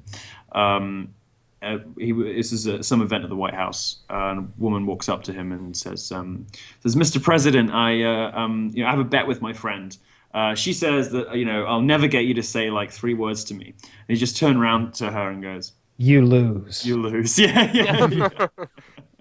That one. I love that stuff. I'm really interested in the presidents. I watched the History Channel a ton growing up, and I formed my own opinion about several of the presidents. I feel like Lincoln was our worst president. He's the guy who let. Yeah, Wait, where's that absolutely. Let me go right through it. All right, think about it this way. Lincoln allowed the fucking country to fall apart. He couldn't find a resolution to this major states' rights issue without killing 500,000 Americans in the process. That's a massive failure. That's a huge failure. Think about it. Like he got into a states' rights issue where he's the Saddam Hussein of the 1800s, right? Sure, it was a civil war that he put down violently. How many of it? I mean, we talk about Saddam gassing 50,000 Kurds. When it's all said and done, 550-something thousand Americans died in that war. It was a horrible thing. I feel like Lincoln's way down there on the list of presidents. I'm a big Washington fan because there was a guy where they said, "Would you like to be king of America, Mr. General Washington?" And he said, "No, absolutely fucking not. That's not what we came here for." And they said, "Well, how about you just serve a 3rd and 4th and 5th term and we just see how it goes?" And he's like, "No, we said it was going to be fucking 2 terms. I'm out." Like that's what we just fought and died and bled for. No, I won't be the king of America, and no one else has done that. Every politician since, at least in some regard, has wanted more power. And there you had a guy who was willing to give the power away. He didn't want the throne. He wanted the best for his people and the best for his country. I'll mess this. And mine. Although I love FDR. FDR's hardcore. I was a historian had met with Bill Clinton while he was still in office, and Clinton asked him, like, how am I doing? How am I stacking up in terms of all the great presidents? And he's like, "You're doing all right. You're top 3rd, but not top tier." And he's like, "That's pretty good. It seems like if you really want to be top tier, you need to be a wartime president. And I'm quite happy being a peacetime president." And it impacted my views on presidential rankings. When you hear about the greatest ones, you're typically hearing about World War II presidents, Civil War presidents, or American Revolution presidents. I don't mind a peace and prosperity reign. I think I've heard that Clinton quote before, and it's a pretty fucking cool quote. I'm sure I slaughtered it, but that's the intent there. I got it about right. And when I think about Obama's term, right now he's, of course, very, very polarizing. But I think that people who view history in the way that I do, in that he turned around the Great Recession, if you give him any credit for that, and brought us into an era that has been mostly peace and prosperity, as much as people like to fuss. Slowest recovery in history and kickstarting a race war by not standing up to race hustlers? I don't think he was talking about that. I don't think he actually kickstarted a race war. That is Obama's real legacy, man. Like the first black president comes in and he leaves America a race-torn country. It depends how you certainly if you look at stock market prices, it wasn't the slowest recovery in history. You have to look at hiring, and even now that our jobless rates are at historic lows, they want to ditch the measure that we've been using for 150 years and be like, no, let's not talk about unemployment rate. Let's use this other fucking metric that no one's ever used before, the labor participation rate. And it's I wonder if you could apply that shifting metric to everybody else. That's some Sean Hannity math right there. Yeah, thanks. So, is Obama perfect? No. Could he have done better with the economy recovering? I'm not even sure. I think Sean Hannity is a really great entertainer. I watch his show. I listen to his show. I find him to be a very interesting guy and really intelligent, and he makes strong arguments. But sometimes his logic is just flawed. Sometimes I feel like he's just pandering to his audience, and sure, why not? It's made him a multi-millionaire. Mm-hmm. The one thing I always like to bring up though is when he said that waterboarding wasn't torture and that he would undergo it to prove it. And I have been waterboarded under controlled situations. They didn't black bag me and drag me to Gitmo or anything, but it's torture. It's so unpleasant. It's horrifying, and you hyperventilate, but that doesn't work. You feel like you're drowning. It's a fear of death kind of thing. It's kind of a primal fear that comes up in you from being unable to get your breath and having water pour down your nose and mouth and everything, and it's awful. It's torture in my opinion. Hitchens did it, didn't he? A little piece of me wants to try waterboarding. I can hook you right up. But I want to have defined success too, right? Like obviously, at some point, I'm going to tap out. No one just endures hours of waterboarding and says, "Did I win yet?" I listed 22 seconds. Yeah, if you can make it like 5 minutes, I'd say success. Oh, that's longer than I thought. Like the other people that I've seen waterboarded don't make it a minute. They don't even make it 30 seconds. Some of them. I know, but I wouldn't say they succeeded. Some of them don't make it 5 or 7 seconds. I think Hitchens only lasted like half a minute, right? Christopher Hitchens lasted like no time at all. Like as soon as he got under there, they poured it on him, and he like almost immediately was like seasoned up. Like fuck this. I wanted to struggle against it. So what we did this for a video that we filmed, and this is filmed. I should try to dig up the footage. We ended up not using the footage because it was so quote unquote disturbing. And instead we tortured me by having a live chicken placed on my lap and like pecking feet in my crotch. We thought that was a funnier torture that would play a little better online than actual fucking waterboarding. But they get me in a chair, like it's an office chair, but it's been fitted with like a rocking chair bottom, kind of a custom made thing we just made at our shop. But anyway, I get in this thing. They zip tie my arms to the handrest, and they zip tie my feet together, and they tilt the chair all the way back till my head is de-elevated. I guess it's at a negative, and one guy pulls a rag like over my face really tight that covers up like this much of my face, and the other guy just starts pouring a gallon of water just straight into my nose mouth area, and you can't, and I'm just coughing and wheezing and trying to spit it up because in my head I was thinking maybe you can like blow it all out and then get a breath, but no, you do that you might actually suck some water in and go unconscious. The whole time it's just a fight to get the water that is in your throat out so that you can get like half a breath. And it's excruciatingly awful. I lasted 22 seconds, and then I was just like, all right, I'm tapping out. This is good. Freaky about it is like it doesn't look like it would be horrible at all. Like when you watch someone and they're getting waterboarded, the footage doesn't look that bad, does it? Yeah, it's like you've got a cloth on your face and and someone poured some water. Like what the fuck? And there's no injury involved, right? Of course, it's psychological terror, but after a good waterboard session, you don't have any limps, you don't need any stitches, you don't have any broken bones. Yeah. It's very efficient. There was a guy, I can't remember the terrorist's name, whatever the fuck, the guy they caught out of Iraq. I just remember the pictures of him all bedraggled and bearded in his whitey tighties. They waterboarded him for like it was multiple days before he gave up all that information. I'm thinking like, what a hardcore motherfucker if he can put up with more than an hour of this shit, knowing that there must be 20 more hours to follow. There's no end. Like that there's to me no is end. One of the worst parts of it. Like keep fighting. We got plenty of water. We did that survival trip knowing that on Friday we're going out for steak. That's a much easier thing when there's an end coming. The outcome, yeah. Yeah. Yeah, in the same regard, when I did the waterboarding thing, I knew that if I scream loud enough, they're going to let me go. If I move my hand like this, they're going to let me go. Like they know that to let me go. But, if they've got you and they're really doing it, they're not going to let you go. Yeah, they just keep going until you break. So it's like, why not break now? You're I not still going to prefer outlast. that kind of torture to like the Saw 3, shards under your fingernails and prying them out. You don't need to go to that level. That's not necessary. For most people, I would imagine, I've never tortured anybody, and I've only been tortured. I've been in a couple of relationships that were, but if you unrolled that kit of tools like they do in the James Bond movies, there's knives and pliers and hammers and shit, and you don't even have to unroll it. Just let me know you got one of those bags, and I'll spill my fucking guts. I know that I wouldn't respond well to torture under virtually any circumstance. I can't think of what it is that I would not tell you under torture. I don't have any secrets that dark or deep. Yeah. I would sell out both of you so fucking fast. I'd be trying to I'd be immediately like, hey, you know what? I know two guys who know just as much, more than me. I'll help you torture. Tell them, you what, just let me let's out. go get them. You know what? I'm on your team. You want a gun? Let's go get Woody. Fuck Woody. I'll spill my guts right then and there. I just can't put up with torture. I've told my cousin that before, and he agreed. I was like, man, if they got me, and they're cutting on me, wanting to know where you are, I'm giving you up. I'm giving you up right then and there. I'm not going to be able to hold up under torture, and I just know I couldn't. I watched I read Carlos Hathcock's book. It's a good book.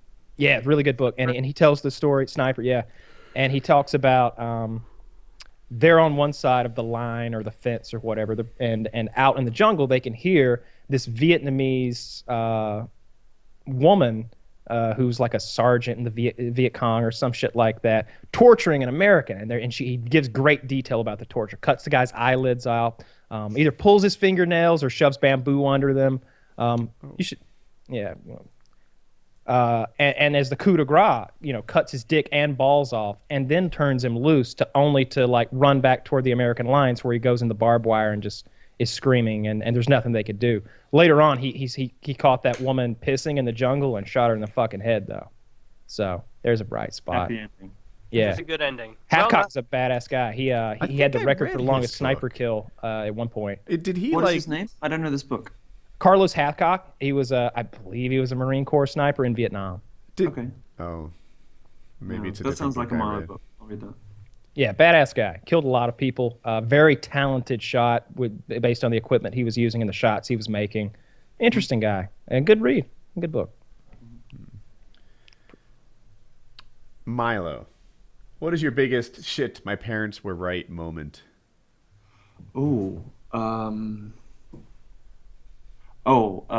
Yeah. So as I've got to 30, and I've recently arrived at 30, I've realized that all of the things that my parents were telling me my whole life are true, and not just, stuff about being responsible with money and how much weight I would put on if I didn't work out and eat properly, but also things like,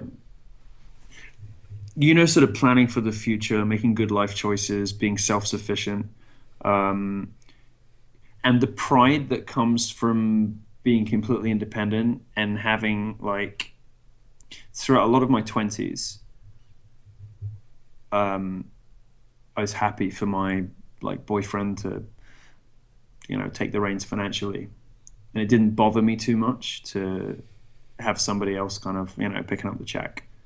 And it only really got to 30 when both of my parents advised that at some point I would want for my own self-respect and independence and security to stand on my own 2 feet, and that I would want to kind of I would want to be the kind of person that I would admire, And it only really kicked in for me at 30 when I sort of thought, actually, I want to look good. I want a career I can be proud of, writing for people who don't have anybody else to speak for them, a career that I'm actually I feel good about, I feel like I'm doing good in the world. I shouldn't be relying on other people for anything whatsoever. That's gone on far too long. It's kind of like a gay thing, I think, for a lot of gay men, but sort of slip into a dependent rut. Because it's interesting with gay relationships, they very often operate along that sort of, the sort of mythical 1950s perfect household, Traditional gender roles. Exactly, and lots of gay relationships, ironically, fall into those very stereotypical relationships, and I did, just on the sort of wifey kind of side of things. And I had my Perhaps journalism. it's only natural. Yeah, maybe. And I had my kind of journalism career, but it wasn't the household didn't depend on me, And it's been in the last 2 years where I realized that all the stuff my parents said about going out and making your way in the world properly and doing it in a way where if you lose everybody else, your life doesn't fall apart because you have some security and some stability and you're proud of the person you are and you're looking after your body and looking after all of that kind of shit that my parents were telling me for 20 years only really hit me probably 2 years ago. And I'm making very good progress on getting all of that sorted. A lot of progress in a very short space of time. But I would say it wasn't about one specific thing. It was more like a time in my life, and it was my 30th birthday, and I suddenly realized that they were right about all that shit. That's so wonderful. Taylor, Woody, have you ever had a woman pick up the check? On a date or any time at all? Because I've been out with girlfriends where suddenly they'll surprise me and they'll buy it, but I've never been out on a date and had them suddenly be like, you know what, on me. That's never happened. Wow. No, I've had it at work. My boss's boss will pay for me in an employer-employee capacity. Yeah, that's different. Then you got a difference in roles and everything. But I'm talking about romantic situation. I've never had a female. I don't want women to pay for things. I don't either. I like to take that role. I would like. I don't think I I wouldn't feel comfortable if she did pick up the check because it's like, hey, that's what I'm bringing to the table here. Like you look pretty and I buy the food. That's how it works, right? If you take me buying the food away, then I got to go do my makeup or something. Like what you're taking away what I'm bringing to the table. I'm the I do those silly dog voices for my girlfriend's dog, and one of the thing. I'll be speaking for the dog about myself as if there's no more conceited thing. Because I'm really just talking about myself from my own point of view. But I refer to myself as the provider. So the dog's like, y'all, number one, he's the provider. He brings the food for us. Because I'm always coming home with like a sack full of food. And Why is your dog Korean? Oh, she's not Korean, but she's got no lips. She got jowls. I hate it. because I figure all dogs would naturally have a speech impediment because they don't have lips. They have jowls, so they can't form form words as well. They can enunciate as well. So they sound Asian. A little bit, but it's more of like a baby talk kind of thing. You sound like you're about to swallow your tongue. Yeah. You got to keep because dogs have their tongue always flat in their mouth, so you don't use your tongue. Yeah, that's how I imagine the dog talks. So yeah, the dog calls. You've thought about this, like you have put some thought into how a dog would talk if a dog talked. My dad's dog has a repeatedly. totally different voice because he's like 14 years old, like a Jack Rat Terrier, this big, and he's all shaky, because he's like skin and bones. So a wind blows through the house, and he's like, all trembly. He's always trembling and shaky. So I imagine that he's like, It's so cold out here, the bar. You gotta keep me on the inside. Wrap me up. Come on, the bar. Swaddle me up in that cold. So I imagine that's how he sounds. Got it. Good to know. Yeah. I've got more. If you'd like to hear them. I'd love that. I'd love that. Do you do other animals? Like, do you have a cat voice? Like, how do cats talk? Fuck you! Fuck you, feed me! Cats would be very curt. Peace. And then they just leave. Like, cats are such cunts. If I had my way, there'd be no more cats. I want an outdoor cat. I want a cat that I just barely care for. Maybe a doghouse with food in it that I resupply monthly. And it just, handles mice and like a farm cat. Yeah. Basically looks after itself and knows where home is, so it's around most of the time, but it disappears for 2 days and no big deal. Fuck that. Yeah. I want a raccoon. I've been looking into this. They're illegal in my state, but I'm looking into getting a zoo license. I don't think it's that expensive. I want a fucking raccoon. They got people hands, goddammit. I saw this thing one time, and they were talking about, it was one of those what-if shows, and it's like, what if people, human beings got wiped off the face of the earth? What's the next species to step up, right? The next one to evolve into a planet-controlling species. It's the raccoon, because they are smart, they've got teamwork, and they got people hands. You ever see none of the monkeys that are smarter with better people hands. It'd be raccoons. Think about it. If those monkeys were going to make it, they'd have made it by now. There's a reason they're still fucking monkeys. You might be right, because all of the animals that are traditionally said to be intelligent are actually really dumb. Dolphins, stupid. I don't know what the big deal is about dolphins are supposedly so intelligent. They're just dumb. They just float around. I can't do anything. They can't do anything. They never built anything. Like when did you last see the dolphins? Why do these arguments for success, like if monkeys were going to be any good, they'd be good by now, not apply to raccoons? Because the raccoon's been held back by other species. The raccoon has been oppressed by. Oh my God, Kyle's a raccoon social justice warrior. You are. You believe that raccoons are an oppressed class who have been held back by the evils of cis heteropatriarchal. I wish humanity. raccoons would just buckle up and succeed instead of making Pull themselves up by their excuses. bootstraps. What you call meritocracy and evolution is actually just the enforcement of a disgusting, heteropatriarchal privilege system.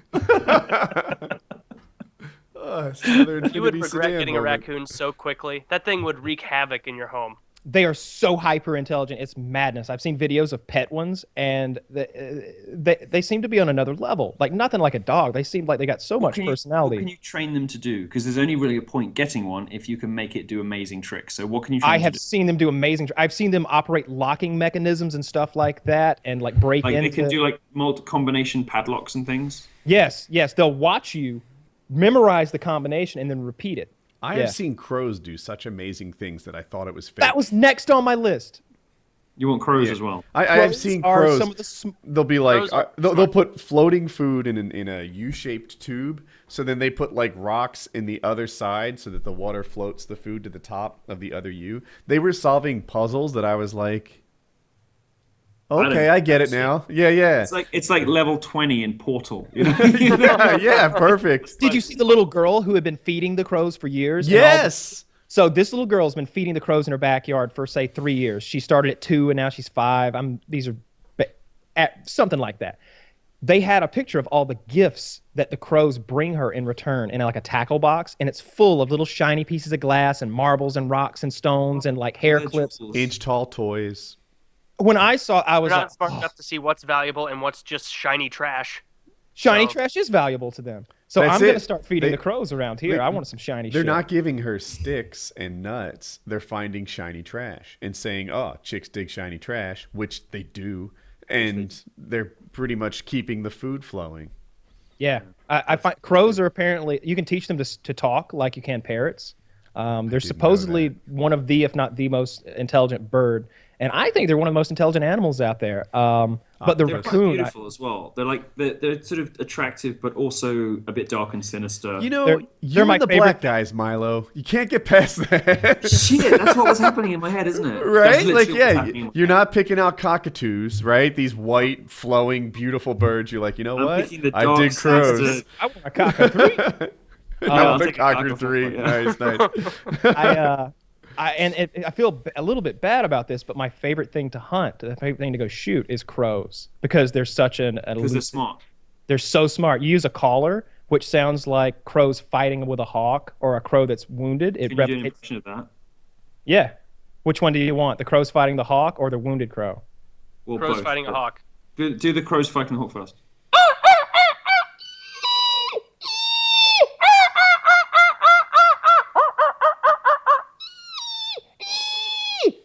The high pitched one is the hawk, right? Yeah. And if you were to play a tape on YouTube right now of crows fighting a hawk, it's pretty close to that. Dude. But the wounded crow is.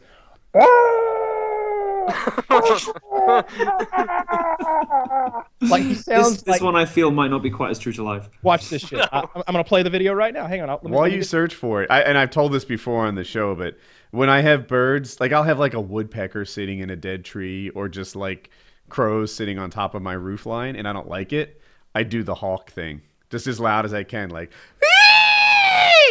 my objective is to be a red-tailed hawk, and it makes them run. My I've internet's been not missing working. all of this my whole life. I try to Internet's make a not habit allowing me not to do it. screaming at birds outside like some sort of craized vagabond. I should have been getting up on my roof, like flapping my arms and going I can't even do it. Like my throat doesn't even produce those sounds. But I can't do you're it. like a big boy. But we would go hunt those things. I've been told that before. Yeah. Get their panties off. You ever see Deliverance? Yes. Yeah. Yeah. We've Was that been a fun there. For me, that was a Some very fun uncomfortable movie. experience. But for you, you must have been like, Go on. Favorite Kind of scene like- coming up. It was sort of a mixture of like titillation and nostalgia. like, go on then. Now rate Mr. Voight. Yeah. Right. I love how much he detests your British accent. I hate it so much. Why? What is going Think through to your yourself, head? why would they rate Ned Beatty? It just makes my flesh crawl. It just like it's like teeth chattering kind of Yeah, thing. that's good. I like that. I don't get I like it. Alright. It's just It British is. dudes. It's very difficult to successfully troll me, and you are managing it. So Thank you. congratulations. Yeah, I just try to make it as a very grating, annoying version of the accent. It's not exactly. Well, and you're succeeding in that. Like, I Thank pride you. myself For on me, being the with most the obnoxious dog person on the noises. internet, and you are successfully like getting to me. So congratulations. I appreciate that very much. But yeah, crow hunting's very fun because it's a real challenge because they're so smart. Something that'll happen is the first crow who comes to respond to your caller is the alpha crow. He's in charge of the whole group. The murder is what they're referring. Of the murder, yes, I knew that. And does he determine whether the others come and join you or not? Like he'll come Yes. check it out, and then he'll Yes. signal to the others. Yeah, that's why you have to kill him immediately. Like when he comes, you kill him, and if you miss him, if you miss this guy, he'll turn around, go back, and he'll be like, "Cocksuckers! Cocksuckers! There's humans! Gun! or whatever crows say, and the others won't come. They just won't come at all. But as long as you kill him, the others will keep coming. You can murder the whole murder. Yeah. Excellent. Good times. Good It's a little times. sad for him, though, especially the time that Dad tortured that crow to make it talk to bring the others in. That was a sad day, but I was like 5, so I didn't care. He had like a cloth over its face, pouring water on it. You know, like just Just shaking it, just shaking it a little. You can talk. They put it in it made a tiny little rocking chair for it.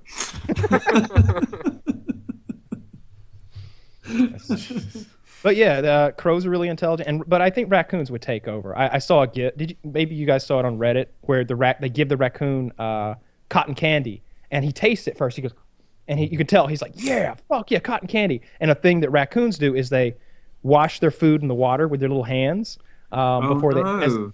So he puts in the water and he does this, and it immediately disappears. And the look on the raccoon's face, you could just sense the intelligence, because he's like, this is tasty. Let me do my shit. Because he just instantly just disappears in the water. It was great. This is what we call candy floss, right? Mm-hmm. Yeah, it sounds the right. fluffy spun thing. Yeah. Okay. Cotton candy. Yeah, I did know that. Yeah.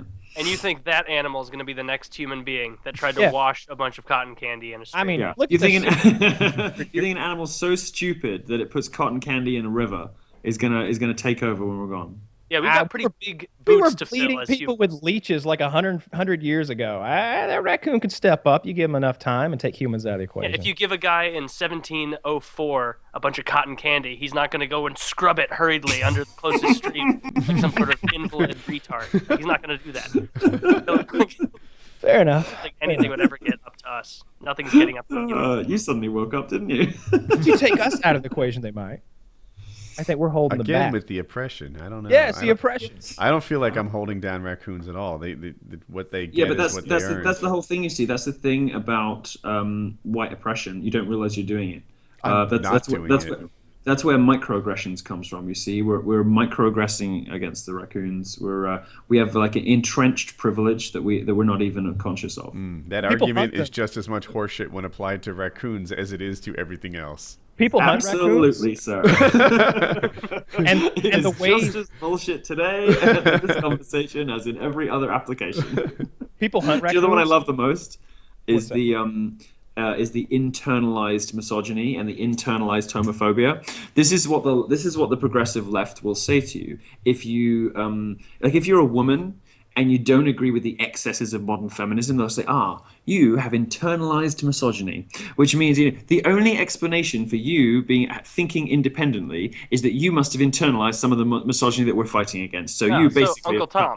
just as bad as the oppressor. Yep. And the same thing, like if you're a gay guy and for whatever reason you don't agree with the sort of progressive consensus about anything, it's like, yes, this of course is homophobia that you have internalized and you're now regurgitating, and you are part of the problem. It's amazing. It's absolutely amazing. They're such fucking idiots. Yeah, it's just the new wave of Uncle Toms, Right. It's just a new word for Uncle Tom. Exactly. Yeah. And just as patronizing and preposterous.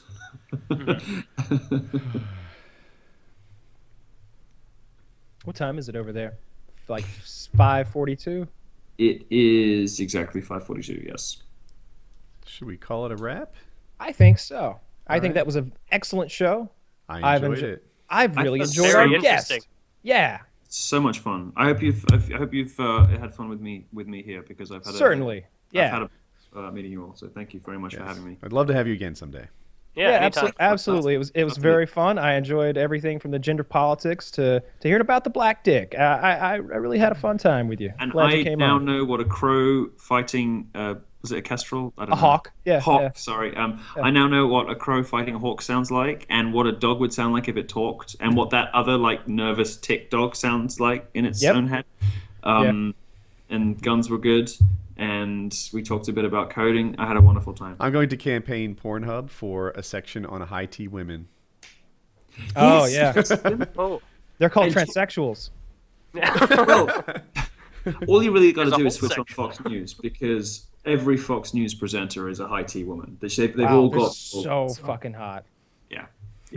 Perfect hair, beautiful makeup, Wish they could skinny. get but the high Wish T they could, jawline.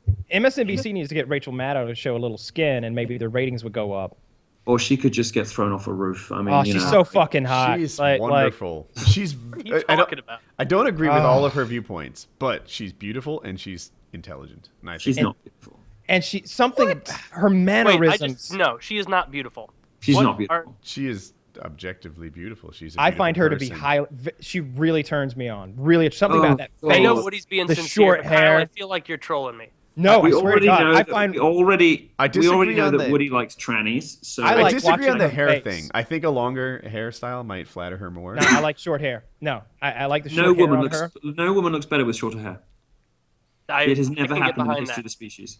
Even people like Halle Berry, when you look at Halle Berry with a full head of hair, she even looks better than you think she does with the crop top. No woman in history has ever looked better with short hair. Yeah, I agree with like you.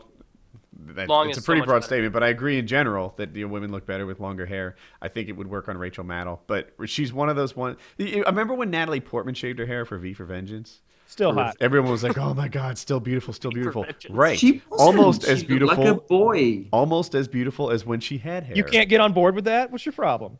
Yeah, what's it? If I know anything about you, Wrong age, direction, wrong race, wrong everything. I'm the boy. I like men. Well, in any case, I think Rachel Maddow's really fucking hot. I like her jawline. I like her mannerisms, the way her face moves when she speaks, when she's making a point, her eyes, the whole I thing, just whole can't get package. sexually excited by somebody that evil and stupid. I really value someone who's smart, and she's. I mean, heck, even if you don't Thick like as her, two short snakes. She's passionate and she's incredibly well spoken. You can't deny her that. Oh Yeah, God! but she's wrong. God, this was going so well. We were just having like a lovely, tender goodbye. We were like recapping all the stuff we'd enjoyed talking about with one another. You know, like, oh, come on again another time. And I was like, yeah, that would be lovely. Thanks, guys. This has been amazing. I made 3 new friends, and now you have to finish with this shit.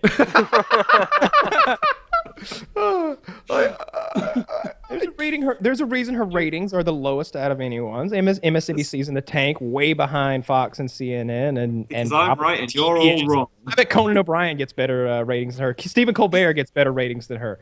But Megan- Megyn not Kelly's attractive at left all. pinky is more attractive than fucking.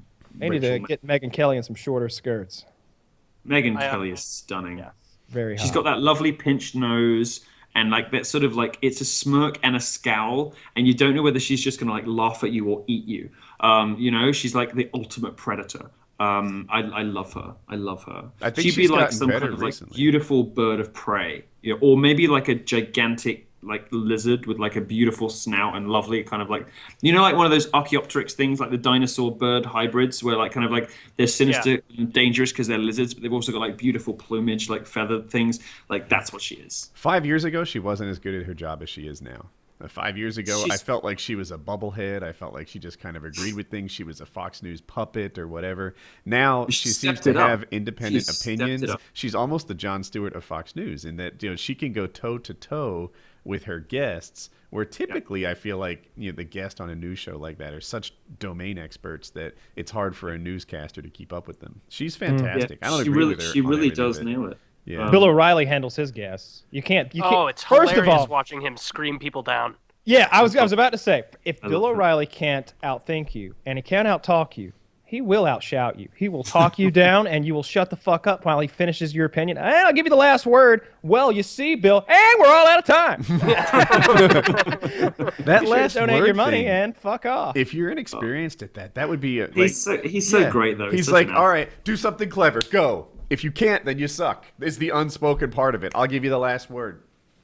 Right? As he sits there like disapprovingly judging what your last word is. And you know, while I suspect Milo would do really well on it, most people like hey, here's the mic. Be smart. It's a tough one to. It's a tough Yeah, thing. but if that's your want your job and opinion. the reason you're there, you should be prepared for something like that. Like, you don't go into Especially- Bill O'Reilly like, oh, it's going to be real fair. I'm sure he'll let me get my 2 cents in. Like, no, you got to go in He'd assertive. love me though, but I wouldn't have a hard time with him. He'd love me. He'd be like, "You're kind of a fag. It's all right to like." So he'd be like, might. "You're a good fag." He might. If it was a topic in which you didn't agree, I don't know which one it would be.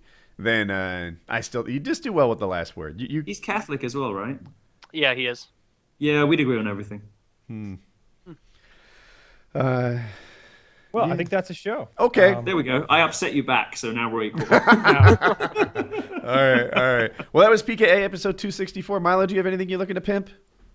No, I have a big tour in the US, as I think we mentioned. So if you want to head over to one of the universities I'm going to be at, you can go to Yiannopoulos.net/tour. And if you're struggling on how to spell Yiannopoulos, you could start by going to twitter.com/Nero, Nero, like the Roman emperor, who was awesome, apart from the burning Christians thing. Otherwise, great. And you can find it somehow from there. And yeah, come along. Most of the tour dates are open to the public. You can check with the little red buttons next to it. So if you have enjoyed my rambling, meandering, provocative nonsense, then come and see me in America. Thanks, guys. Very good.